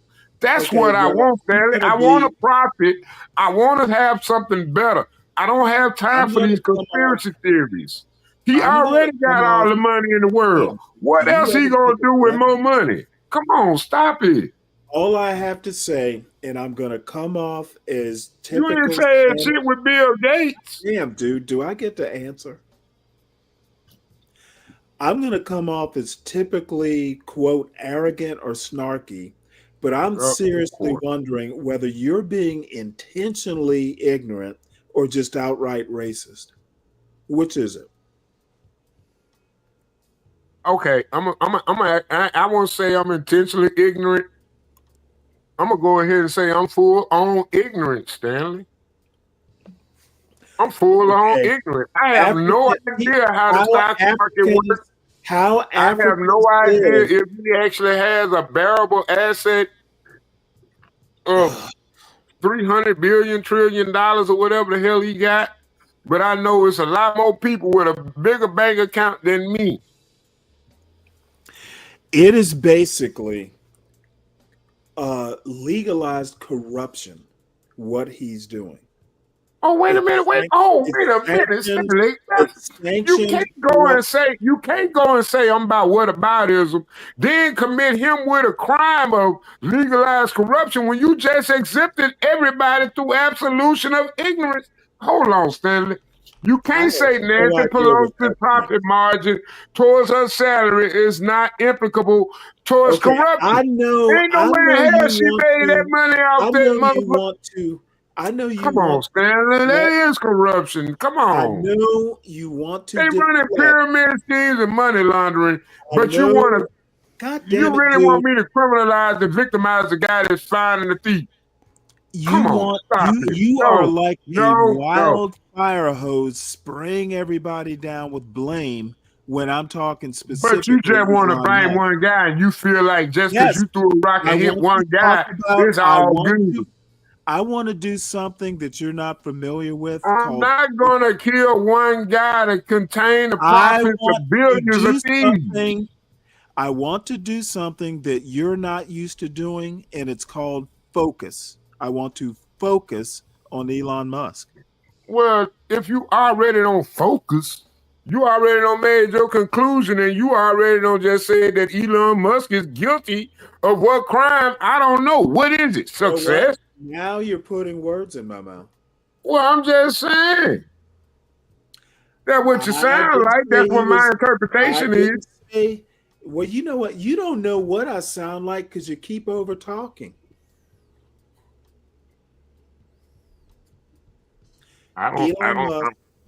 Elon Musk should not be where he is. Trump is making a huge mistake, and quite frankly, it is disgusting. I'm sorry. I don't agree with you. So, well, that's obvious. I guess we'll have to agree to disagree.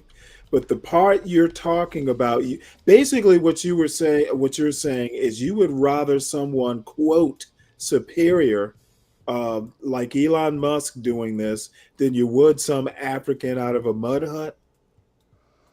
Yep.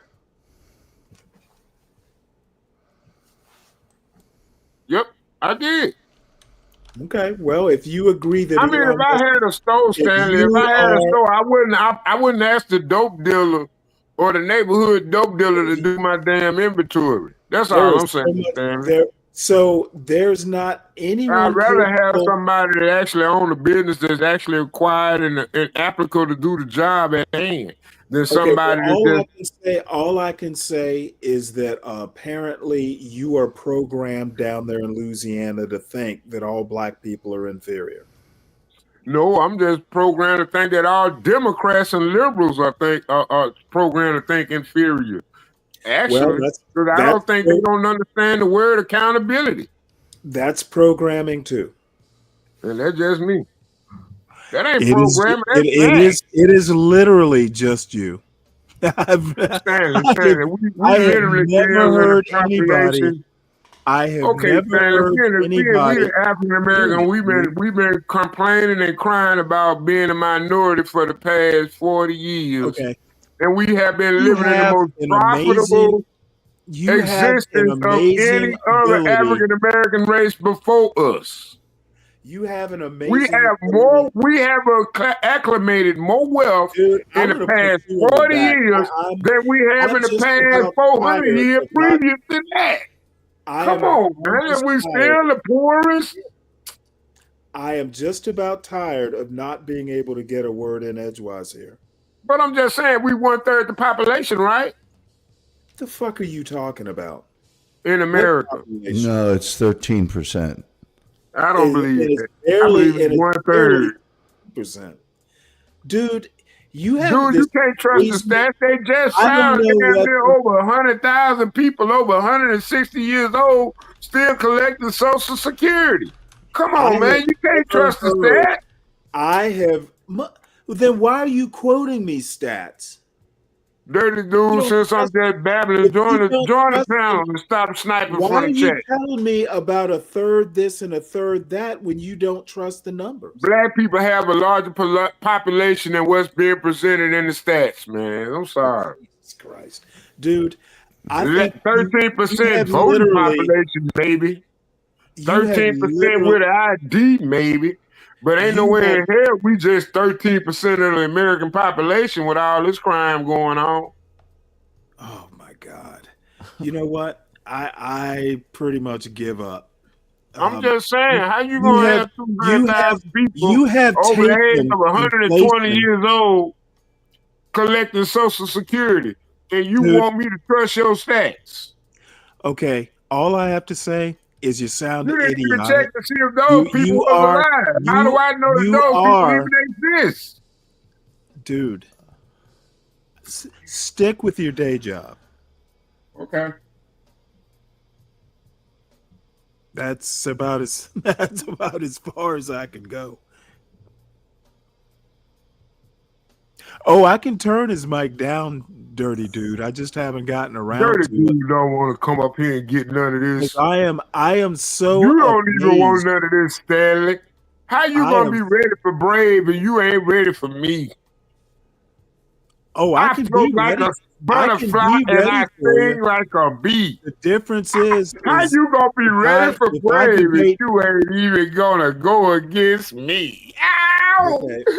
Ow! Hit that like button, hit that share button, All I subscribe have to to the channel, man. is there will be Hey, everybody, fuck what Stanley say. Subscribe to his channel also. Stanley Cross 6000. Make sure you spell it that way because if you don't, you're gonna get something about some goddamn on thermal cups. And I keep telling Stanley about that, but he don't want to fix it. All I just have wouldn't- to say is that there will be a moderator. The only moderator I have with you is just putting you in the back. Oh, well, I would say get Tom that, but now Tom gonna keep me in the back. Ah! No. So, Nah, just oh, right. I love. Do you Shout see out this? to Wolf, man. Wolf, I don't know what Wolf at. He don't never come on the panel no more. Do He you don't come up to the chat. Do you see this Shout out. quote that I just highlighted? Cuts tariffs sting loyal Trump farmers, and this little quote here is stuff like this is pushing me left. A North Carolina honey producer says Jim Hartman uses a bee smoker at Secret Garden Bees Farm in Linden, North Carolina. I almost got excited because there's a Linden, Virginia. I was like, hey, I should know this guy. But yeah, in January, the year ahead for Jim Hartman, a North Carolina farmer, was looking bright. He planned to replace his 40-year-old forklift and to finish building a new packing and processing facility for the 18,000 pounds of honey he harvests every year. And he had his eyes on another machine that could parcel honey into packets for school meals. Wow, there's a machine for that? The U.S. Agriculture Department announced it was phasing out 2 programs used to buy local produce for food banks and schools, costing him an estimated $100,000 in revenue. The agency has also frozen another roughly $20,000 he expected to get from conservation programs and a Biden-era climate project. Stuff like this is pushing me left, said Hartman, an Army veteran and lifelong Republican who voted for Trump in November. Any thoughts on that? I think he's lying. I think the bee population dying off due to insecticides. And I think he's trying to find a more profitable industry because he feel like my bee farming ain't good enough. I'm sorry, Stanley. You got to find a better article than that for me, man. I'm from the South. I know what's going on. He just crying. He ain't got no better ideas. That's what it is. This guy's in the South as well. And if I had him in my face, I'd tell him, let's create something new. What's your strategy? Let me ask you got to build productivity on your own. It ain't going to just happen out the thin air. And I ain't trying to sit there and worry about a guy that can't plant a seed and don't know how to grow a crop. Okay, well, the point of the story is that he had reason to plan based on, everything that had happened up till January, and Trump and Elon Musk pulled the rug from out under him. No, they stopped that money laundering. Now he go in and put some right applications in and get the right budget. Hey, find the right investors and everything will work out. I'm not trying to hear this man crying about his bee farm because they probably the ones selling them off to Monsanto in the first place. I'm just, man, I'm well read. No, I think you are not. Either that or you're just not. Okay, well, what you think his argument is? Where is it his argument? Defend his argument? He's not making an argument. Actually, he just said that Trump tariffs cost us. It's the Wall Street Journal that is making the argument. He's just being interviewed. Well, why did they highlight his story? Who knows why? But he is a farmer who had expectations. Well, they sure did bring Trump's name up in it, didn't they? Yeah, well, that's because why don't he focus on his own business and grow his own business? That's because you got the marker right there. Here it is. Whole soybean exports by country. The ambiguously gay duo of Trump-Elon is screwing him. That's his argument. Okay, yeah. Well, here go my thing. If you look at the whole soybean exports by country 2023, China is overproducing exports, right? Okay. And that means what? Where is USA in that? Where is the United States of? I don't see the United States of America. As far as soybean, U.S. agricultural exports. Look at what we're doing. We sending most of our shit overseas. These export projections. Stanley. So Stanley. And that has what globalism to do don't work. Globalism don't work, man. What to do with bee farming? Globalism don't work. Snake, we export. We need to take care of our own. We need to take care of our own. We export a lot of honey, and so he's saying he's fearful that tariffs, if it's put on his product, will reduce his sales. That's all he's saying. Well, actually, it's not. We haven't even gotten there yet. Yeah, he's fearful of it. He's not saying it's going to happen. He's just concerned. He lost $100,000 because two programs that he was depending on from the U.S. Agriculture Department got cut. So the $100,000 he was projecting is not going to happen. So he's out. Now something that he could have had $100,000, thinking that he was going to be able to sell, honey to school systems.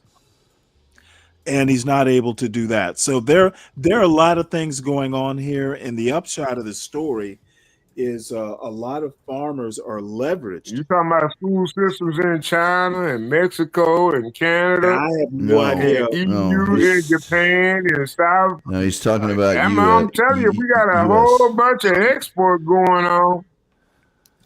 Well, we got a whole bunch of export going on. That's all I'm looking at. That's a lot of exporting going on. Where the United States of America in that list? I don't see the United States of America nowhere in that list. He's So we selling. just basically just sending all our shit overseas. He's selling to U.S. school systems as well, but he's already got hit No. once. He's selling it. He's selling it to the government, and the government's selling it off over there to foreign industries to buy soybeans and other agricultural products. That's how it works. This is why we shouldn't read highfalutin publications like the Wall Street Journal. Dude, there's more uses for honey than just making a jar honey. The headline should be farmers take it up the ass. There are honey byproducts that they use in the agricultural industry overseas. We should never try and think our way through stuff. We just need to call it what it is. Trump fucks farmers. Now the Democrats been fucking the American economy and the Democrats. Not just the Democrats, not the deep state has been fucking American. Come on. Who's You the last? look at them exports, man. All I have to Look say at that is export. the Most of that shit going to China.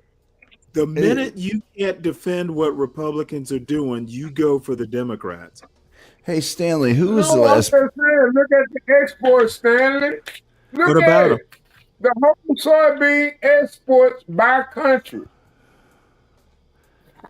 Hey, Stanley, who was the last U.S. president? agriculture exports by country. Stanley, who Where was is America in that list?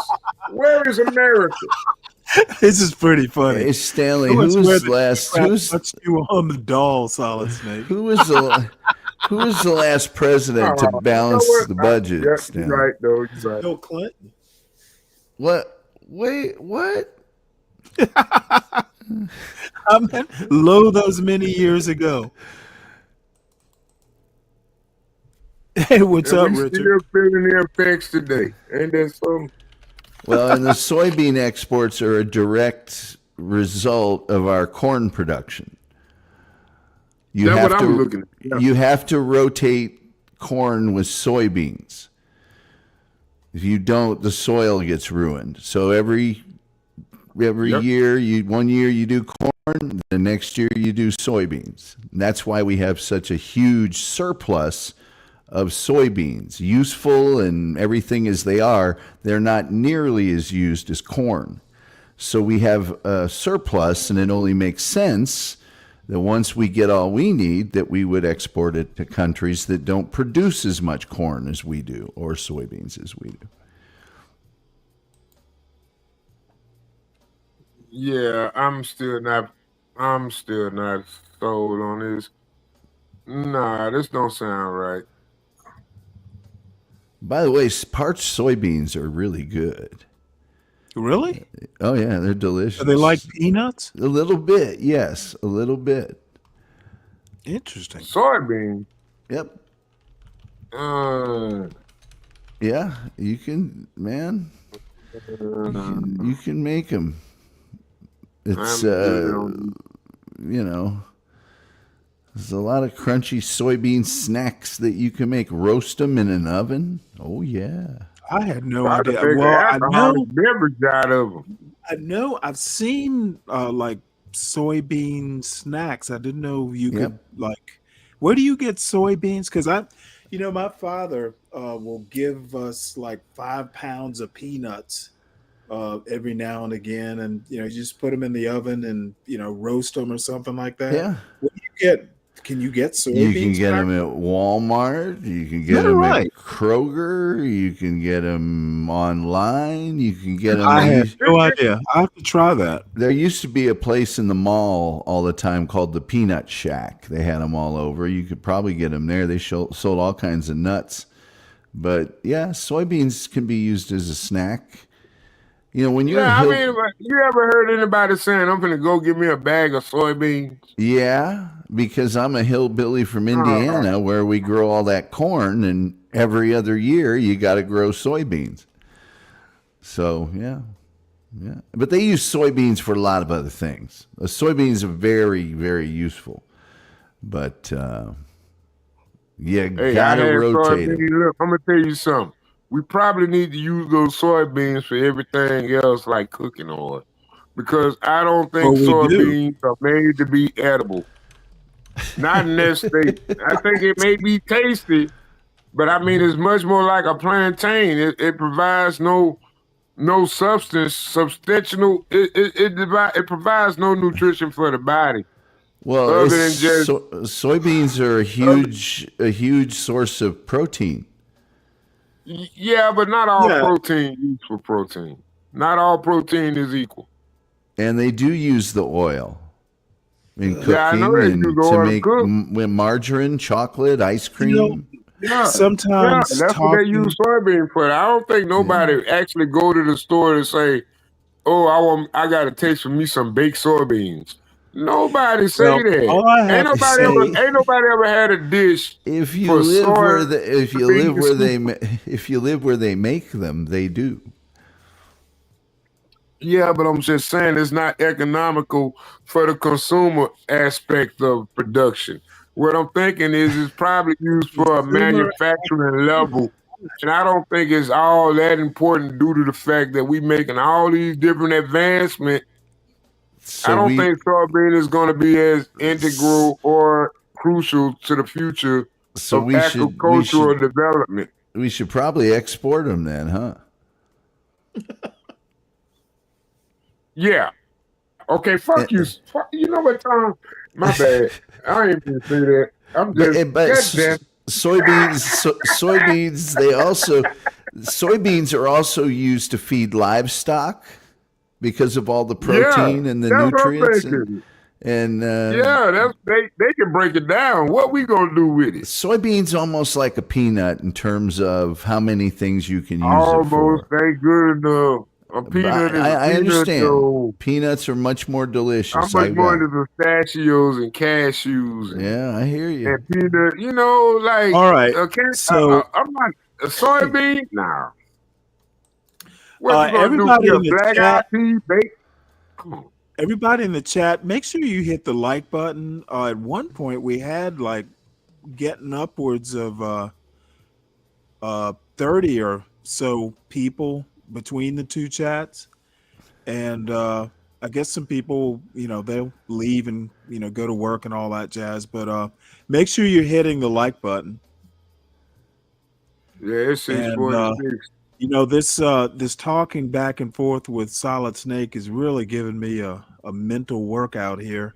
So many things to correct that I'm gonna have to go to there's nobody trying to go to work listening to Solid Snake. They want to hear Stanley on the phone. They don't want to have Solid Snake going off. They're like, who is this drunk motherfucker? Before I He been do that, drinking all night. we should May have because I overrated. really haven't checked the headlines. May have overrated the popularity of soybean talk. Yeah. I don't know why you put that highlighted though, Stanley. Oh So well, what's I the mean, he's basically going to drive people. He's gonna drive people in 2026 to the left. Oh, that right. Who? Dirty dude? No, Farmer. Trump is. I was says- talking about the comment. I was says looking he's at the going- comment you highlighted. Stanley said he's going after billions of dollars from Harvard. Oh yeah. Man. Now that's going to be an interesting move. There are a lot of people in Washington that are Harvard alumni. Yeah, I think they need to cut all their funding. Well, that's where a lot of very valuable medical research gets done, and we got to watch cutting of universities. Much problems as they may have, they're where a lot of the medical advancements occur. Mostly all of them. Mm-hmm. A lot of the medical scams. So Trump is basically calling a 3-star out of retirement to possibly become chairman of the Joint Chiefs of Staff. Interesting.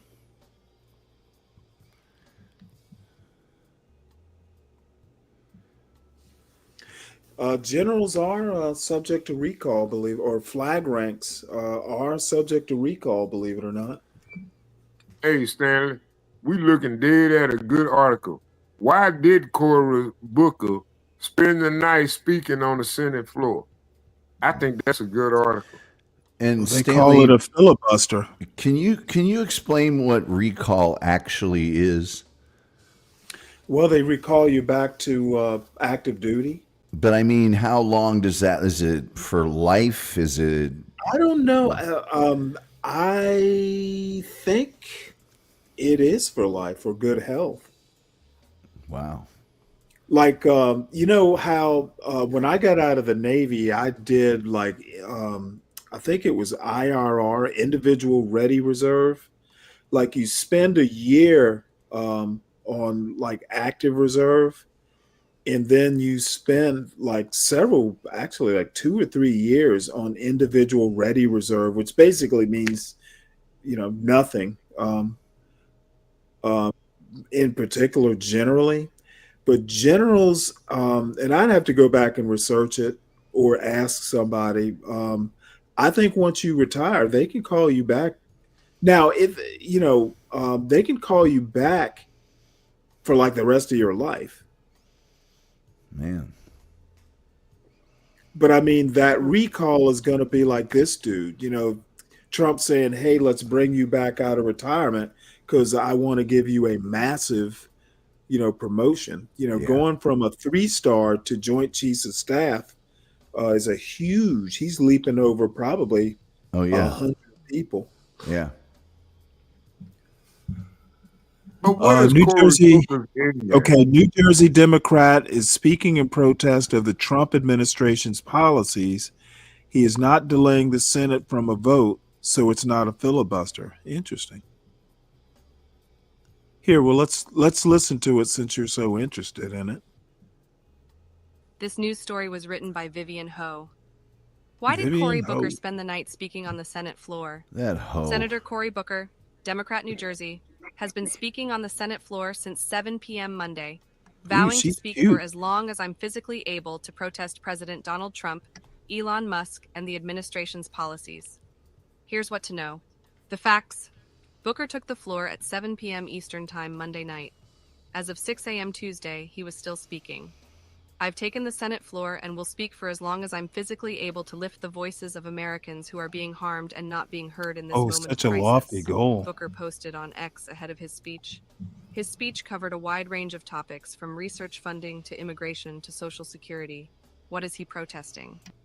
Ahead of his speech, Booker posted on X. Donald Trump and Elon Musk have shown a complete disregard for the rule of law, the Constitution, and the needs of the American people. Booker's speech comes after 9 Democratic senators, including Senate Minority Leader Charles E. Schumer, New York, and Senator Angus King, Independent, Maine, who caucuses with Democrats, voted to advance a Republican spending bill in March, alongside nearly all Republicans. Those Democrats' votes, which prevented a government shutdown, infuriated liberal voters who have been pushing their representatives to do more to stand up to Trump. I've been hearing from people all over the state, and indeed all over the nation, calling upon folks in Congress to do more, to do things that recognize the urgency, the crisis of the moment, Booker said in a video posted on social media. We all have the responsibility, I believe, to do something to different, to cause what John Lewis called good trouble, Booker said, referring to the Democratic congressman and civil rights leader who died in 2020. Is this a filibuster? Technically, this is not a filibuster because Booker is not delaying the Senate from passing a bill or confirming a nominee. Booker is speaking from the Senate floor, but not to prolong debate. As is allowed under Senate rules, Booker was allowed brief breaks from speaking when he yielded the floor to questions from Senator Andy Kim, Democrat, New Jersey, and Senator Chris Murphy, Democrat, Connecticut, who in 2016 took to the Senate floor for a 15-hour filibuster in pursuit of gun control legislation following the Orlando Pulse nightclub shooting. Though he had to remain standing, yielding for questions is a tactic during these speeches to allow the speaker to catch some rest. What is the longest speech in Congress? Senator Strom Thurmond, Republican, South Carolina, held the floor for more than 24 hours in 1957, the year after he joined the Senate, in an effort to stop the Civil Rights Act that passed the following year. The Washington Post reported at the time that after 24 hours, a stubble of gray beard had sprouted on his chin.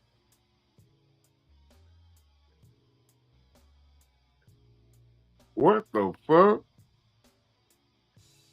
A stubble of gray hair. Never mind. Never mind. Can y'all hear me now? Yeah. Awesome. Okay, Stanley, what do you take from that article? Nothing.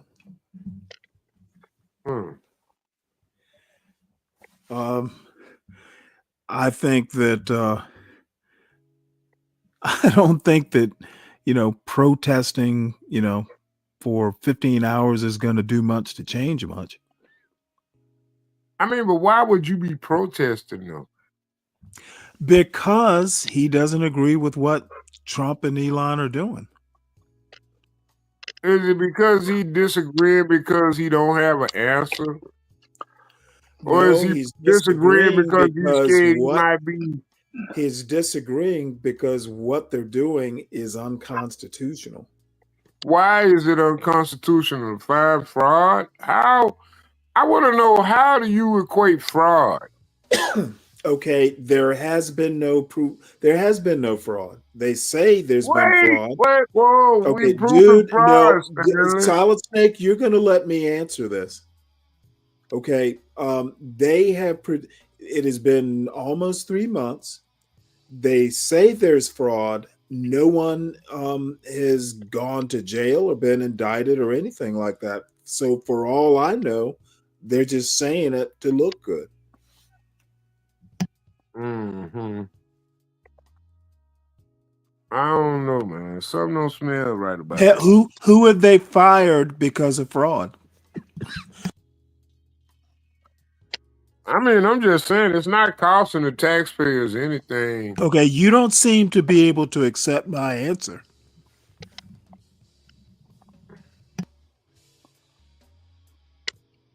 I'm going to say that I'm going to say there's been no fraud. I'm going to say there's absolute fraud, and I'm going to go on and say, well, then your word is as good as mine. Negligence. They have prosecuted no one, and Congress is in charge of appropriating the money.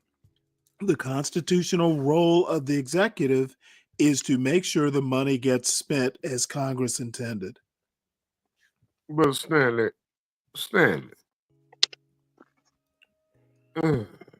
I don't no. It's too many examples, man. I forget more than I can remember. There is 0 examples. Go read the Constitution, Articles 1 and Articles 2. Articles 1 and 2 ain't got nothing to do with goddamn get back. Paying for training sections in Zimbabwe. Article 1. Paying for goddamn turtle sex. Article 1. Transitions. God damn it. Over in Article 1 specifies the role of Congress. Article 2, the role of the president. Go read them and get back to me instead of just spouting endlessly. I can't agree with what slavery. I can't Okay, even you agree with. what does I can't slavery even have agree to with do? modern and recorded history anymore with y'all. You know, Because this y'all is see like a, facts in your face and you see what you want to see. I swear, this guy is an endless babble of a gish gallop. Damn, Stanley.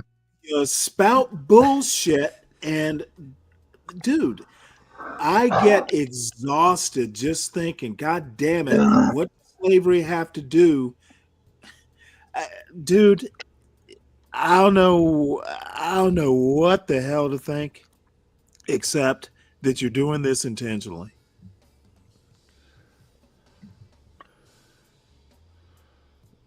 I think You know that's what? a lot of good input, Stanley.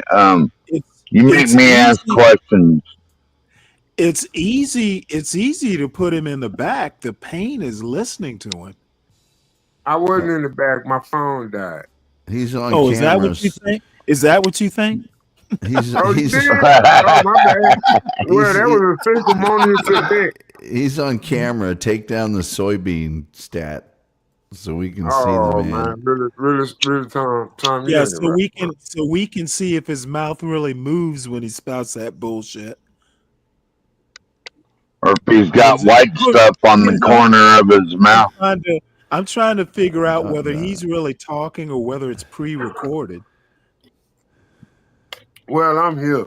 All I'm just gotta say is, I can't take this level of delusion where you can sit back and ask. Did I just hear you say something about levels of delusion? Oh my God. And you're audacious too. Well, Stanley, aren't you? This dude's talking about delusion. Holy shit. Stanley, come on, man. Stanley, stop it, man. Come on, man. Y'all ain't got no. This dude is rhetorically audacious. And so is the Democratic Party. You just keep Yeah. riding with them for no Well, there reason. you go. Bring up the Democrats when we're not talking Democrats. And loquacious as well. No, we talking about policy. Bombastic, loquacious. And accountability. Don't forget about that. Something y'all can't seem to deal with. I feel the accountability when you speak.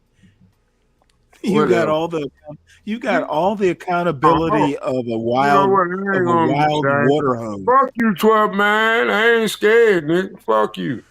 What are you talking about? I ain't said shit I to you. cam up, nigga. I can too. I just don't feel like it. Oh, you dirty. Ooh. Oh my Anyway, goodness! no comment. I want her to challenge. What a cutie! Oh, look at that! She's going after a congresswoman who apparently, I believe it's a congresswoman who has held the seat since before she was born. Wow. AOC got some competition going on. Oh my God! Look at this girl. She's got my vote. See, Stanley, that's because you don't give a damn about policy. Too skinny. You just think with your dick. Oh, what are you talking about? Oh, Stanley, she got your vote. It's just a joke. I don't think so. Not with you. Now look at this. She announced her candidacy for Congress with a YouTube video. The question is the question she asked is, "What if we didn't suck?"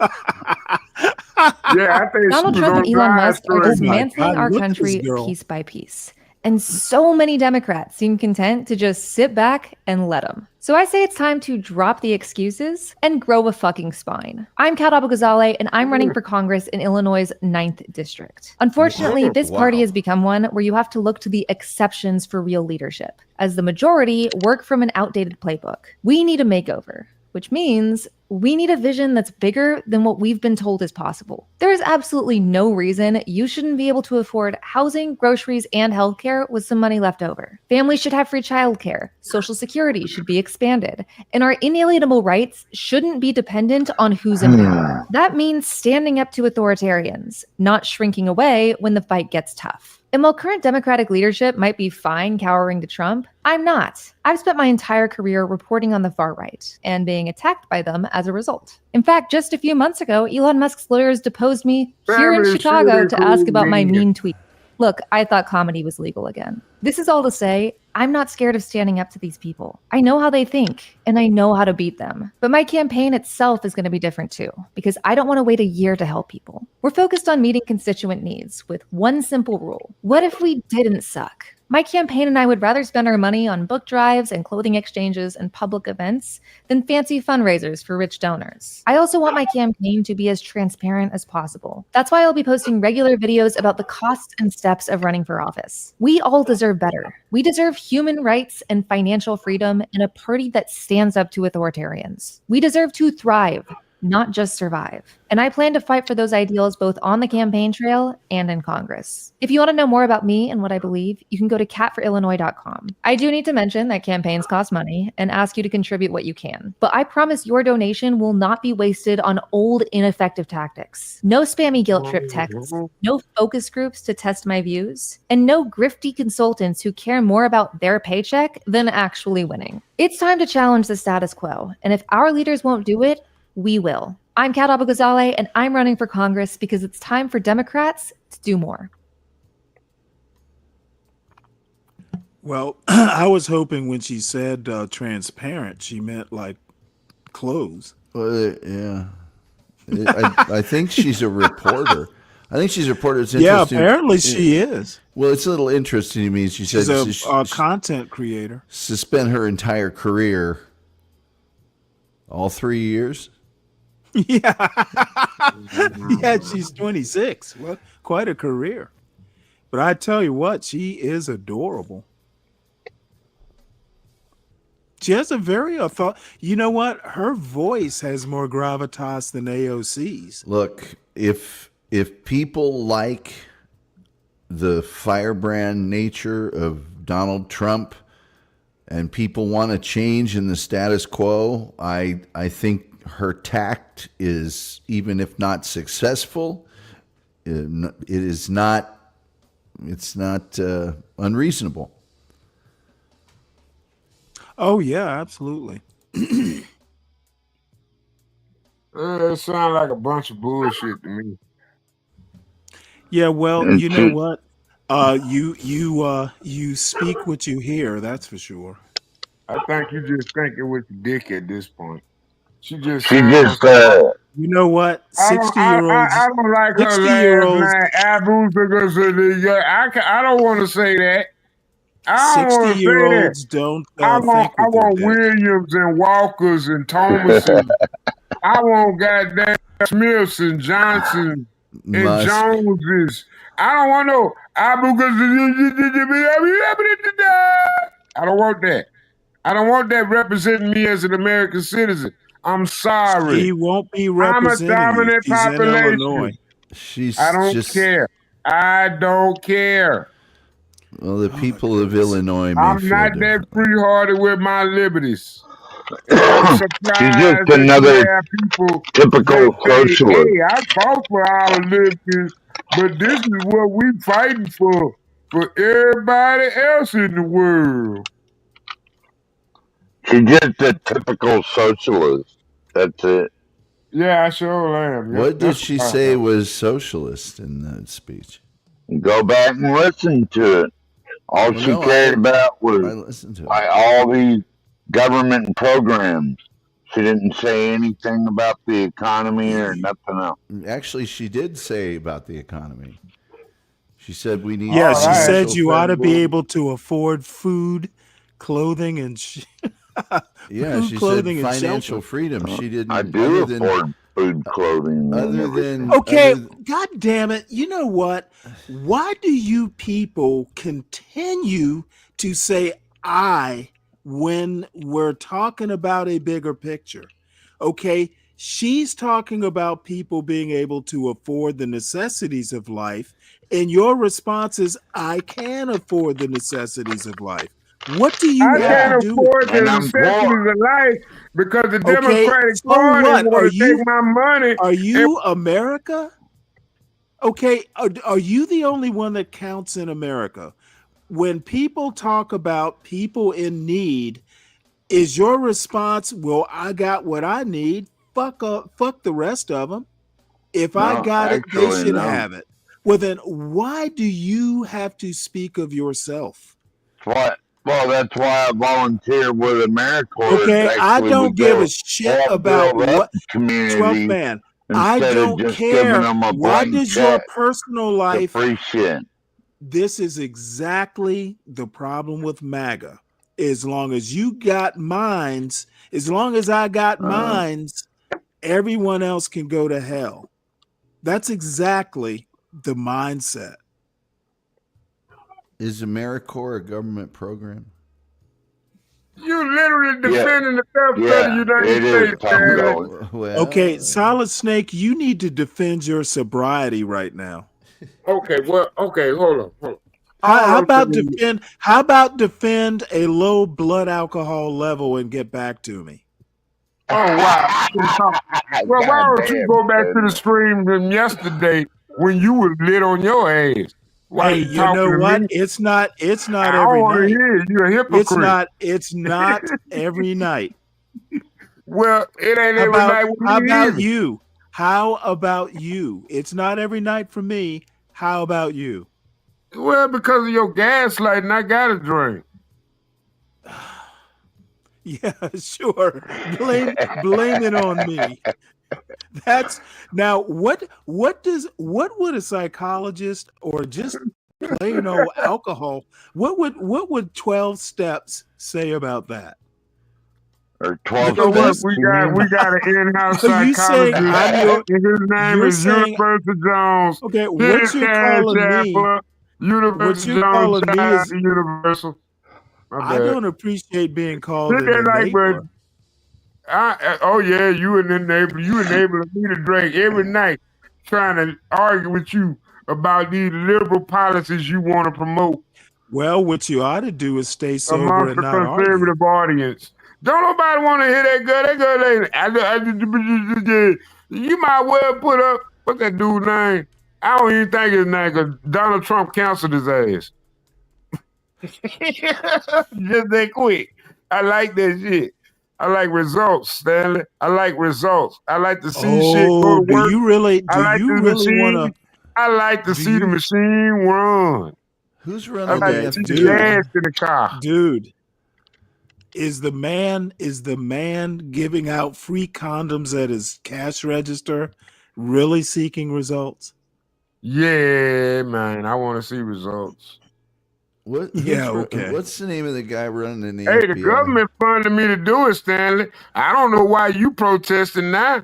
Hey, y'all the ones giving out free condoms in a candy jar. I'm just putting it in the bag for them. What you want to do? You want to reach in the bucket and grab it? That was pretty funny. What's the name of the guy that's running the FBI? I don't think it's Williams or Thomas. Cash Patel. Yeah, that doesn't sound like The a thing got it on all our hotels and everything. Washington or a Thomas. Everybody or named Williams. Patel. You know what I'm saying? Everybody named Patel from that culture. What are you I don't know talking why. about? Well, Hey, you got a doctor named Patel. Solid Snake was saying that he wants politicians with the names Williams and Johnson and Washington and stuff. There's plenty of people in politics that don't have a standard white Anglo-Saxon surname. Musk is not exactly a common last name. Yeah, I wonder where that name It will be Well, a common name once. wasn't either. But Schwarzenegger wasn't either. But I bet you California did better on their tab back then too, didn't it? Once I'm Solid just saying, Snake. get them white people they props, man. Once Solid Snake has Elon Musk's 14th baby, You know, Musk is a South African. The He name, the is last an name will African be common. American. He just happened to be white. He just happened to be white. Your favorite color? You damn right. You damn right. Because if I got niggas like you can't see the truth, I might well. Well, Stanley, you said you'd vote for that little blonde socialist just now. I so. said nothing about voting for. Oh, Yes, you yeah, I did. did actually. Yes, you did. Oh, you know you did. You love Yeah, that I did. motherfucker. I just remembered. Now the You thing think it was is I good? don't live in Illinois, so My figure the bad, odds. everybody. I didn't mean to curse. I didn't mean to do that. I didn't hear a single socialist thing said in that speech, and I think did. she's probably trying to remain as centrist as possible given the results of the last election. I mean, She's she talking used the word about- She's a white AOC, dude. To an autocrat, to people with autocratic tendencies, everybody sounds like a communist. If I'm a black man or if I'm a male and it come down to the Democratic Party, Did I I say better autocrat? I be meant sure I'm fascist. represented. I don't think I want to you're make either sure or, I'm Stanley. represented in that party. Well, I challenge somebody to say one socialist thing that was said in that commercial, and they were unable to do so. So, Well, yeah, the first thing she went off about was all these Democrat programs and shit. what Yeah, programs? families coming Be home. specific. What Those specific democratic programs? Look, what you all fail to understand is those democratic programs are literally voted upon. Okay, they're not imposed. And there's only one program she named in the entire thing, and it's Social Security. That's the only program she named. Well, it has social in it, Security so it's benefits communist. are being cut unless you're an illegal immigrant She's calling or for something like that. she's calling for an expansion of Social Security. I'll be exactly. right back. It's only supposed to be for like the old and disabled, not every Tim, Dick, and Harry walking down the street. That's not For what real, expansion man, you ain't lying necessarily to it, means. man. There's so many people around here walking around here with so-called mental disabilities from their ADHD. They 30-some fucking years old, still receiving Social Security funds, and they getting their child support paid through the back door of Social Security. Come on, man, stop it. And they not even mentally disabled. They able-bodied working people. They just don't want to work I out. understand. First of all, 12th Man said a bunch of programs.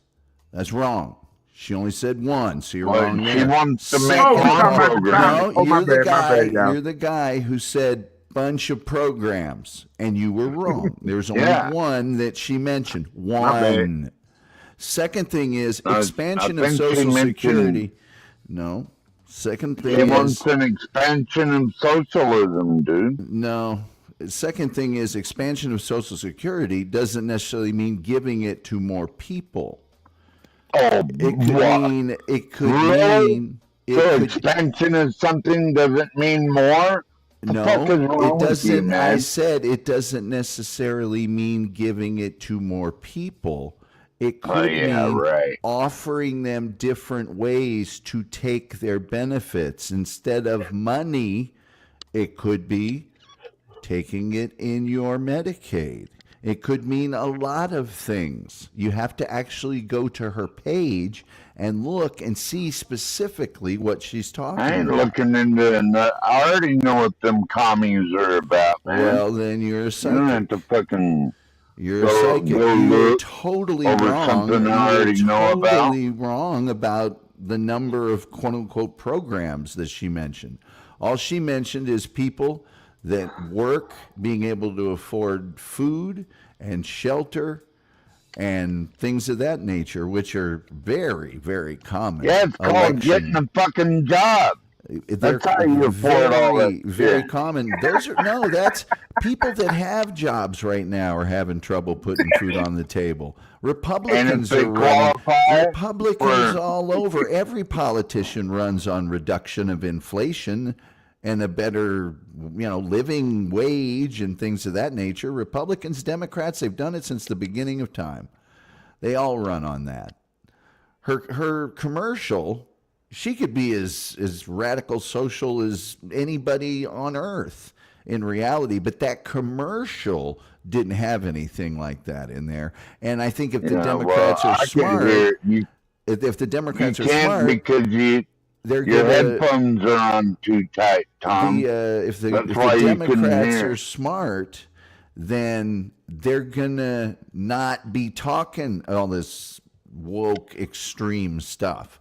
They're gonna sound a lot more like Republicans if they're smart. But my headphones are on just fine. You're the guy that said they heard her talking about a bunch of programs and there was only one mentioned.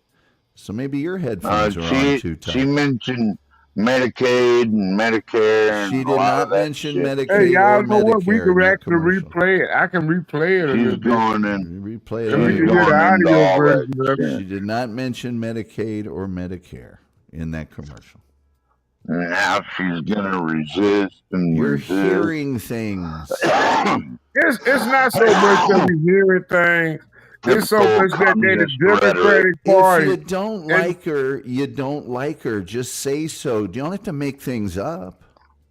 Well, I'm not I ain't making making shit that up. up. I'm just You saying. said- I just you have a said a different bunch of interpretation than programs. you do, Tom. Obviously, said she a in line with the bunch of Democratic programs. Party. You So said when a she bunch say of the word programs. family, There was one program that's making things up. okay, but Tom, when you're a Democrat and you say the word families, as a Democrat, I automatically expect the male to be excluded from the equation, or the male-female composition being included into the equation. That's just me as a person that's actually out here voting and electing political officials for a party that literally don't want male and female involvement in a family-involved structure. In a family-involved structure. I just can't vote for that party anymore. I'm not asking you to vote for that. Nobody is. I think if you look at, I'll do your homework for you. If you look at what she actually believes in, there's a bunch of stuff you'll have a problem with that's real. She's got climate change on there. She's got gun violence on there. She's got LGBTQ protections on there. Reproductive rights are on there. So, and you didn't know a thing about it till I told you. And that's one more thing. First time. Welcome to the John Gall channel. Hit that like, share, subscribe. We got Tom Gully in the house dropping knowledge all night. Hey, man, y'all missing out if y'all watching anybody else, man. Everybody might well come on over here, hit that like, share, and subscribe. And subscribe to the channel, man. Matter of fact, hit Tom Gully up. Hey, and if you ain't doing nothing else and you don't want to be bothered with politics, you can always get involved with American tricks because that's all he talk about. Everybody from American history. Hey, Snake, tonight's Richard Pryor. Oh, shit. Yeah. Oh, check it leg down. Doing Richard Pryor My tonight. bad. Yeah, Oh, man. yeah. See? But you see Yeah, here, man, that's what I'm talking about. Richard Tom, I thought your next show was going to be on, let me tell you about soybeans. I should do one on soybeans. Matter of fact, I'm writing that down right now, man. I'm doing a soybean show. I am doing a soybean show. Matter of fact, I'll probably go buy some soybeans and eat them during the show. But if you'll notice, you gonna roast them up first on the grill, or what? They'll be roasted. When I buy them, I'll buy them pre-roasted. You buy them already roasted. Yeah. So this young lady here is got a commercial that sounds straight down the middle. And it's all stuff that a lot of people will say, well, I can't yeah, of course I'd like a better living wage. Of course I'd like less inflation and to be able to afford this, that, and the other thing. And then you look into it, and it's a little bit of a different story. But you're not going to hear the Democrats campaigning quite so much on extreme issues that I think the last election proved. Most Americans are like, that's like not my LGBTQ day on in the schoolroom. That's where not they my hang all the rainbow flags up in things that little aren't kids' classroom. Things that aren't people's Shit top like that. priority. People's top priorities have always been the economy, jobs, and national protection of either the border or defense. That's what people are concerned with. And the Democratic Party, like all parties before it, when they lose an election, they will change to be more acceptable to more people so they can win the election. And so, her commercial here, I think, is designed to appeal to a lot of people. That's what I see. 3% of the population. I mean, come on, man. I almost thought that was an AI. I almost thought that was an artificial intelligence with those talking points. It's hard to say. Neil deGrasse Tyson thinks that AI is, by the year 2030, going to make people, by the year 2030, most people will not believe anything that they see on the internet. Can I make an observation, Tom? You notice that red and black behind her head? Those are Antifa colors right there. Why didn't she have an American flag behind her? Red and black. Instead, she's hanging Antifa colors. God damn! I don't see any red and black on my screen. Are Seriously. you serious? Right behind her head on the pause. Yeah, wow, I know, that's a right damn behind good her fucking head. observation. It's That's an orange. Antifa flag. I know what the Are fuck you talking that to is. the left? Are you talking to the left side of That's the an screen? Antifa flag right behind her fucking head, dude. Are you talking about the left-hand side of That's the screen? that's her headrest. It's orange. It's orange. Yeah, right but behind the her head. color, if you look at the color and paradigm, it does look like an Antifa flag. Yeah, those are Antifa You know colors what? all the way. No, guys. I no. think what it I see is what- I your see what- eyes. Oh my your God. eyes are so red. Dude, I just got through drinking damn near a six-pack in a 24 ounce. That Mad Dog Yeah, 2020 Stanley, let affects us your have retina. fun. Let me and 12 man have I don't fun drink with that it. Jesus Christ. Oh, is that No, what you I call like the this? box one. Yeah, I mean, come on, Stanley. Play with your mind for a minute. Look at that. Are you talking about the scarf? No. We're talking about, like, if you look out of the side, you see the black curtain or whatever, and you see the red headrest, and the way it intersects. It's an orange headrest where I'm looking. Oh, well, it look red. Well, I guess I got this red It looks can red button. on mine and more red on It look mine. red. It look red to me. I'm sorry, fellas. I'm getting lost in her eyes. I'm just kidding. Who just said Mad Dog Man, all you 2020? niggas just so thirsty. I Good did. Jesus Christ. I'm joking. Too skinny for my taste. I'm joking. She's married, and that girl's was too young for She ain't me even 20 got years no ago. titties. What are you talking She about? was Come too young. on, Hey, 12th man. 12th man, come on, man. She's a politician. I'm not interested Come in that sort on, of you thing. just had to use titties, didn't you? She was too young for me 20 years ago. If I was Man, 20 she years way younger. too young for me. I can't even look at her like that. That feel like Ryan, I did say Mad Dog 2020 though. That was awesome. That was awesome. I'm just saying. That was. What's up, Hey, Ryan? what up, Ryan in the house? Hey, what's up, man? What's up, Ryan Snake? Marioni. My bad. Anyway, I'm she's sorry. I taking didn't mean to on- cut you off. Hey, buddy, how are you? Cut this mic down. She's taking on a long-term Republican incumbent. Who is it? Jan Schlansky. I think that's her last name. Illinois 9th District. Let me see here. Well, why doesn't she have an American flag behind her when she's speaking about America? Do you have an American flag behind you currently? I have an Alaska flag indoors and an American flag outdoors. Yes, sir, Stanley. Jan Schakowsky.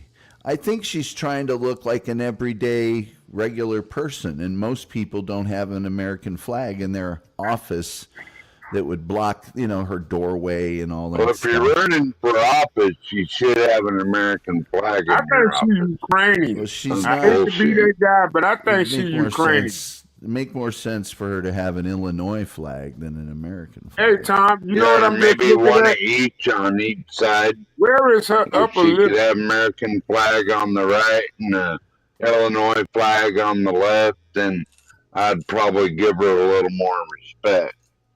God damn, she look like she ain't even got no upper lip. You can't vote for her. She's not worried about your respect. Something ain't right about that girl. I could donate to her, but I wouldn't. Nope. Hey, man, y'all look at that pause, man. Look at her mouth structure. Like, y'all don't see her top on, lip. man. You're turning Come this into pop the on. balloon. You're turning this into pop the balloon. My bad.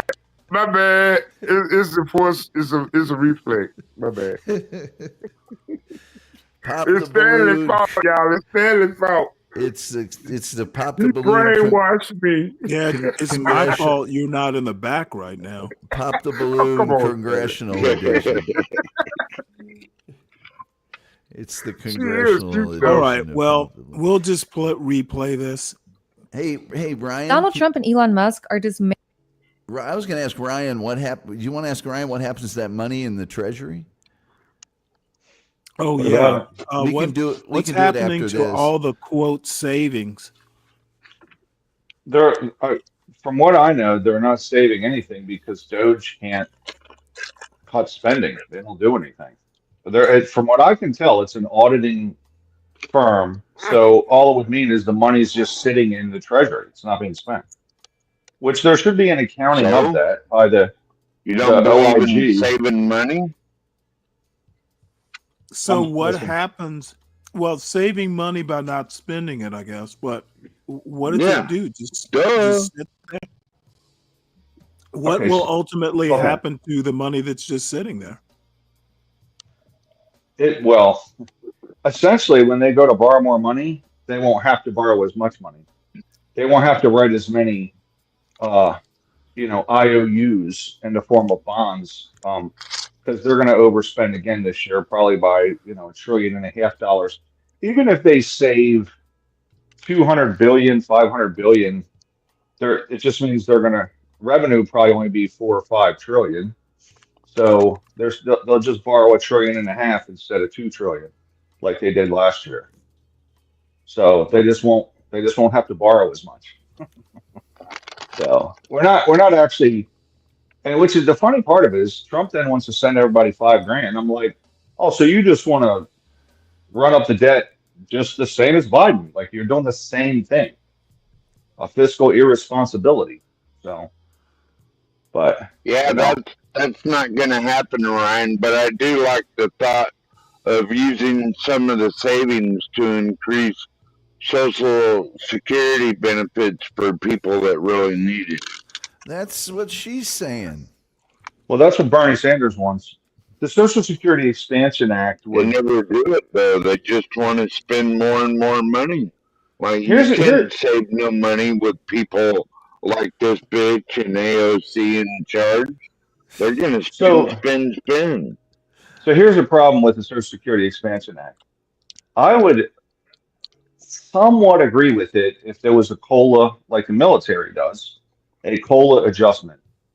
But because there's no COLA adjustment, people living in the DC metropolitan area, about 1 in 4 would pay on their household income, whereas if you're in Mississippi, 1 in 30 would, right? Because living in Mississippi is far, far cheaper. People in Hawaii would pay huge money. California, New York. I mean, it would hammer Democratic states, which is interesting because Sanders is a Democrat. So he's the bill writer. He's a communist. Call Well, it there's what no. it is. They don't COLA adjust for pretty much any of the programs in the government at all, right? They don't do any cost of living adjustment. Right. COLA is cost of living, and they do it in the military. If you're living in Hawaii, they pay you more than if you're living in Alabama, you know, But I because heard it costs more to live there. they about to implement the COLA adjustments, aren't they? Well, they should. I mean, Yeah, but it those just got to makes be, sense. those I aren't just read a automatic. Google article that said that they're about to implement the COLA adjustments inside the Social Security payments coming Yeah, toward but this they're month. not automatic. They're not automatic. They have to be appropriated. They should be. I mean, it would just be logical because theoretically, this bill would hammer people living in blue states, right? Like New York, expensive, Massachusetts. I mean, DC Metro is 2.22 times the national average to live there. Households got to make almost 2.5 times as much to just live the same as they do in Indiana or Kansas or other states. So I think it's a dumb bill because it doesn't have a COLA adjustment in it. So it's going to hit a lot of households for sure, and a lot of blue And households. once Which again, everybody, you learned something today on the John Galt channel you probably wouldn't have learned today or any other day before today on any other channel. So shout out, hit that like button, hit that subscribe button. Shout out to Ryan for that little bit of information, man. We learn something new every day on the John Galt channel because at the end of the day, we want all the things. All the things. Well, this is what's funny. If you're in New York City, social benefits, right? And I'm talking for disabled people from the Fed are similar to what they are for in Mississippi. So you almost can't live in New York based on that money. So it's kind of crazy that the government, who has access to all the information, they're doing it for the military already, doesn't do it. It's shocking to me. So just dumb policy. But the Social Security bill also tries to increase the bottom end of Social Security, make it more progressive than it is. So, like our progressive tax system, they want to make it more progressive. So, but that's just policy argument within the whole bill. I don't think it's going to pass. It'll probably get shelved, and that'll be the end of it. So, but even though we should kind of revise Social Security, but it's going to get killed. The bill will get killed. So, because Bernie I don't Sanders is think it's gone. going to make it past Senate anyway. Especially with all this PK shit going on. And another thing is, it benefits the baby boomers. And I know the other generations don't like the baby boomers for whatever reason. They hate them. So, anyway. Well, what do you your think of mom it, and Stanley? dad was a boomer, so you don't like your own mom and dad? No. I don't have an issue with baby boomers or Gen X or none of them. This people, a lot of people aren't. You can't lump people into these stupid groups. For characteristics. I mean, when you got politicians stealing from you through legislation, I think all that goes out the window anyway. I mean, we literally just supposed to have passed like $1 billion for internet for everyone. That legislation right there, if you really looked at that Jon Stewart video, and if it didn't hit home to you then, I saw that video. It'll never work. It'll never work. I mean, we can talk till our lungs fall out. If you don't get it, you just don't get it. At the end of the day, they can gaslight you in the bullshit all the time. Wouldn't Starlink be cheaper? No. Starlink, wouldn't that be cheaper? No. I think we need to utilize the ground lines we've been had, upgrade those all over. I mean, come on, think about it. All the billions and trillions of dollars we could have built up infrastructure Right now, I'm worried about driving under an overpass and worried about it collapsing on any random American individual due to the maintenance levels we maintaining in the United States due to all this money laundering. Come on, man.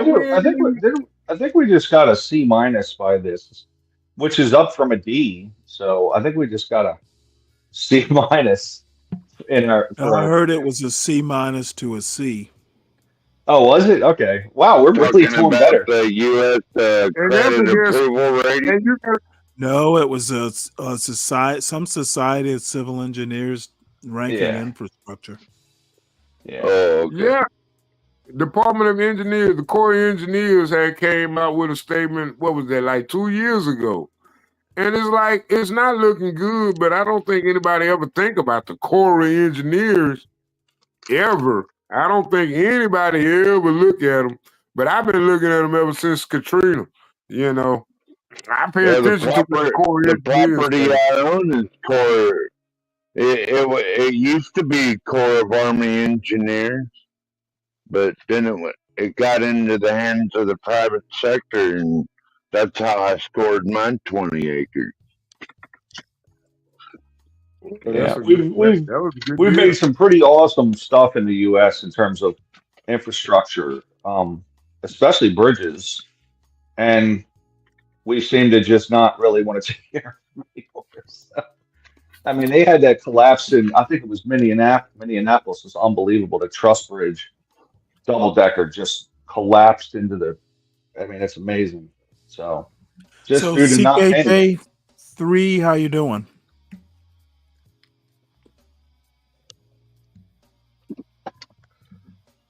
You there, CK? He probably muted. If you are, you're muted.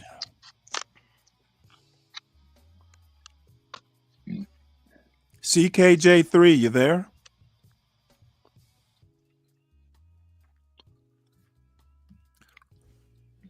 Must have some technical issues like I was having earlier. Oh. Yeah, Probably either that streaming. or he's in traffic or busy or something. What's up, Nile Volatile? All right, well, we'll play this right quick and start winding this show up.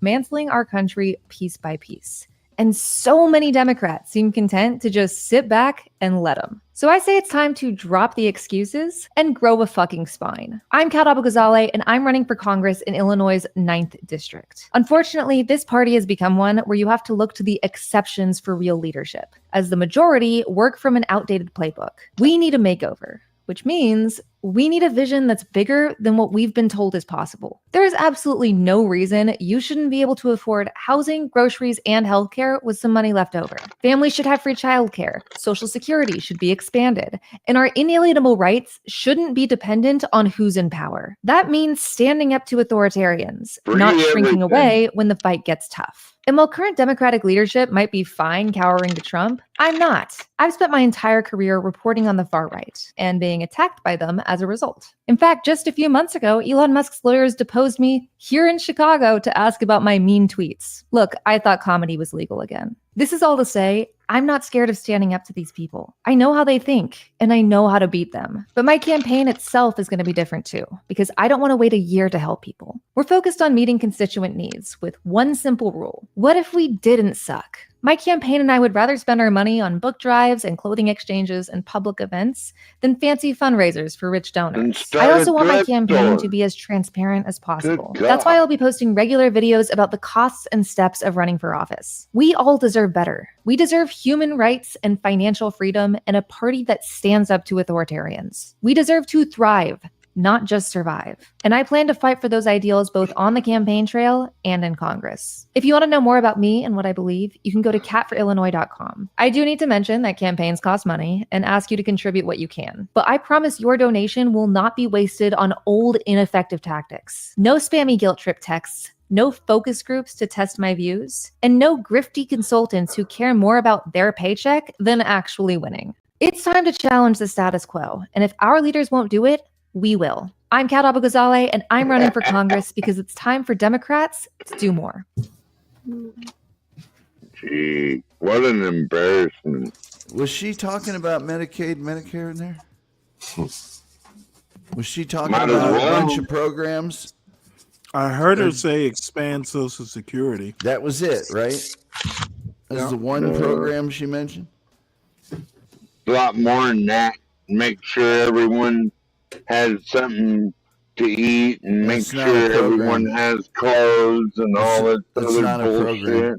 That's not a How program. does she want to do all that shit with Well, whose you can money? make sure people have more to eat by Well, you bringing know what? inflation down. It's surprising that something like that would offend you, 12 man.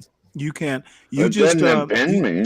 let's just say you won't get any of it. Everybody will get something but you. Okay, good. I don't need it. What's up, John? Hey, good morning, everyone. What's up, John? One day at a time. Morning, John. So what time is the morning show starting? I don't think we're doing the morning show this morning. University may not be available. I got to run myself. Oh. Today I got some things. Dirty dude. Hey, y'all. Welcome to John, Stanley, Snake, Tom, and 12-man morning show this morning. John won't be here for a while, but please hit that like, share, and subscribe button. John pulled a couple marathons yesterday. I don't know how John be doing it sometimes.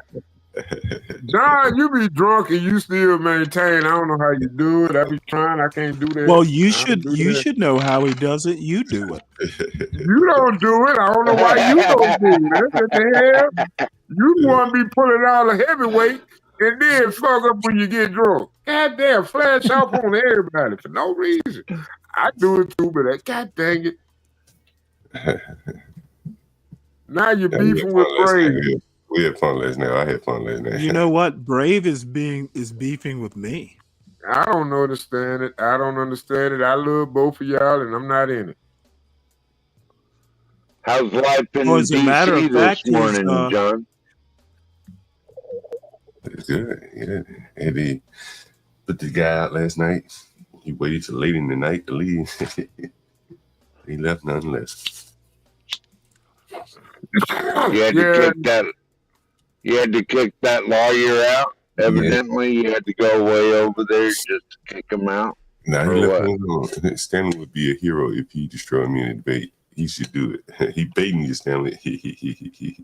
You would be a hero. I think everyone would be. Yeah, Bumpkin emailed me saying he'd be willing to moderate it. Yeah. Tell me, Bumpkin, you might not agree with Bumpkin. And I literally asked him. everybody by now pretty much knows where we stand. Why do we need to debate? Yeah, that's why I don't. I see people doing debates online, and I don't think it's particularly interesting to me. You know what? I'm not particularly interested in doing one. What's there to debate? I think what it is, I think debate's getting traction online because I see a lot of guys trying to spark debates against fellow people that they normally on panels with. All of a sudden, everybody trying to get. I mean, it's a money grab. Well, it's either that or it's really just for bragging rights / clout. Well, I mean, clout. That's what I was looking for. That's the word I was looking for. What I'm saying, what I think would be more effective though, would be like the crossfire. I mean, you're never going to agree with each other. You always, everybody know, people that like Brave, people like you, no matter what said, they're going to come down on whatever side these. Well, no. I'm persuadable, but I know I'm right. This isn't a matter of debate. He's a racist. I think Brave is talking more cultural, like those type of things. Okay, well, be brave doesn't seem to understand that saying you're a culturalist, it's just a fancy word for racist. If you're saying black culture is messing America up and will cause its downfall, Number one, there is no standalone black culture. It is a product of Africans being exposed to American culture over, 300 years. And he's simply wrong. It's his personal view. I think the tragedy is so many people think he even has a point. That's really the problem. Well, he has an opinion, right? That's what I'm talking about. Well, no, he you know what? His opinion is trash. Well, that's what I'm saying. But, a lot of people agree with his opinion. A lot of people may agree with your And a opinion. lot of people's opinions of his opinion are trash too. Yeah, very well could be. And, people agree with you, and It's like, I don't know how you can take a history class in high school and agree with it. How does it benefit me if I can't debate against now one of y'all? That's my point. Yeah, I don't know if I he's ain't canceling now one of y'all. I'm just saying, John. I got on Be Brave Ass the other day in his chat. I said, I'm talking about the judicial system and the effects. He said, "Oh no, you blame it on the judicial system." It ain't no different than what Stanley when he want to talk about the Democrat versus the Republican Party. My point is, Snake, you going all off, right?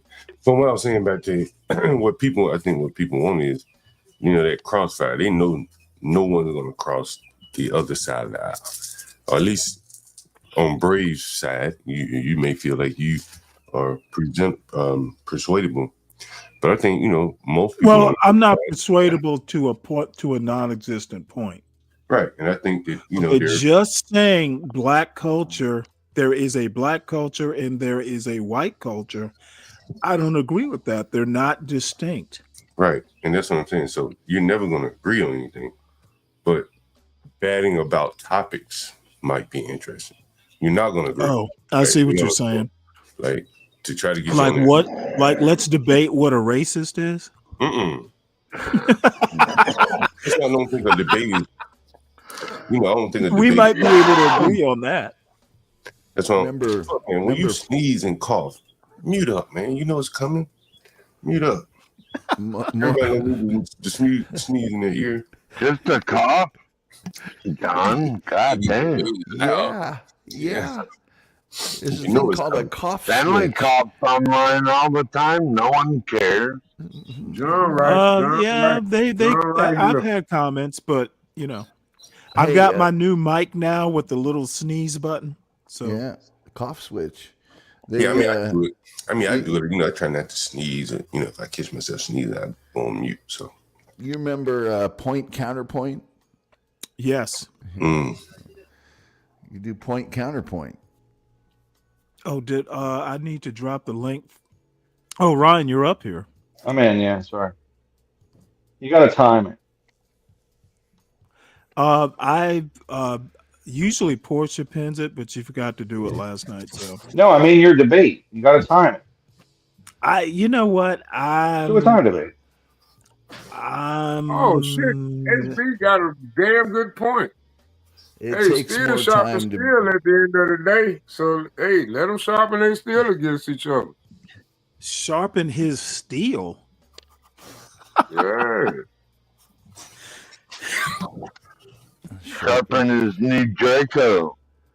Sharpen his crayon. No, we ain't talking about that. We talking about like point versus counterpoint. I think that's a good idea.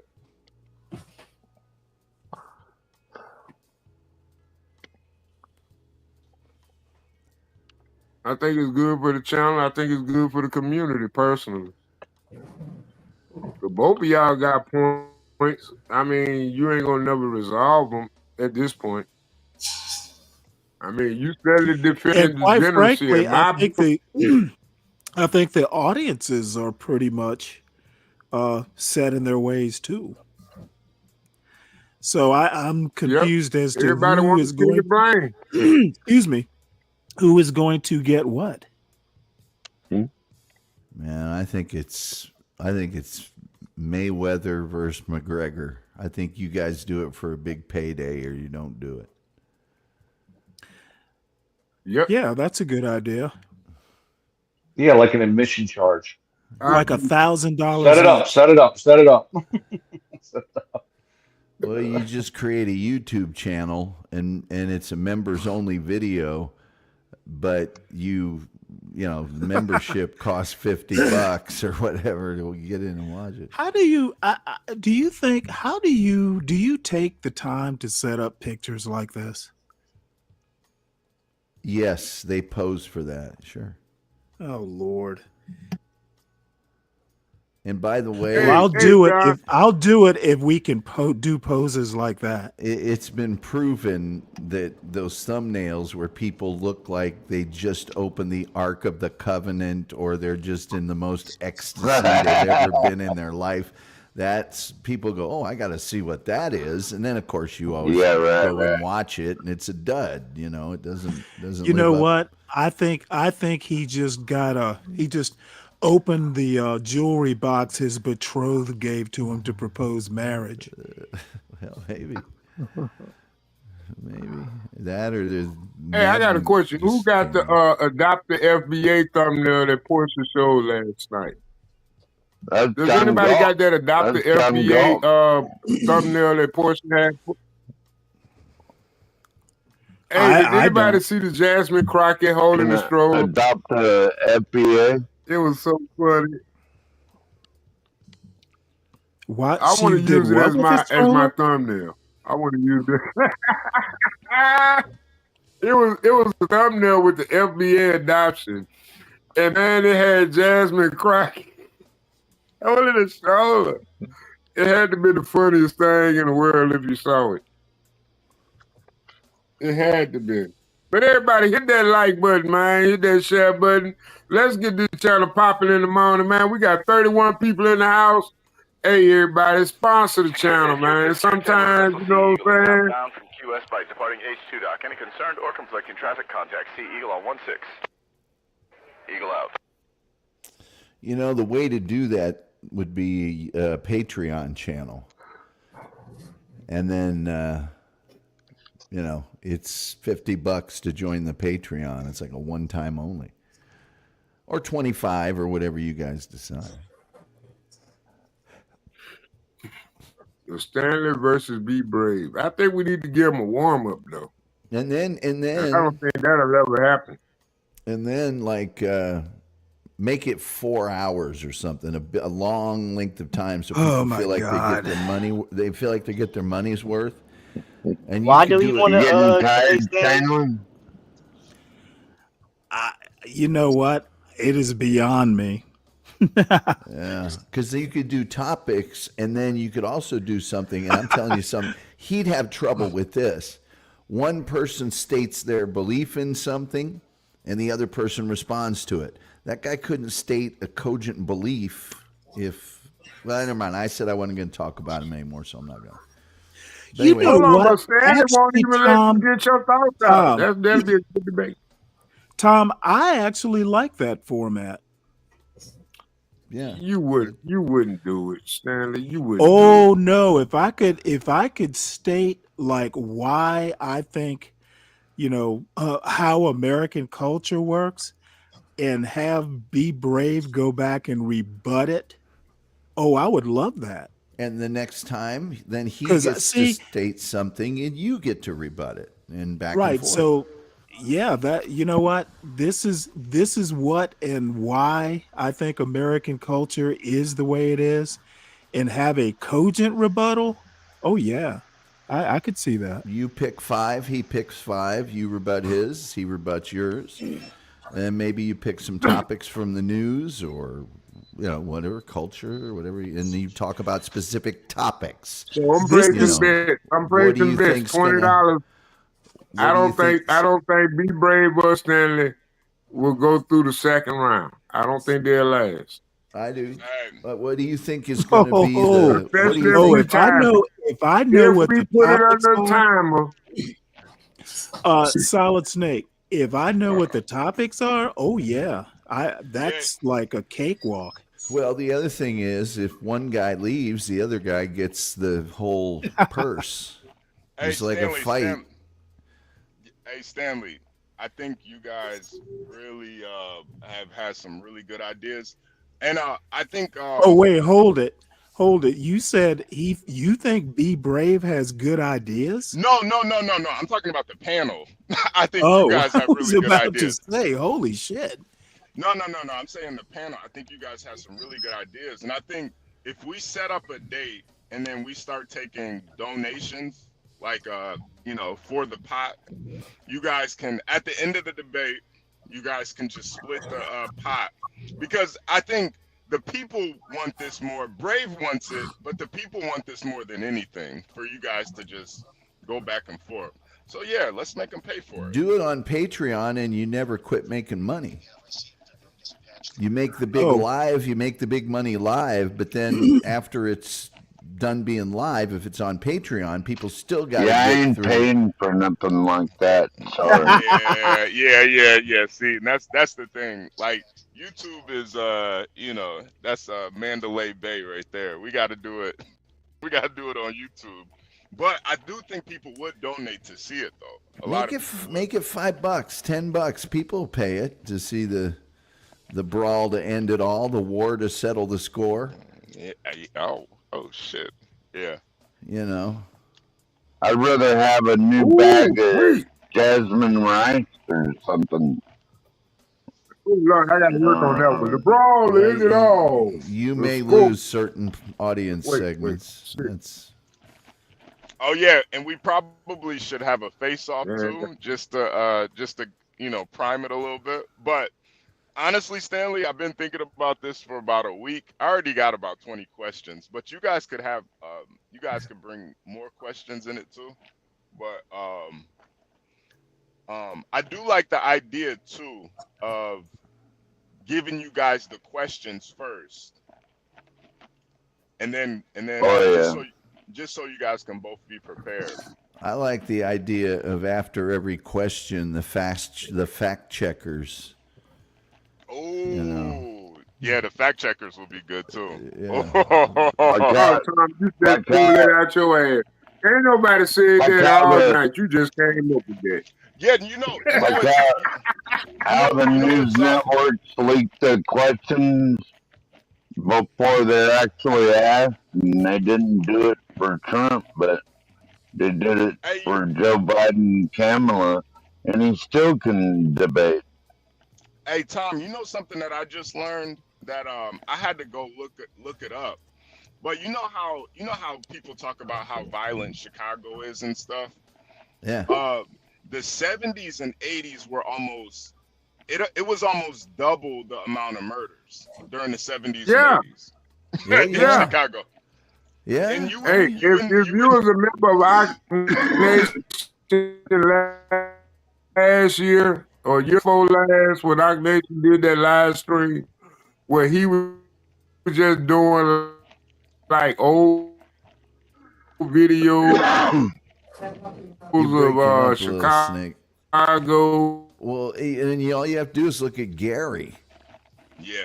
Gary in the 70s and 80s was, the murder capital of the world. It's way down, as is Chicago. It's a lot better than it used to be. Way better. Way better. I think the 70s was like the peak in Chicago. And the way the old heads talk out there, you would think it was peaches and cream out there. It's crazy. It was bad. It was really bad. One time I was going up to the region, and that area in Indiana on the other side of the border that's pretty much still Chicago, East Chicago and Gary and all that. And I was going to Maryville, and this guy I was going to visit, his dad was telling me how to get to their house. And he was like, okay, when you get to this one street, make sure you turn left. If you turn right, we'll never see you again. Yeah. Back in the 80s, it is really back in the 80s, my cousins went and visited my other cousins in Chicago. I ain't never go to Chicago. I went to New York, but like when he said got lost and wound up in New York, Chicago, you really couldn't even go across the street. Like if you had to go to school because he went up to school, there was like elementary days. These was elementary days. If you couldn't even walk across the street in Chicago if you didn't hang with a certain clique Hey, I think that was the West Side. Hey Stanley, what do you think about this? Having John versus Shenard on the undercard.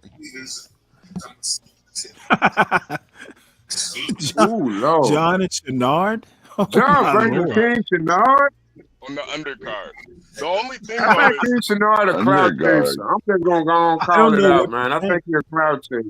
the only thing is for this to really work, everybody would have to be cammed up, and I know Shenard's a little sensitive about that. So Can't imagine why. I don't know. HB, didn't you have his picture? HB had his picture as his avatar for like 2 months. Go ahead, 12 man. HP, what you on today? What you on today, HP? Let me see. What am I 12 man versus solid. That's a beer pong, right? Might be hauling toilet paper to Stanley. I don't even know what the hell's on this little lady. Oh, it's just a bunch of napkins. Just a bunch of napkins. Bunch of Dixie napkins. Nothing special. Sanitary? Yeah, You gotta wipe our face. Just a bunch of, I think it's like napkins you have at a restaurant or something. Nice. Yeah. Gotta think a trucker every day I of would your life. definitely donate though. Think a trucker. To this pot though, Stanley. I know it's not about money for you though, but I think it would be nice though. Man, I'd make it about the money.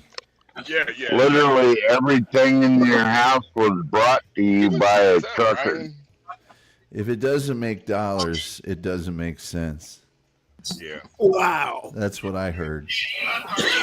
This is not encouraging me to go on a cruise. Not me. Yeah, it doesn't look, I think they need to change the name of the cruise line. Yeah, it does not look like a Virgin Voyage to me. That's got to be. I don't think That's Carnival. It's got to be Carnival. No, it says What the hell is that guy Virgin doing? Voyages. Looks like a Carnival. Nah, Carnival is usually the cheap one. Yeah, this Carnival's recently cheap. Carnival Stanley, recently made a bunch of changes because they had a lot of complaints about too many kids running around and too much pot on the boats. God, now they she search has your bag and stuff. Yeah, so they've recently made a ton of changes and done a lot of press and had a lot of influencers on to talk about it. So do they Well, not thank allow God. kids? They do, but they're way more regulated than they were. They have a whole. They have a daycare deck. Kind of. Maybe the food. They need to upgrade the food as well. The food's terrible. Yeah, they had a lot of problems. They were basically perceived as what they were, which is The only thing I have to say is not in my Navy. Yeah, It's the Dollar General of cruises. Is this, hey CK? Is this what it was like on carriers? Don't put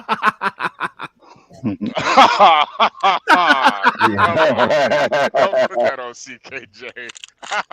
Oh, he's not even here. Don't put that on him, man. This is the Roosevelt Steel Beach Party.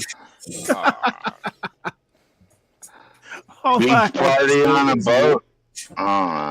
Wow.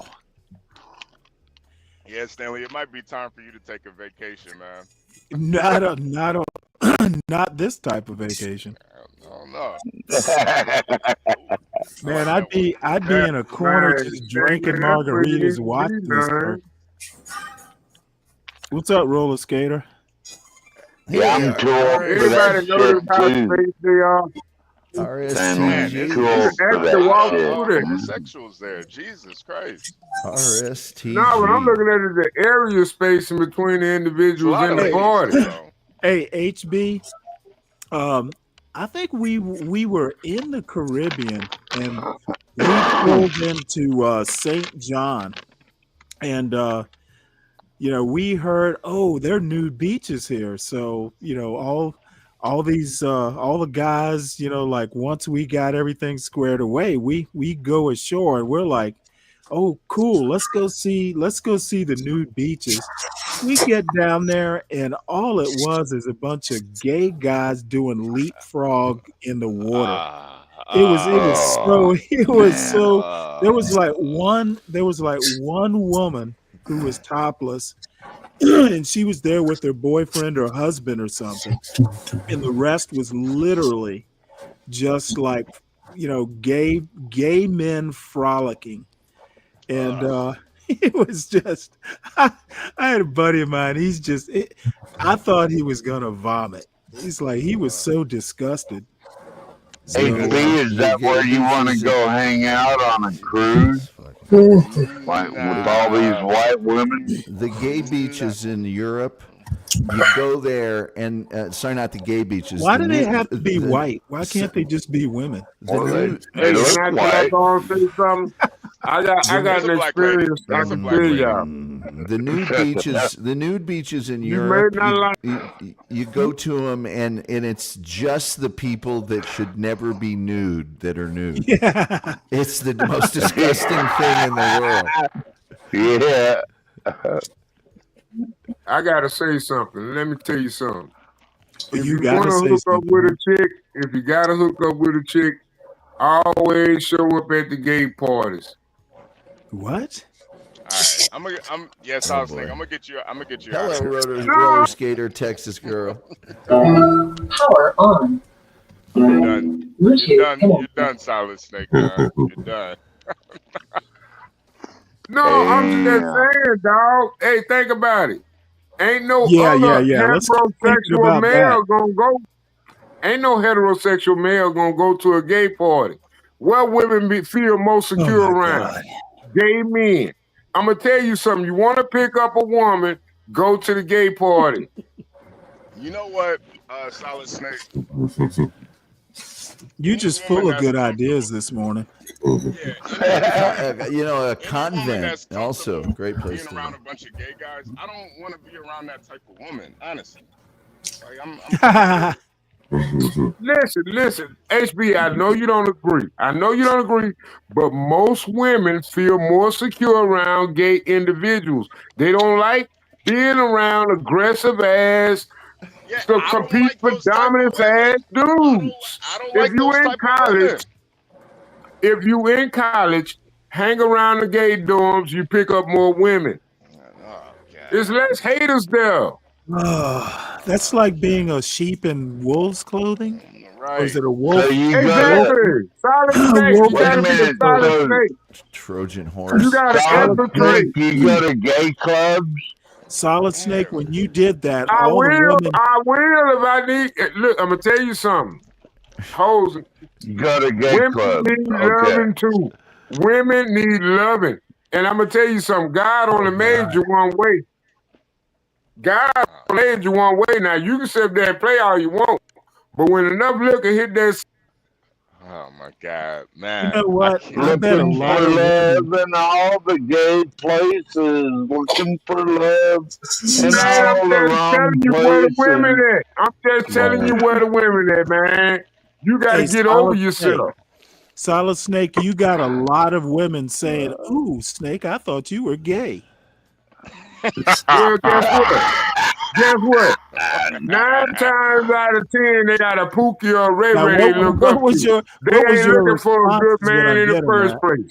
I ain't What was worried your about those response? women. I ain't What was worried your about them because they looking for a Pookie or a Ray Ray. They not looking for the good men. The good men Oh my ain't hanging God. around Pookie and Ray Ray. Ain't nobody got a bank account in the bank card. They're looking hanging for a around gay Pookie and Ray Pookie and Ray so they Ray. can steal that shit. Come on, man. Come on. Your call has been. It's Mookie. Oh my God. No. Pan right. Yeah, I'm not Like, going on that They were cruise. Sorry. they were looking for Mookie and Gay. Because I know one thing.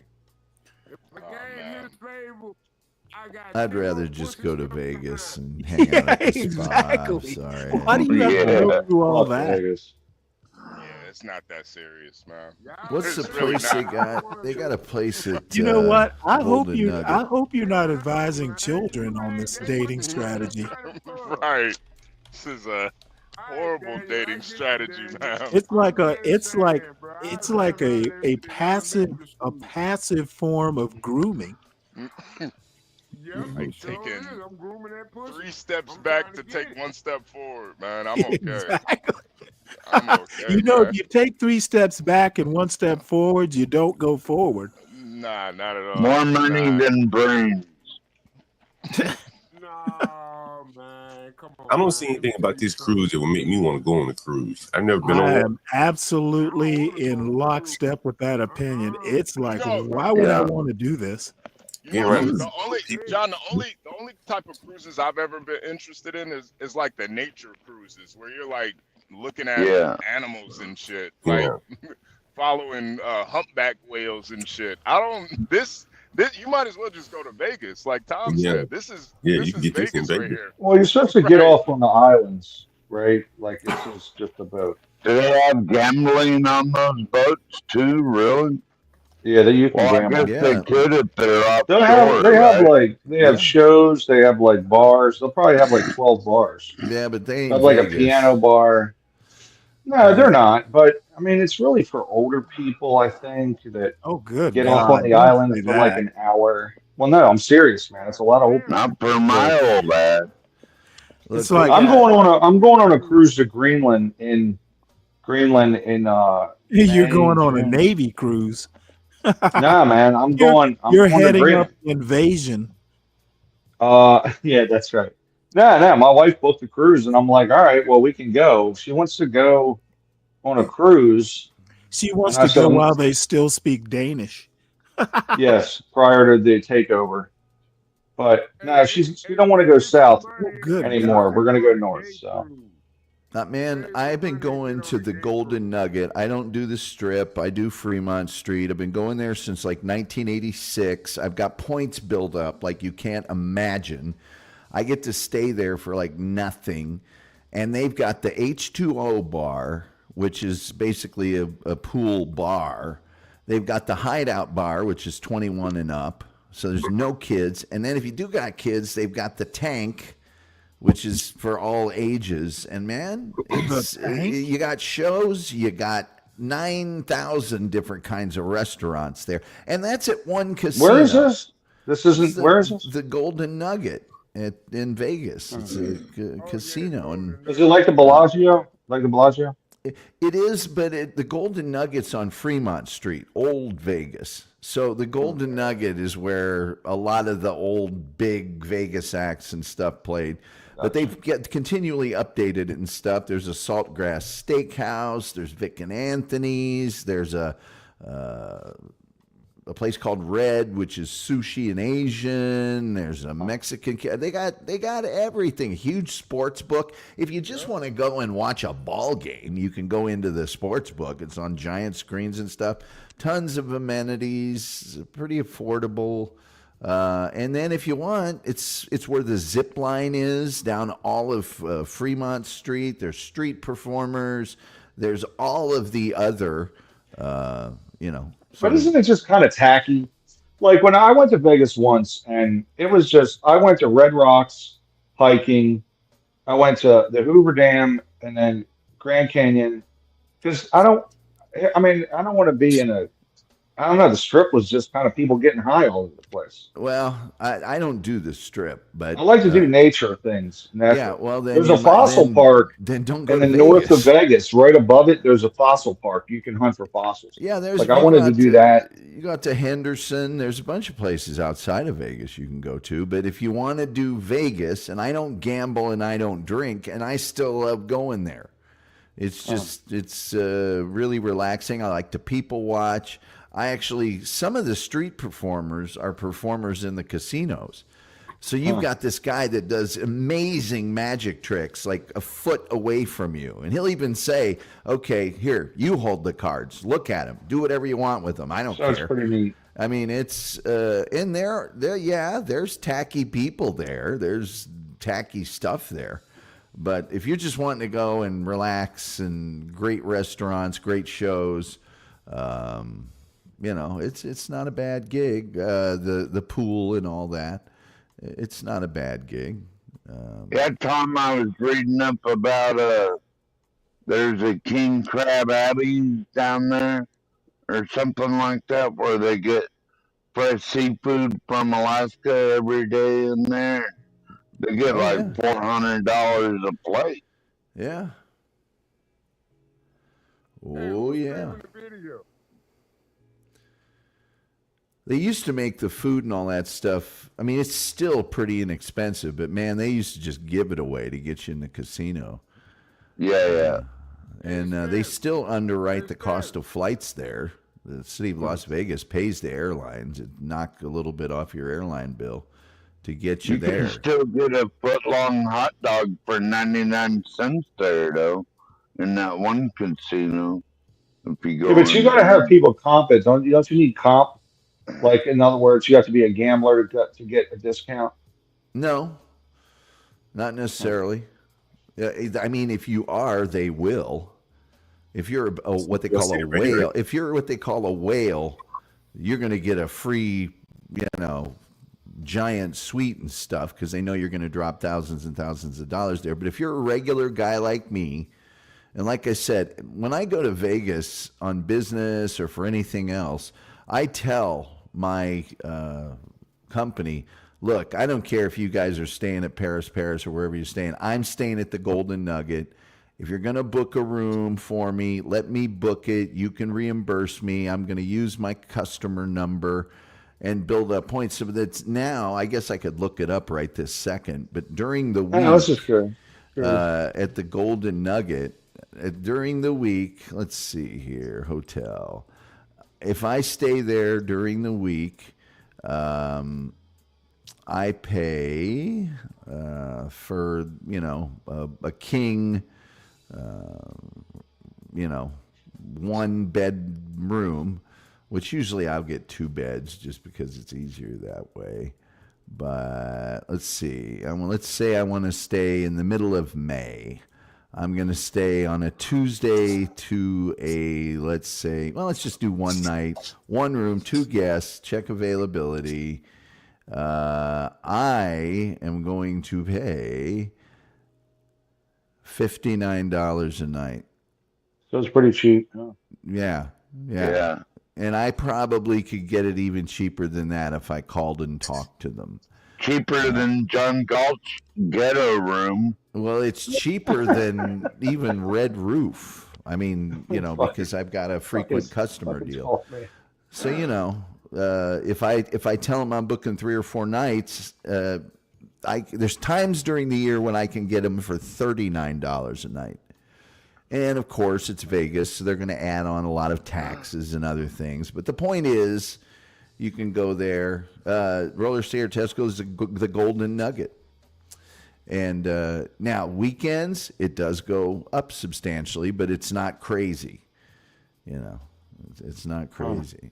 Anyway, that's why you go there. It's kind of a man-made place, So I think that's why. Definitely a man-made place. Definitely. Like they had like fake Paris, fake Venice, and well, they used to have the Luxor. That place has gone downhill massively, but that's fake Egypt.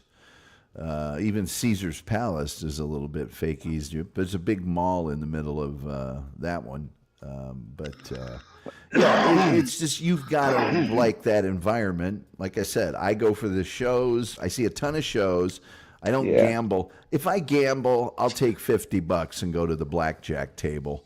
And if I get up 300, I stop. If I lose my $50, I don't care. We just spent $20 a piece, me and my wife. Yeah, I mean that's. That time, and then we always win. We always win. Always like Reno better than Vegas because you could go in there to the Pink Flamingo, and drink all the wine, and eat all the crab and steaks and shrimp and everything you wanted for $19.99. Yeah, they got and places then like that in walk Vegas. out the door and play nickel slot. Yeah, they got places like that in Vegas on the Strip and stuff. But Ryan, But if you go down the Strip, as you know, blackjack is the only game in the casino where the player has an advantage against the house. It's not a big advantage. It's like 1.5% or something like that. But if you don't bust your hand, you're gonna win. If you play blackjack. I play slots like this. I put in a 20. The minute I go over, I cash out. And I've won $46, $110. I've won several times. I'm not a gambler. But if I go to $20.01, I cash out instantly. That's my rule. Well, that's my rule. Slot machines It's a loser, though. It's a loser. Slot machines used to just be pull the handle. Now they got these slot machines where you got to pull a handle and hit a bunch of buttons real fast and do stuff. Yeah, it's a lot of shit. Forget it. Yeah. Well, they try to rope you in because you'll win a little, lose a little, win a little, and they'll just slowly eat at your money. Yeah. But I think they want you to win early and go over. But you lost, you win, you lost. So I think they try to entrap you that way, right? And then the next thing you know, people are pumping the machine. That's why the minute I go over, I cash out. Where are we at here? Well, what I've seen from inside the casinos in Las Look like Vegas Harlem is right they're there. all like these Looks like Philly. video. It looks like Philly. They're right like there. video game machines. Chicago? They're not like. It looks like 125th Street in Harlem. It could be Oh, is it? Chicago Okay. with that L above it. No, I think that's Harlem right there. I think that's Harlem. He was in Harlem earlier. I think he's in Harlem. Well, they got that overhead in Philly too. So, all right. I thought Harlem was built up better than that.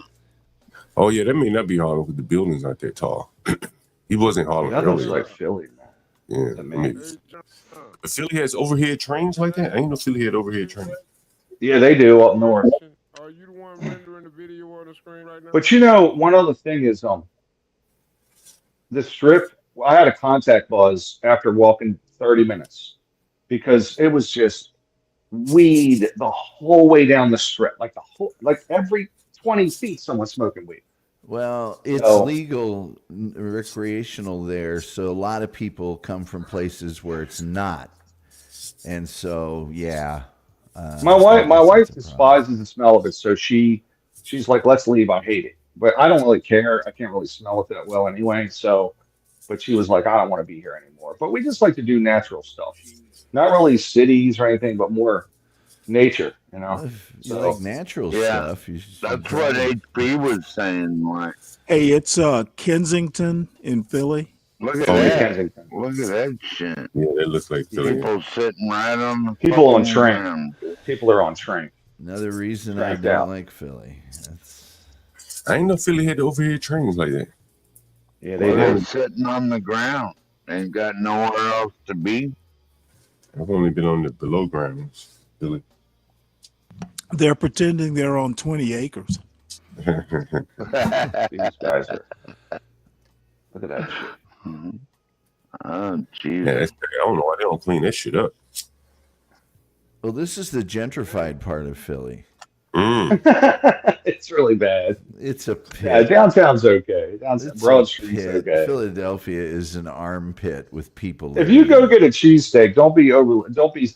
It's not what you think. It's Cheese Whiz on a sub. So yeah, it's go to Pat's. Don't go to Geno's. highly overrated. It's Look at that literally hooker cheap. right there. Gram you running in your PC right now? Huh? How PC? much RAM you running, John? With me, 32 or 64, one of the two. Are they heat shielded RAM or is just regular RAM? I had no idea. I think it's Los Angeles Ram. Mm-hmm. No. What I'm saying is heat shielding is very important. It provides cooling. It's like a process on a memory stick. That memory contains heat. That heat builds up over time and you need heat shielding. So it's like airflow and heat shielding. That's why you having a lot of your lag. I think that's native to the Am I unit lagging? and not the Wi-Fi. What, am I lagging? Well, no, Stanley's the one Yeah, showing the you video. lagging, and then on No, top I of don't. that, your resolution. John, you don't seem to be lagging to me. You're not lagging, John. No, it's on. I'm No. telling you, he's lagging. You sound all right, John. No, it's not the phone. I'm talking about the video. Yeah, that's You see how Stanley. it's constantly Oh. buffering? Hold on one That's sec. Stanley Let showing me, the video. hold on one sec. Yeah, your video resolution may be too high for that RAM. You mean my camera? Well, no. Sometimes what video happens is I gotta resolution, close a tab. streaming. Is that your camera, John? And that's why Sometimes I have that's to why it's open a new streaming like tab. that. It's not so much your internet. I think it's so much more If your he's video using breakdown. if he's You gotta using run Google 1080p. if he's using Google Chrome, sometimes if you have the same tab for a long time, that Right, memory yeah. builds up on that tab, and yeah. you have to open up a new tab. Yeah. That's why that was my first diagnosis. Is that any was better? heat shielding.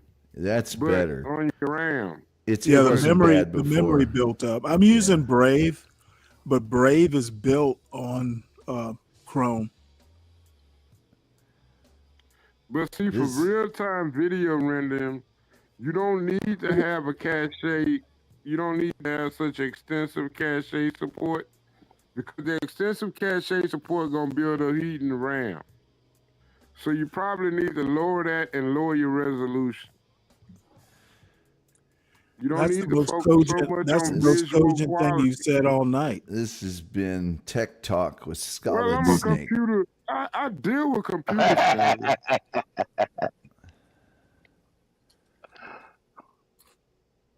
No, this Tech is Talk at with this is at Solid Snake. 480. Oh Lord, then you need to clean your PC.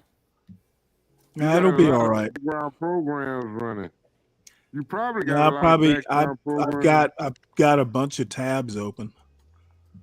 We'd get Universal Jones to send Stanley a new laptop, As a except matter his of fact, I had titties two. aren't big enough. I had two live cam videos running.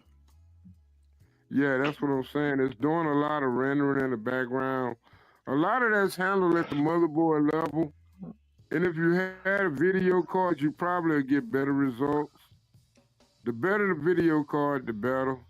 But I mean, like, you can have a lot of RAM on your PC, but if you don't have enough cache stored, like, I'm going to say, like, you probably running like a 4-core and 8-core, but, like, you still need the cache to double that RAM usage, and I think you need to probably overclock it a bit.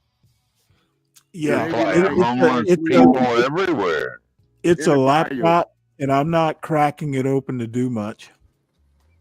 Well, yeah. Well, okay, that's what I'm saying. You might need to go and check that RAM, make sure it's heat shielded, and that'll see, because a lot of heat build up that'll slow the processing.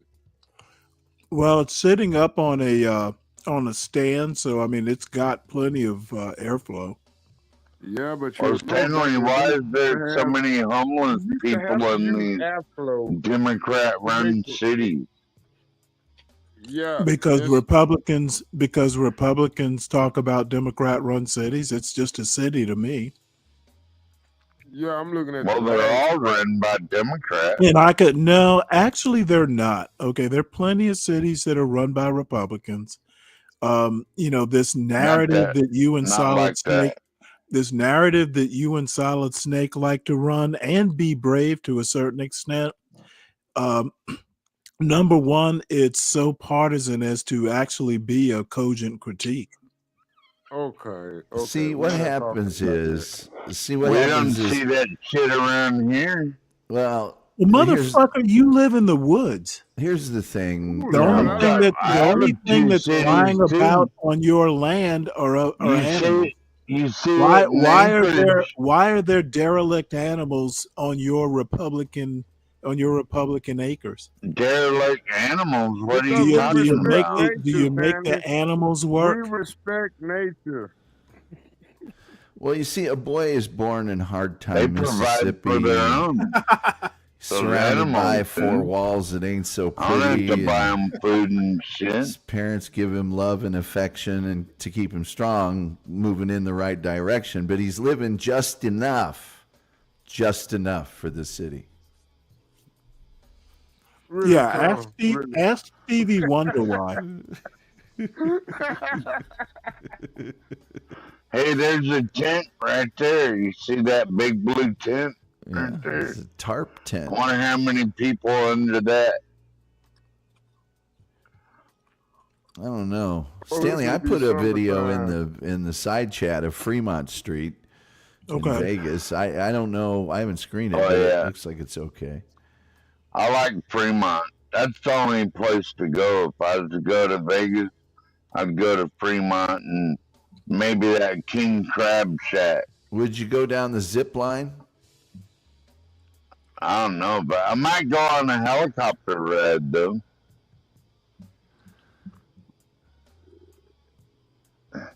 El You Cortez. could do that for like $200 in Vegas, right, Tom? They take you for like Yeah. a 30-minute helicopter ride over the city. Something like That that. would be pretty cool. $200 to hell.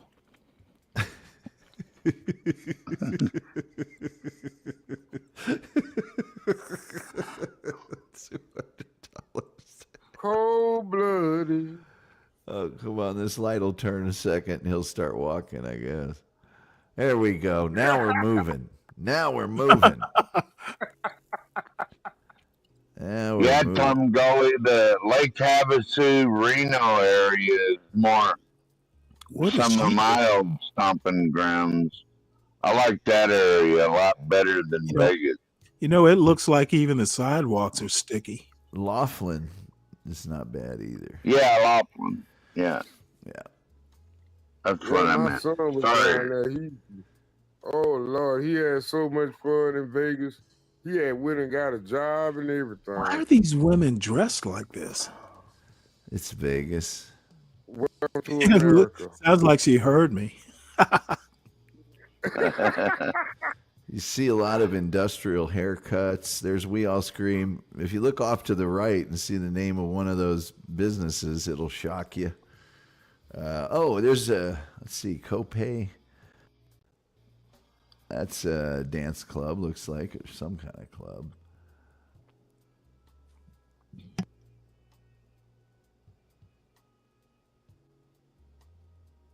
Yeah, he's got his back to disco, and the last word rhymes with, well, there it is. He just caught the edge of the sign. Disco, and a word that's at the end of OPP. I'm telling you, man, this shit be so exciting. Like, you ought to do one video from Russia. A lot of people don't even know Russia is very developed. So is Johannesburg, South Africa. You'll be amazed at I was reading this article today that Russia came out with a new stealth tank. Like this new tank that's supposed to be badass and everything. But we're not using tanks anymore. We're using 5th and 6th generational bombers. Now this Drones. this is really getting into Fremont Street here. Drones, buddy. Yeah. Drones. Yeah, that's Fremont. I like Fremont. And I think that's the zip line tower in front. He's walking towards. 100,000 drones is what Ukraine has. They've gone through hundreds of thousands of drones. Amazingly. That's the future. Yeah, Small 10 drones, could big probably drones, take down mid-sized a tank. drones. So it's the street performers. Hey, y'all, this is our next vacation spot. We're going to do a podcast.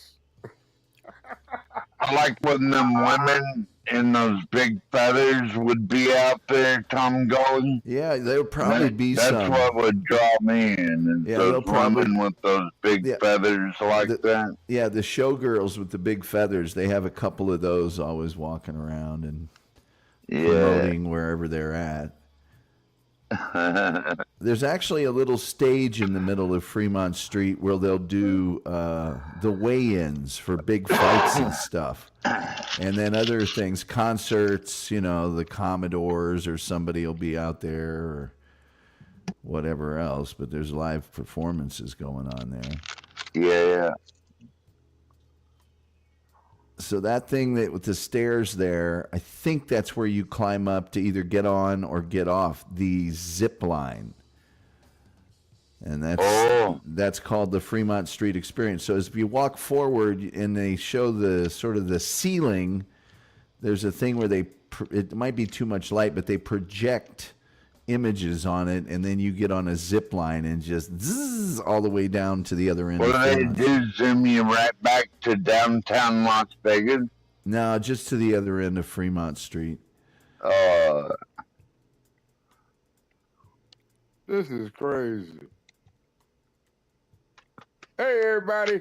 Hit that I wouldn't be against it. See that ceiling? You see that ceiling there with the pictures? With Tom Gurley and the 12th Man Morning Show for free, y'all. Hit that like button, hit that subscribe, support the channel. My bad. So have you ever rode a zip line, Tom Gurley? No, but that circle those people were standing in, the street performers have to request that circle, and that's where they're allowed to perform. If you perform outside one of the designated areas, then you get fined. But yeah. Well, it sounds like democracy to me. Well, they just had a problem with too many of them, and so they said we're going to regulate this. And actually, it works out better for them because they're less of them. There, see the people going down the zip line? I have to blow it up. Yeah. Yes, I saw it. My big 6'5" ass isn't getting on there, but a lot of people like it. Damn, Tom, you 6 foot. I wouldn't be afraid to get on it. Yes, I am. What the hell? Man. Something's gonna kill you. Damn, I took you for like 5'11" at the most. No, 6'5". Oh, now see, here's a street performer. Damn, Tom, you taller than me. Yeah.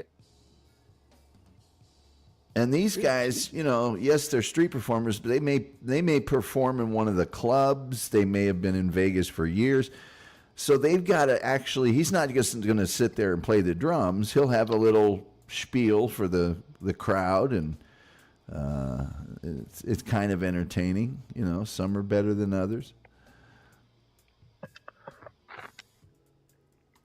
Well, it's a lot more mature than that cruise boat bullshit we were watching earlier. I think Stanley's sitting here going, this looks like the gaudiest nightmare in the history of neon lights. No, I could, back in the day, yeah, would have been interesting, but I don't come out at night. I go up and down, and Fremont Street is much less populated. It's about, I'd say, half maybe. Sometimes this is just, now see the pictures that are up there now? They will actually, project information, but during the day, it's half this many people. Now, sometimes at night, it's 10 times this many people, and that's when I'm in the casino. That's when I'm, in the less populated area and hitting a nice restaurant and a show and calling it a night. Hey, Tom. Yeah. You ever thought of being written as a Marvel super comic book hero? No. I'm just saying, you got a comic, you got the radio show host voice. But what's that Spider-Man villain name, the big guy that run the hood? The Kingpin? The Fixer? Kingpin. Yeah, Kingpin, that's it. Kingpin. 6'5" with a radio show host voice. Jesus Christ. You couldn't make this shit up. Anyway. I'd have to shave my head. You ain't got to shave. You can be a whole new character. Oh, okay, yeah. You just come kick Kingpin ass. Oh my God! I just thought of that. That's crazy. Gypsy, that's where I belong. Man, one of the worst things in the world is getting a layover in the Las Vegas airport, or even just waiting for your plane at the Las Vegas airport, because it's filled with slot machines. And so the whole time you're trying to wait for your plane, it's ding ding ding ding ding ding ding ding ding ding ding ding. I wouldn't go to Vegas because I have too many classmates. Drive you crazy. Yeah, they are. Yeah, Tom, when I used to go to Laughlin, man, I'd sleep by the river at night. You know, there's that state park on the Bullhead City side. Yeah, and right it's got those high cliff walls. Well, not super high, but those cliff walls when you go down the river in Laughlin. It's really awesome. Yeah. And I was there that one year. The Hells Angels and the Mongols got into it and had a shootout down there at that one club. I don't think it was a Pink Flamingo. I can't remember the club of the shootout, but I'm glad I wasn't there. And then, but like the next day, you could see all these pussy ass bikers just leaving, man, because someone got shot. That shows me like the real white fragility. Like, I guess no one wants to be around where people get shot, but you know, you already knew there was going to be motorcycle clubs there, so I mean, why do you get all there's a lot and of leave just because there was a shooting? That's a famous Bunch of casino, the bullshit. Four Queens. There, there's a ton of places to get like a quick sketch of yourself. There's artists there. They'll even paint you with an airbrush or whatever if you want them to. A little further down is the I think the Four Aces are coming up. But a little further down is, now this casino in red is famous, but we're not going to see the side of it that's famous. The little further down is the Golden Nugget. It's a bit further down the Fremont Street there, but this street used to be the Strip in Las Vegas. That's that little performance stage I told you about that they have weigh-ins for like championship fights and stuff sometimes there. Now, these mostly tourists? Oh, yes, without question. Okay. Without question. Well, Fremont Street, that wasn't that where the original Las Vegas Mafia started out? Yeah. Or something like that was Fremont Street. Yep, this is the beginnings of Las Vegas. And then I guess in the 60s maybe they started developing the Strip. Maybe a little sooner than that, but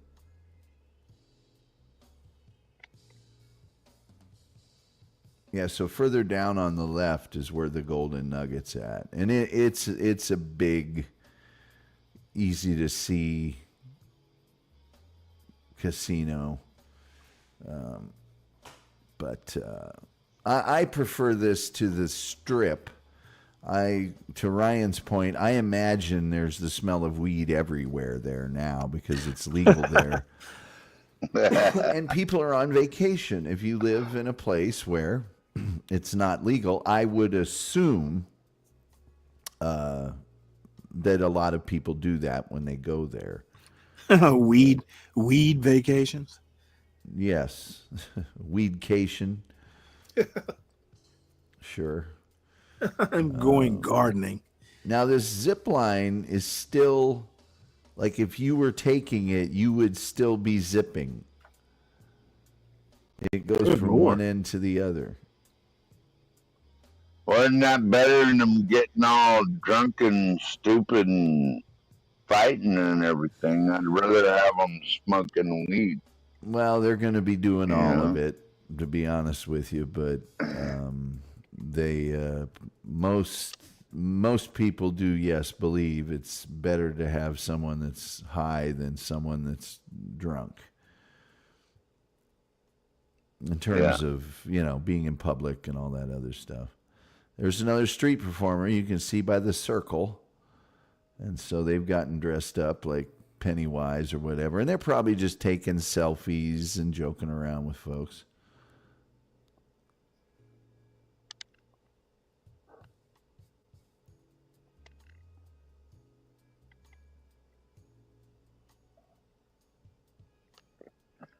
Okay, so this guy's just creating artwork and just selling it. He's airbrushing.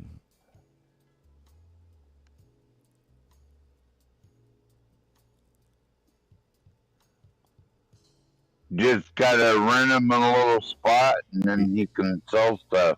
Yep. Right there. Yeah. Well, there's the golden nugget right there on the left. Yeah, I see it. And I mean, it's historic. I've been down there before. Time ago. Yep. Been a long time ago, though. Now, you can actually, where's the spot on the golden nugget? I guess on the top there, there's actually like a balcony, a place where, you can be up there if you want to. Binion's on the right is also famous. If he pans to the right, you'd be able to see the front of the lighting, and you would probably recognize it. It's. Are you allowed to piss off the deck? Strangely enough, no. You are.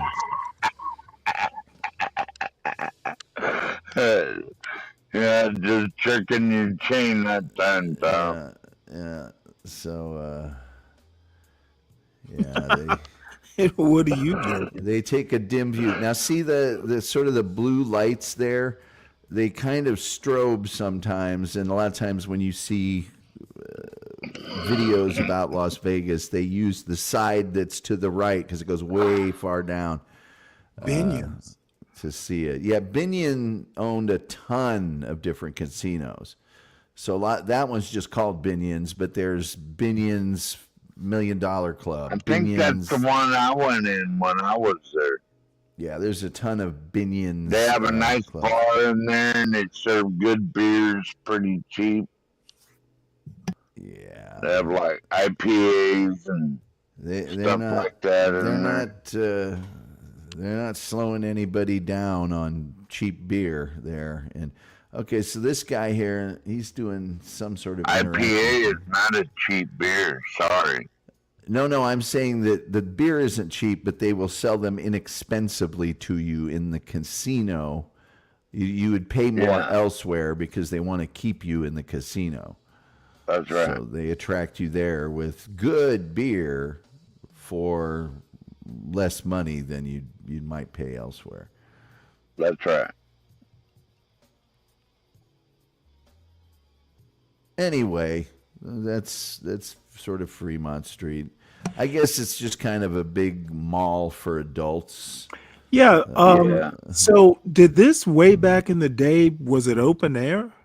Yes. Cars drove up and down this street. Yeah. Okay. Yeah. So it was an actual street, And so this guy here is actually pretty amazing. I've seen him do his act, and that's his job. That's what he does for a living. And so people come, watch him do his deal, and then they donate. Interesting. He just works off of tips. And they're very engaging with the crowd. All of See these the police right there? They got a pretty good presence over there now. The police do. Yeah. I've seen some people get tackled, all sorts of stuff out there that ran off with somebody's purse or whatever, and those cops are on them like just instantaneously. There at the Golden Nugget on the left, you can see that bar that you overlook the street, just the very lip of it. If he pans left, that's still the Golden Nugget. And I see it. Yeah, you're kind of overlooking things, and There's all sorts Is of that places where you to get stop. that 99-cent hot dog? I don't think that's forget. at the Golden Nugget. It might be one of these little sandwich shops and stuff up and down. But No, there's a casino that does it. I might have to put a video on the back about that. Yeah. Well, don't do it now because I'm getting pretty winded here. Yeah, John, I'm are you about still to there? finish it. So I was gonna say, he could either take over or start a new stream. Brooklyn says she likes going to the gun range. I can tell you that the SHOT Show, she probably knows what that is always in Vegas. And that is a huge, huge gun convention from the... Oh, really? Yeah, from the That's national... where the Las Vegas Gun Convention is? Yeah, it's every year. It's called the SHOT Show. And let's see here. It's from the... it's the national... it's the Firearm Industry Trade Association does it. Let me see. What's the it's NSSF. I can't remember what the hell that stands. Oh, National Shooting Sports Foundation. It's a giant show. It's they have what they call range day, and they go out there and you can shoot Barretts and stuff. There's another concert stage. And sometimes you hear an up-and-coming band. Sometimes it'll be a cover band. Sometimes it'll be a big, big star. So, anyway, if, hey, would I do it every year or every day? No. No, there's the Pioneer Club. That's another famous old club. But if you're on your way to Los Angeles or you're in Los Angeles and on your way back, you just take a couple days. The weather's usually really good, and you just relax. You don't really do, quote unquote, much of anything. Well, I actually know someone who recently moved from North Carolina, right around Charlotte, out to Vegas. And I don't exactly know why because I haven't talked to her. I just happened to have seen a IG message or two or post or two, but I don't know whether she moved out there for work or just what the deal was. But yeah, her son's grown now, and she has a little daughter, so I guess they just decided to move out there. She's got family. Yeah, I would live out in Henderson or somewhere if I lived there. I don't know if I'd live in Vegas, just because of the tourists and. I don't know. I don't know how you go from North Carolina with trees and greenery, grass, out to the desert. Well, not too far outside of it. There is some really great, beautiful, spectacular. There's a go-go dancer on top of a little. Henderson, beautiful. She looks kind of lonely. We also passed some of those showgirls with the flowers on the left a couple seconds ago, but. The last go-go dancer. And this is 11 o'clock at night, by the way. So I mean, this is the evening kind of is probably starting to shut down a little bit.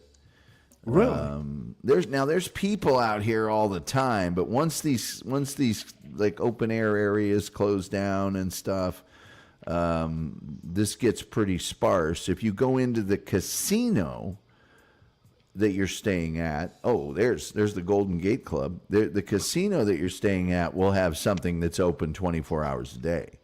Right. Where you can drink or do whatever. Now, they may close most of the things, but there will be some spots, that remain open.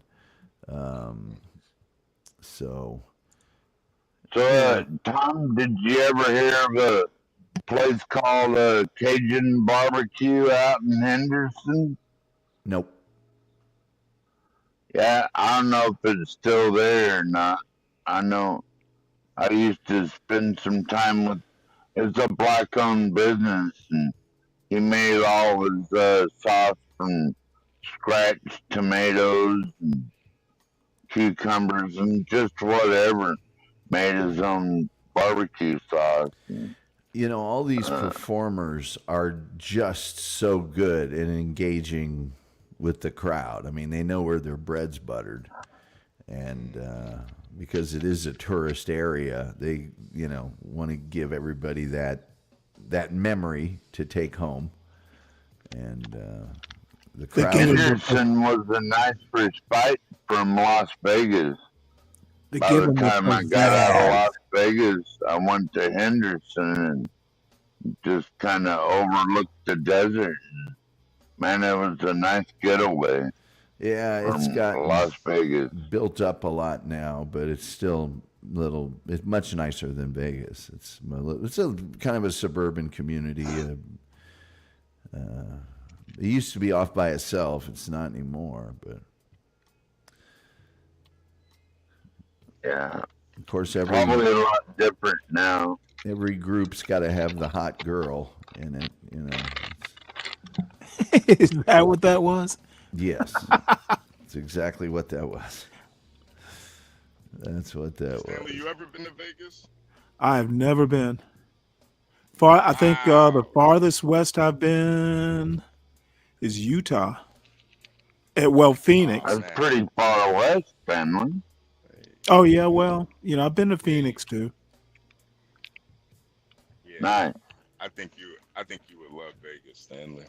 Honestly. You know what? When I was younger, probably, I've gotten a lot more hermit-like in my old age.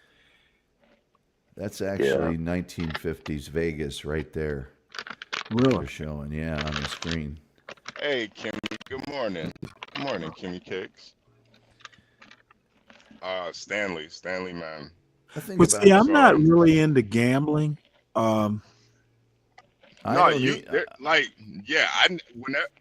been gamble. to Vegas, I've never gambled. I'm not gonna lie. I may have played the slots a little bit here and there, but like, there's so much to do besides gambling in Vegas. Yeah. Yeah, I'm more there for the food when I was there than not just like Laughlin, Nevada, HB. Like, Man, I was I'm going sure I'd to like the Pink Flamingo to gorge myself on crab and steak and wine every day. Then I'd play some nickel slots. Well, you know, and Stanley, call it a day. there's tons of conventions out there. Yeah. And so if you're there and you're, say, with a bunch of maybe your Navy friends or whatever. tail hook. Whatever, yes, whatever you're out there for. Also, if you like a certain kind of music, or now I'd be interested in seeing some of the resident comedians. Well, that's another thing. Those are all over the place, and there's several different comedy clubs. There's stand-up comedy everywhere, I bet. Yeah, there's also like some clubs that are a little bit exclusive to get into. One's called Dirty 130 or something, and it's where all the comics that perform. Who was that fat comic? Oh God, what was his name? It's not Carrot Top, is it? No, it was a super fat comic. Gallagher. No. Gallagher. He's not fat. Louis. Is it Louis? No, it wasn't Louis Anderson. Ralphie May. Ralphie May. He's got a place. It's the Dirty 1230, and the comedians have to actually be invited to play there. Yeah, but if you know about it, they don't really advertise it and stuff. If you know about it, that's a place a lot of people go to, you know, at the end of their evening in Vegas. And but if you want to see comedy, oh wow, Vegas is a huge stand-up comedy venue. But sometimes they'll have like an old school country kind of a lineup. That's you go to a particular casino, Line dancing, and they've got a show that plays Conway Twitty and Johnny Cash. Oh, really? Yeah. That is old. Or they'll do Slim disco. They'll do no Slim Whitman, but they'll do disco, or they'll do even grunge, or there's a lot of different music there that's really, really big. Cirque du Soleil is there. Yeah, I've never seen Magic. a performance. Magic is there. Lots of magic. So you know, Wasn't Las Vegas like the melting pot of America? I mean, you just have everything right there. No, actually, some of the stuff you mentioned, yeah, it'd definitely be worth at least a trip. But Stanley, I would say this. There's those showgirls with the feathers. They definitely are appearing somewhere. Well, maybe not those ones. They could be fake. Anyway, they no, because the real ones are so stunningly beautiful and in such incredible shape. Your jaw drops. But I would say 2 days, okay. 3 days is at a certain point. You're like, is everything have to be shiny and blinking? Yeah, exactly. and make a noise? Can we please just? Yeah. After there is a point at which you get sensory overload, and it doesn't help that they're pumping Music. lots of extra oxygen into the casino. Is that right? Oh, yeah. that's funny. Oh, So yeah. After a couple of days, I couldn't wait to get out of there, Tom. Yeah. I couldn't take it anymore. It's very true. But We're gonna keep you awake. You don't know about the body science of this inside of the casinos. Everything is placed there to attract your attention in like specific ways. What's in your line of sight when you're standing? What's in your line of sight when you're sitting? They pump in extra oxygen so that you're more perky and alert. Wow, that sounds like a live action video game. It's also the buzzers and things that you hear are designed at certain interval. It's very scientific, the inside of a casino. I think they call it casino science or something like that. Oh, that wouldn't surprise me. And one of the things that I used to love doing too down there, Stanley, is like trying to figure out which women are hookers and which one are. So, what do you call it? Hooker roulette? Yeah, hooker roulette. Yeah. Unfortunately, it's not that hard to figure out after a certain point in the evening. No, after a certain point in the evening, it's not. If you go down there at like 3 a.m. for whatever reason, keep his pants up. Yeah, that's the people watching part of it. Good. Is it? Don't they make suspenders or something? No, I mean, I thought they made like extra long suspenders to keep them like at that particular height. Don't they make mirrors or self-respect? So you don't get a plumber's track, Stanley? You know what? I'm only going to wonder so long, but how he's able to walk this far without hitching him up it's amazing. Yeah, that's just disgusting. Like, I'm worried about no one else's drawers. I hope he doesn't shark. What's this performance that's going on here? Why are you worried about that man's drawers, Stanley? What the hell? You know what? Because they are just there. So this guy is probably doing some kind of mind reading or prediction here. I don't know what he's doing, but I'm thinking he's guessing her weight.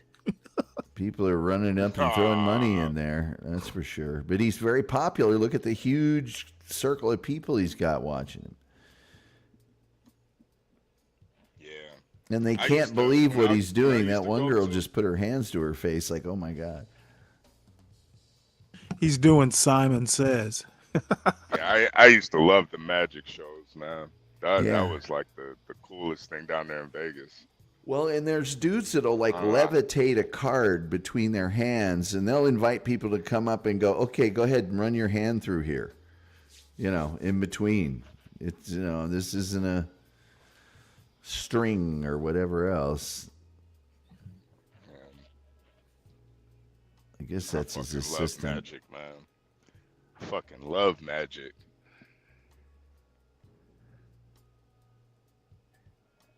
No, this has got to be something like Simon Says.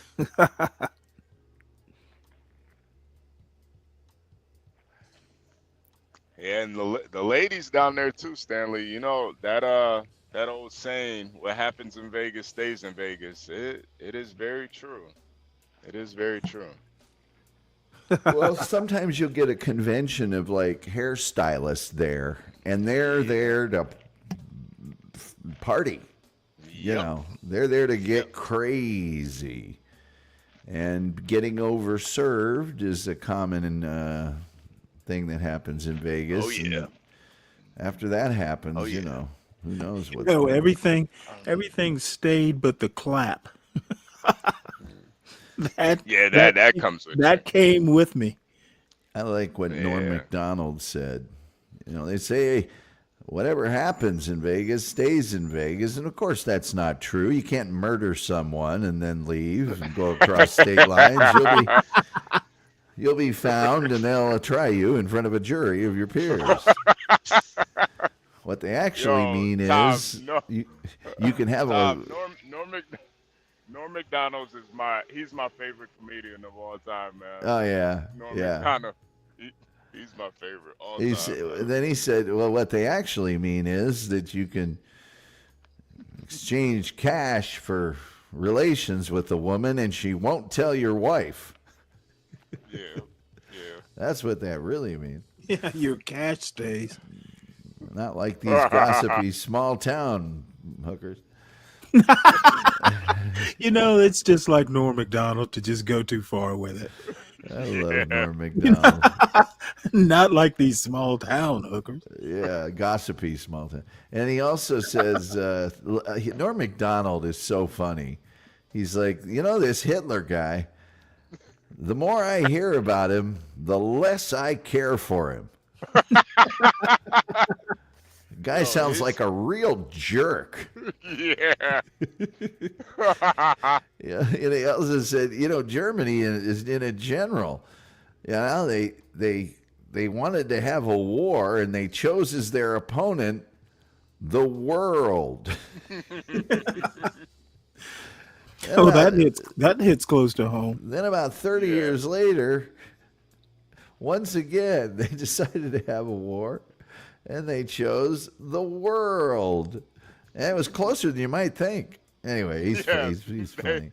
They almost won. Yeah. Norm Macdonald was just spectacularly funny. He's my favorite, man. He could do like a 30-minute joke. Like, the dude was brilliant, man. Yeah. He was fucking brilliant. Yeah. Like He in his talk show. Oh my God. Oh yeah, that was pretty outrageous. Oh my God. And he had everybody, Seinfeld, Letterman, you name them, and the biggies were all on it. Tim Allen, Billy Bob Thornton, Mike Tyson. He just had so many Tom, when they had him read the jokes, that was the funniest fucking part, man. Yes. He would always have him read some, like, he would get like the cheap jokes, and then he'd have the guest read like the most racist fucking out of line jokes. Yeah. Like, I can't say this. I can't say this. Yes. Yeah, like, that was great he stuff. Would do like, he'd have like black people jokes and stuff. Like, I can't say this. What are you doing to me? Right. Oh, who wrote this? Who wrote this joke? Yeah. I think he's still funny. Yeah, Dave Chappelle is funny, but Norm is. I saw Bill Burr. He did a recent interview with the Breakfast Club. That dude is actually like, every now and again you'll see a comedian, like when they do an interview, they're humorous, but not that funny. I mean, Bill Burr is actually, he'll crack a one-liner and have you in stitches. Just regular conversation. I don't think I've seen a comedian recently who could sit down for a radio interview and have like gems, just not rehearsed, just off of what some random person says. Man, if you've never seen Bill Burr's bits on going down to Harlem because his wife's black, right? Going down to Harlem to meet his girlfriend at the time, that's a hilarious one. There's one about the phrase "it's never okay to hit a woman." That's hilarious. There's another one that he does about the malice at the palace and fans getting into it with pro athletes. He's really funny. He is super funny. Well, he's got a new special on Hulu. Well, and he also does one about the WNBA. Oh. He's like, why do I gotta like the WNBA? You have to like the WNBA. That's your thing. When are you gonna pick up your end of the couch? He goes, ladies, name your top 5 all-time WNBA players. Yeah, I think I've seen that one. Name the WNBA team in your town. You can't. Not our job. We're guys. That's your job. That is true. Kelvin, why do you spell brothers like that? It's also the same thing he said remember when Michelle Obama was trying to get that save the girls or there was those girls that were held hostage or something over in Africa. And he was like, what am I supposed to do? I'm a comedian. Hey, you know that guy that's sitting across from you at dinner, the leader of the free world? Maybe say something to him. What am I going to do? Stab him with the microphone? Yeah. Yeah, he's just very funny. Just very, very funny. All right, well, HB or John, either you can take over or start a new show. I'm pretty winded. Yeah, I got to pretend like I'm working. I've got to pretend I'm not old. Well, literally, I probably have gotten half of my work done today while I've just been sitting here talking, but now I just have to be available, pretty much. Yeah, it's that remote work. Stanley, before you go, I'm gonna contact you about this this debate. Man, y'all really want this, don't you? I'm gonna make sure you have all the questions ahead of time. I'm gonna make sure. You mean it's already planned? Yeah. What the hell? As far as I knew, someone just Bumpkin asked me last night, did I want to do it? And I said I would let you know. I'm telling you, Stanley, if you don't make $2,500 off of this, don't do it. You know what, Tom? I'm not even kidding. I think you're right. Let's just call it an honorarium. Call it anything you want. You better make it better be worth your while. And I would say that about the other guy too.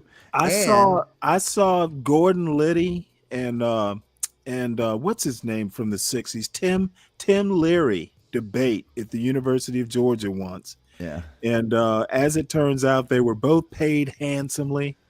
So I'm gonna follow in Timothy Leary's.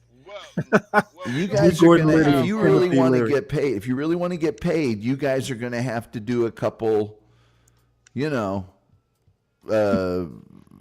in each other's face type build-ups and stuff, just like I'm not doing all that. Yeah, just like any other prize fights. And it's not a prize fight. Even if you did 10 minutes on here's why I'm gonna whip your ass. It's like Ali versus Frazier, man. This is like you know what? Like I said, one of the reasons I don't want to do this is Be Brave is not my equal. I don't care. I don't care what anybody says. We are not peers. I don't think anybody's saying that you are. Well, you both will have the questions ahead of time, so. Yeah. Okay. Well, yeah. At least I'll have time to prepare. Dukakis, right. you know, And, he, Mondale and Carter will be both time debated. limits. And Yeah, but they were we will- debating for leader of the free world. But they weren't the equal of the guy they were we will debating. we'll raise money too during the week leading up and during the show too. We'll raise money. What is this come to? Donations aren't going to get it done. And we're gonna make sure you're paid. We're not gonna have schooling funds, endowments, or anything like that, but we'll definitely have cash app funds. Raises the stakes. One thing you can for do performance is you can set unless we get this much, it's not happening. Because that way you don't have a time limit on it, and say you make the amount, I don't know, 25, 3,000, whatever that they might split, and you get to 2,000. You can say, okay, well, it's not going to happen unless you guys give us $1,000 in the next week. It's not like a Halloween party where women are wearing skimpy costumes. It's not worth that. Yeah, it is. Yeah, it is. Yeah, it is. But Yeah, Stanley, it is. you both. I'll host. I'll be cammed up. You and Brave both be cammed up too. Well, I think it's Bumpkin that says he wants to moderate it, right? Stanley, 2,500 is just 500 people giving $5. Yeah. That's, No, Stanley. I think I rather host it than Bumpkin because respectfully, I like Bumpkin, but Bumpkin's a little he's a little biased. Yeah, I gave HB my last $5 already.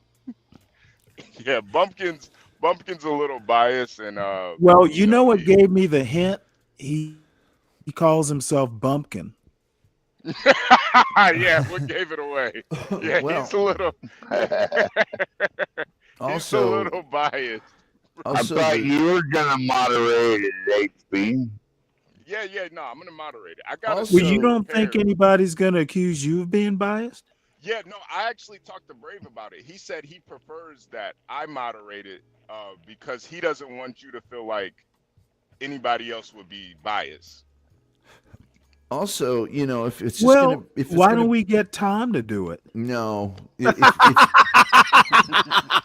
I want Brave to feel uncomfortable. It's easy. It's going to be easy to moderate if it's topics that you're both asked about. Each person gets a certain time limit. You turn the other person's microphone off for it. And if it's I state my belief, then I insist on Bumpkin. I state my belief, and then you state your belief. You do the same thing, and then at the end, you can open it up for a free for all, because people will want to hear you guys go back and forth. So right, exactly. But HB, if Bumpkin doesn't like Brave, well, all of a sudden the enemy of my enemy is my friend. Bumpkin was just on Brave's channel yesterday, man. I don't know what Phoenix was talking about. I can't do it because Be Brave runs away from me. And by the way, I've said I'm not going to talk about him. You're a pretty scary guy, Tom. I'm not going to talk about him, and I'm not going to say anything bad about him. So I haven't done that. Plus, Stanley, I have about. I'm not gonna lie. I have about 30 to 40 questions already. I'm trying to whittle them down right now. Well, yeah, whittle them down to like 5. Well, no, I'm dead serious. How long? No, yeah, he's this right. It's going to be like 4 hours. He's right. Yeah, 5 is the perfect number. I'm thinking more closer to like an hour and a half, maybe. 2 hours tops. 2 hours HB, tops. Did you write a whole essay on that? Man, I have a lot of questions. I have a lot of questions, but I'm actually working on a flyer right now too. I have a guy who makes like really good flyers. So. Oh my Lord. Yeah. Make sure you got your finest on during this But I'll contact you, and I'm gonna contact Brave, and if you guys are both okay with it, we could stream it on both platforms too, Braves and yours and John's. You can stream Okay. it on all of our platforms. So All right. I Well, think this it'll be this a this is mushroomed way bigger than I thought it was going to be last But night. does I literally that mean I you literally agree? told Bumpkin what was the point, and I'll let you know. And I was just going to blow Does him that off. mean you agree to yeah, the no, debate, Stanley? no, Stanley. I'm telling you, man. A lot of people really want to see this debate. For And what? I think I just think Dude, you both represent something that people just want to see. people Like on the you know the internet, thing. they like to The see thing slap is, fights. you both are like genuine too. Like there is no like Brave's not trying to gain anything. You're not trying to gain anything. It's like a real debate on ideas Right. and Well, philosophy. one of the questions should be exactly what the hell is pro-black? Because I saw, I think it might have been a Be Brave title, something about, well, Stanley is pro-black, but his son decides to date out of his race. Well, I'm like, number one, why do you think I'm pro-black?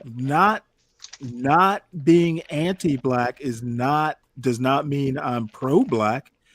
And the other thing is people don't seem to believe that I've never talked to my son about politics. Why the fuck would I if you raise a son to think for himself, one of the the worst thing I can hear somebody say, my family always voted Democrat. Yeah. Okay, that's like, that means you'll vote for anybody with a D behind their name. That's not critical thinking. Yeah. I That's raised how my a lot of son people to are be. though, Stanley. Hey, That's how a and lot you of know people are. what? I think that's why America is as one of the reasons it's as messed up as it is. Okay, my family always voted this way is not a good enough reason to vote for somebody. And I was very deliberate, and my wife, y'all will not believe how deliberate we were in raising that boy. I mean, we literally talked about, what we were going to do, the approach we were going to take. The only thing my son didn't do was go to the Naval Academy. And believe me, I tried. So, Yeah.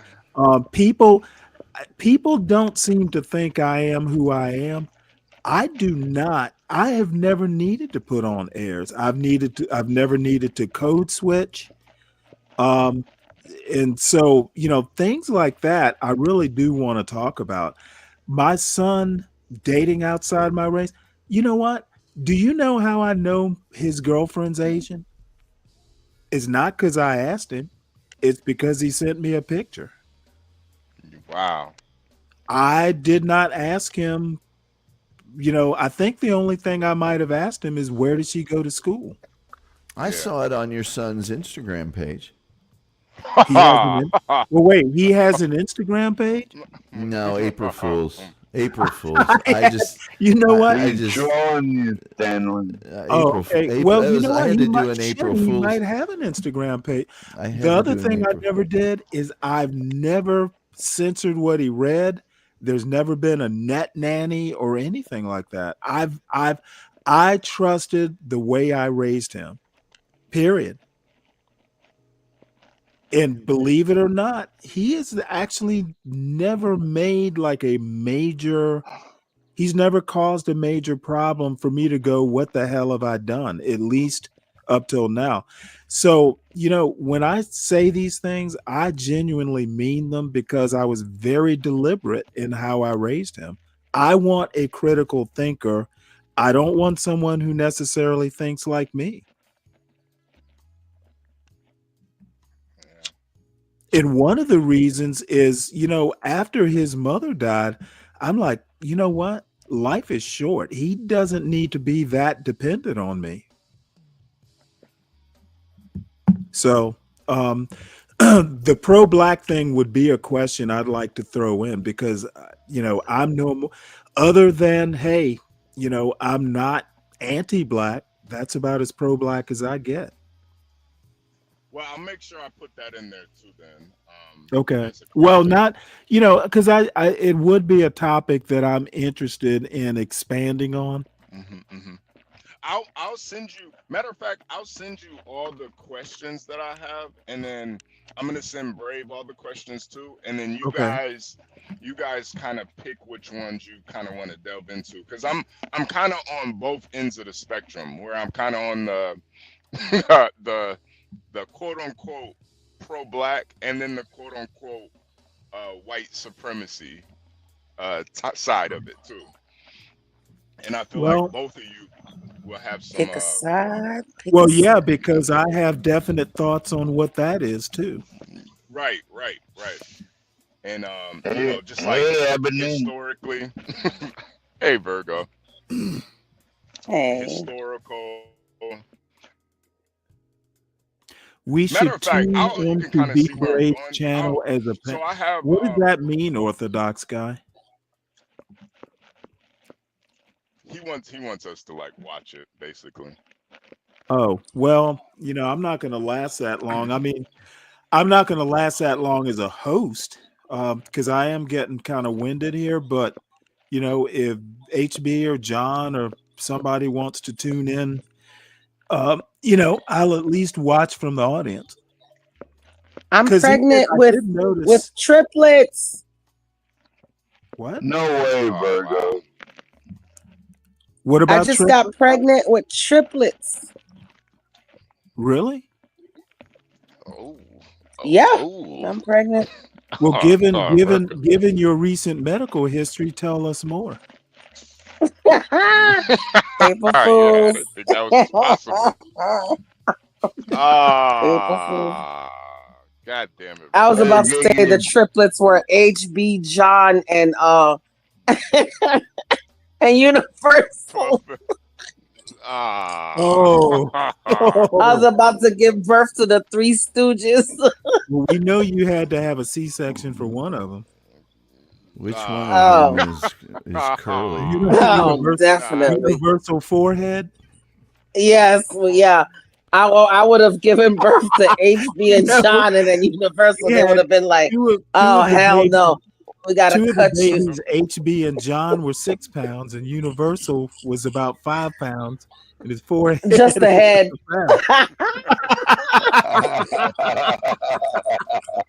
Now I got a feeling Virgo could probably birth it out the canal. I don't think so. It ain't nah, it's not possible. HB, I swear to you, it's not possible. I'm pretty sure, Virgo. You can probably. I'm not that loose. I'm not a loosey goosey. Oh my God! You know what? This is definitely taking a turn for the worse. Well, leave it up to Virgo to come stir up some shit. Leave it to Virgo to make us all look like little pansies.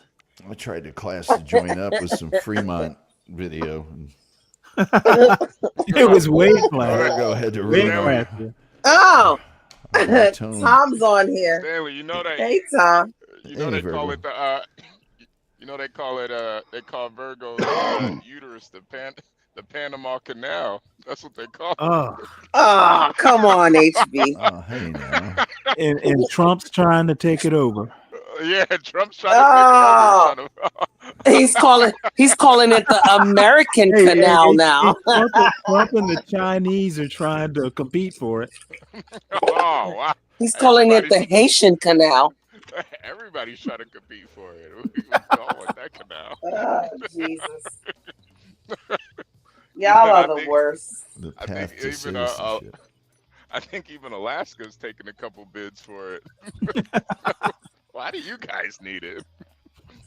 They're gonna call it Mount McKinley. Alaska, yeah, 12th man. 12th man is at the head of the.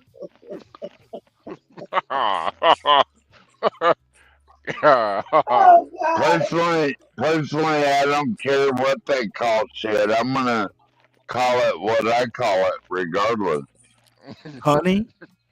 I call it the Gulf of Tacos for all I give a fuck. The Gulf of what? That's right, tough man. It is still the Gulf of Mexico right here to us Floridians.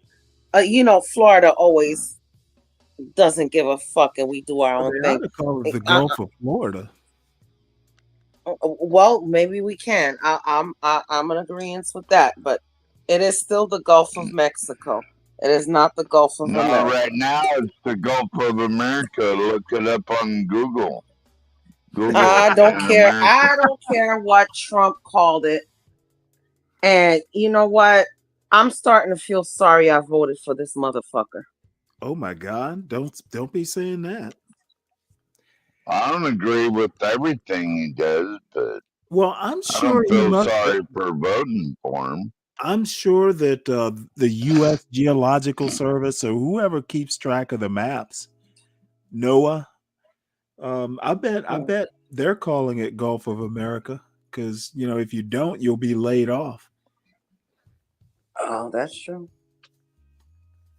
Well, that's what it's called now.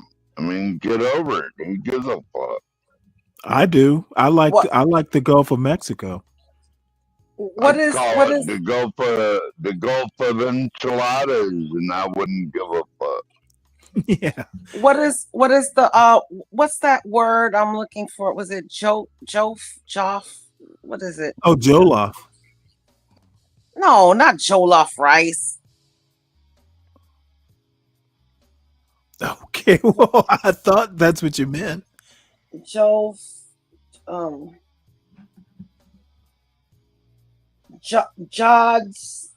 What is it? God damn it! These stones are making me weak. They're making you crabby. Grumpy. Well, I heard they're coming after. Are you grumpy today, Ebony? Oh, I've been grumpy all week.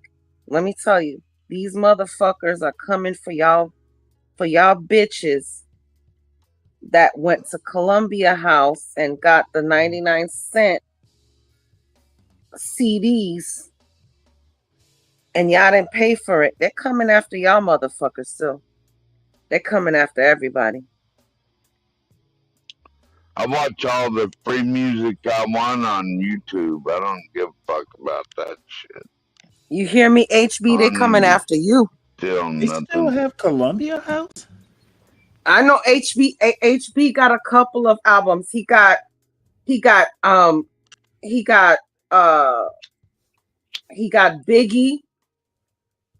got what's that group? Freak Me Baby. Freak Me Baby. What's that group? Well, whatever that group is, he got that. He got Jodeci. He got what else Virgo he got? needs another karaoke. Oh God, I'm on medication. Sorry, y'all. Well, that's all right. I had to take the medication. I had to take it because we need to shut this one down. Orthodox, are you going to be on HB's? Excuse me. On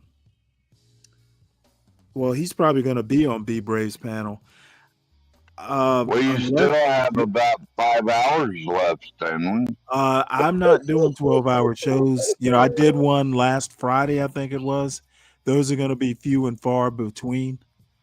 Because you just did one the other day, lasted right, 11 hours. I'm saying those are going to be few and far between.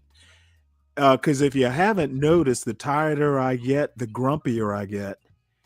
So. Yeah. You know what? I've never been good when I get, kind of tired. And you need a Bud Light, then. Well, not only that, but dealing, especially when Solid Snake is up here, it really does gets mentally trying. And After a few hours of messing with Solid Snake, I'm ready just for a short nap.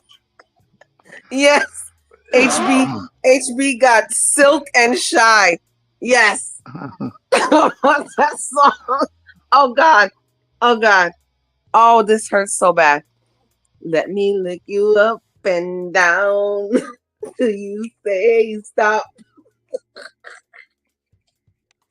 Virgo, what are you drinking this morning?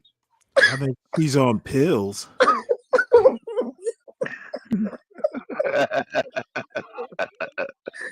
Doge. That's the word I was looking for. Doge is coming for y'all motherfuckers who got them CDs. Roz girl, I'm telling you, you better run, you better hide. You got them CDs, you better run, you better hide. Okay. Yeah, That's the end of the world. I've been hearing that shit for 30 years. Sounds like you need a nap there, Virgo. So anyway, I don't need a nap. I need y'all motherfuckers to everybody, keep me.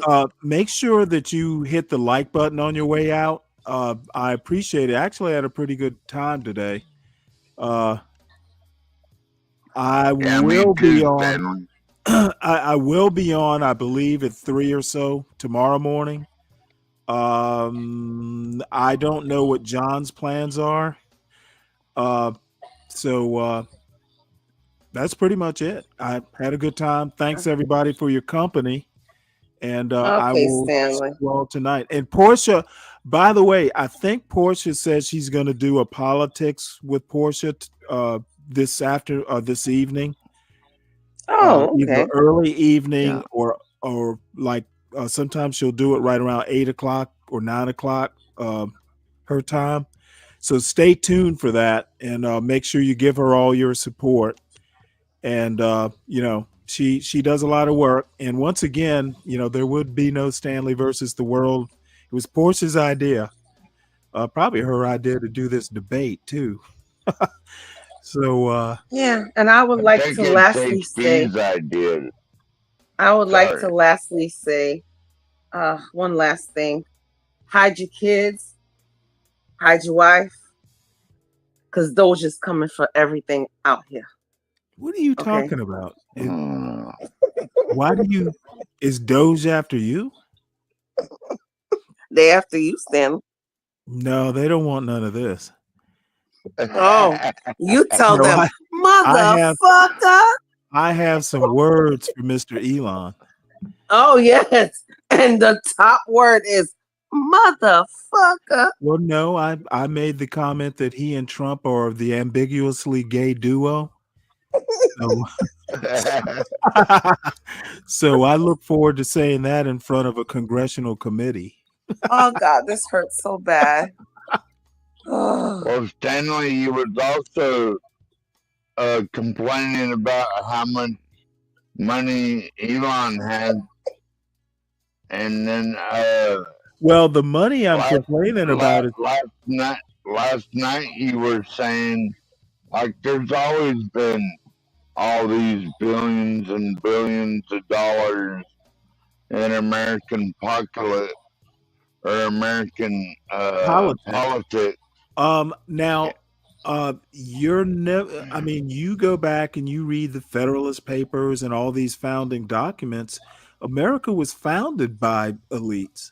And one of the reasons America was founded by elites is England wanted to tax them, but also wanted to cut back on land speculation because every time, these speculators would go out, they'd make a lot of money, but they would stir up Indians, and it was just getting expensive to have to fight Indians all the time. The French and Indian War, the British were tired of funding these types of, the Indians getting pissed off and France coming in and, all that stuff. So the manifest destiny was getting expensive. That's one of the problems.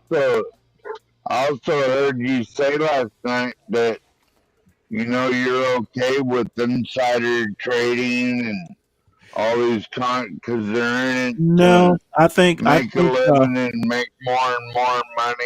I think So you now can't that have you it are, both ways, Stanley. I think now that you have gone the way of Solid Snake and you are solid in your inebriation, you are much more willing to put words in my mouth. I didn't say insider trade. I didn't say that was insider. flaccid I state. didn't say insider trading was okay. So you said that there's always Good been God. all this This money dude's gonna- inside of Are you going to American do politics. a recap? Are you going to do a recap of the whole show? Well, You know, that's people, what you said, people Stanley. can That go back and watch the replay and actually get what I said. You don't have to recap it. Okay, well, with that, folks, I will see you all in the morning. Hey, And, Richard, maybe Stanley, have a good day, bro. you too. And maybe if Portia does her show, I'll at least be in the audience, if not, up on the panel. Stanley will be back up. He'll be back Not up. today. I got things to do. I've got some cutting to do for video essay for my channel. I've got tortillas to make. I'm doing Richard Pryor. Oh, excuse me. Oh, that's right. Oh, I'm sorry, Tom. Tonight on the Tom Gully show, he's doing a great show. He's going to tell you about Richard Pryor. So we all need to make sure, we go to that one. So the Tom Gully show, folks. Is he gonna show the part where he set his hair on fire smoking a crack pipe? Yeah, that's going to be probably half the show. Yeah, he's going to lead off with that one. Because there's video of that. I'll be sure to tune into that one, Tom. Yeah, okay. Well, I'll see y'all later. All right, man. Have a good All right, Stanley. Why does Have a good rest, Stanley. You know what? John apparently wants me to play his song on the way out, so we'll just do that. Okay. Well, talk to you later, Stanley. All right. See you later. This nigga high as a motherfucker, by the way. Let me go fast forward. I am the nigga, John Paul. High ass nigga. They don't dance no more. It's all about the lean. Back in the day, crack was jumping on the scene. Now they slumped on the sidewalk. Can't talk. Golden era faded, but we still feel the rock. They used to be kings, now they lost in the scheme. Popping them bottles, throwing money, and living dreams. Now they zoned out and mumbling, fumbling. No rhythm in the city, the whole shit crumbling. They used to rock the house, they was riding through the streets. Remember there was dancing, sliding to the beat. Now it's poison in their veins, ain't no pulse on the street. Guess it's over now, they accepted the back in the day, the rock had them wild and free. Different story now, they got no energy. The new drugs got them slow with the hit unload. Eye closed and they don't dance no more. Rock used to be jumping, top shit they was on. Now it's lights out, guess the thrill is gone. I am the nigga, John Paul. I bring it to you rough, rugged, and raw, nigga. They don't dance no more, it's all about the codeine. Back in the day, they was rocking on the scene. Even dancing in the rain, now they nodding off. Shit just don't hit the same. I am that nigga, John Paul.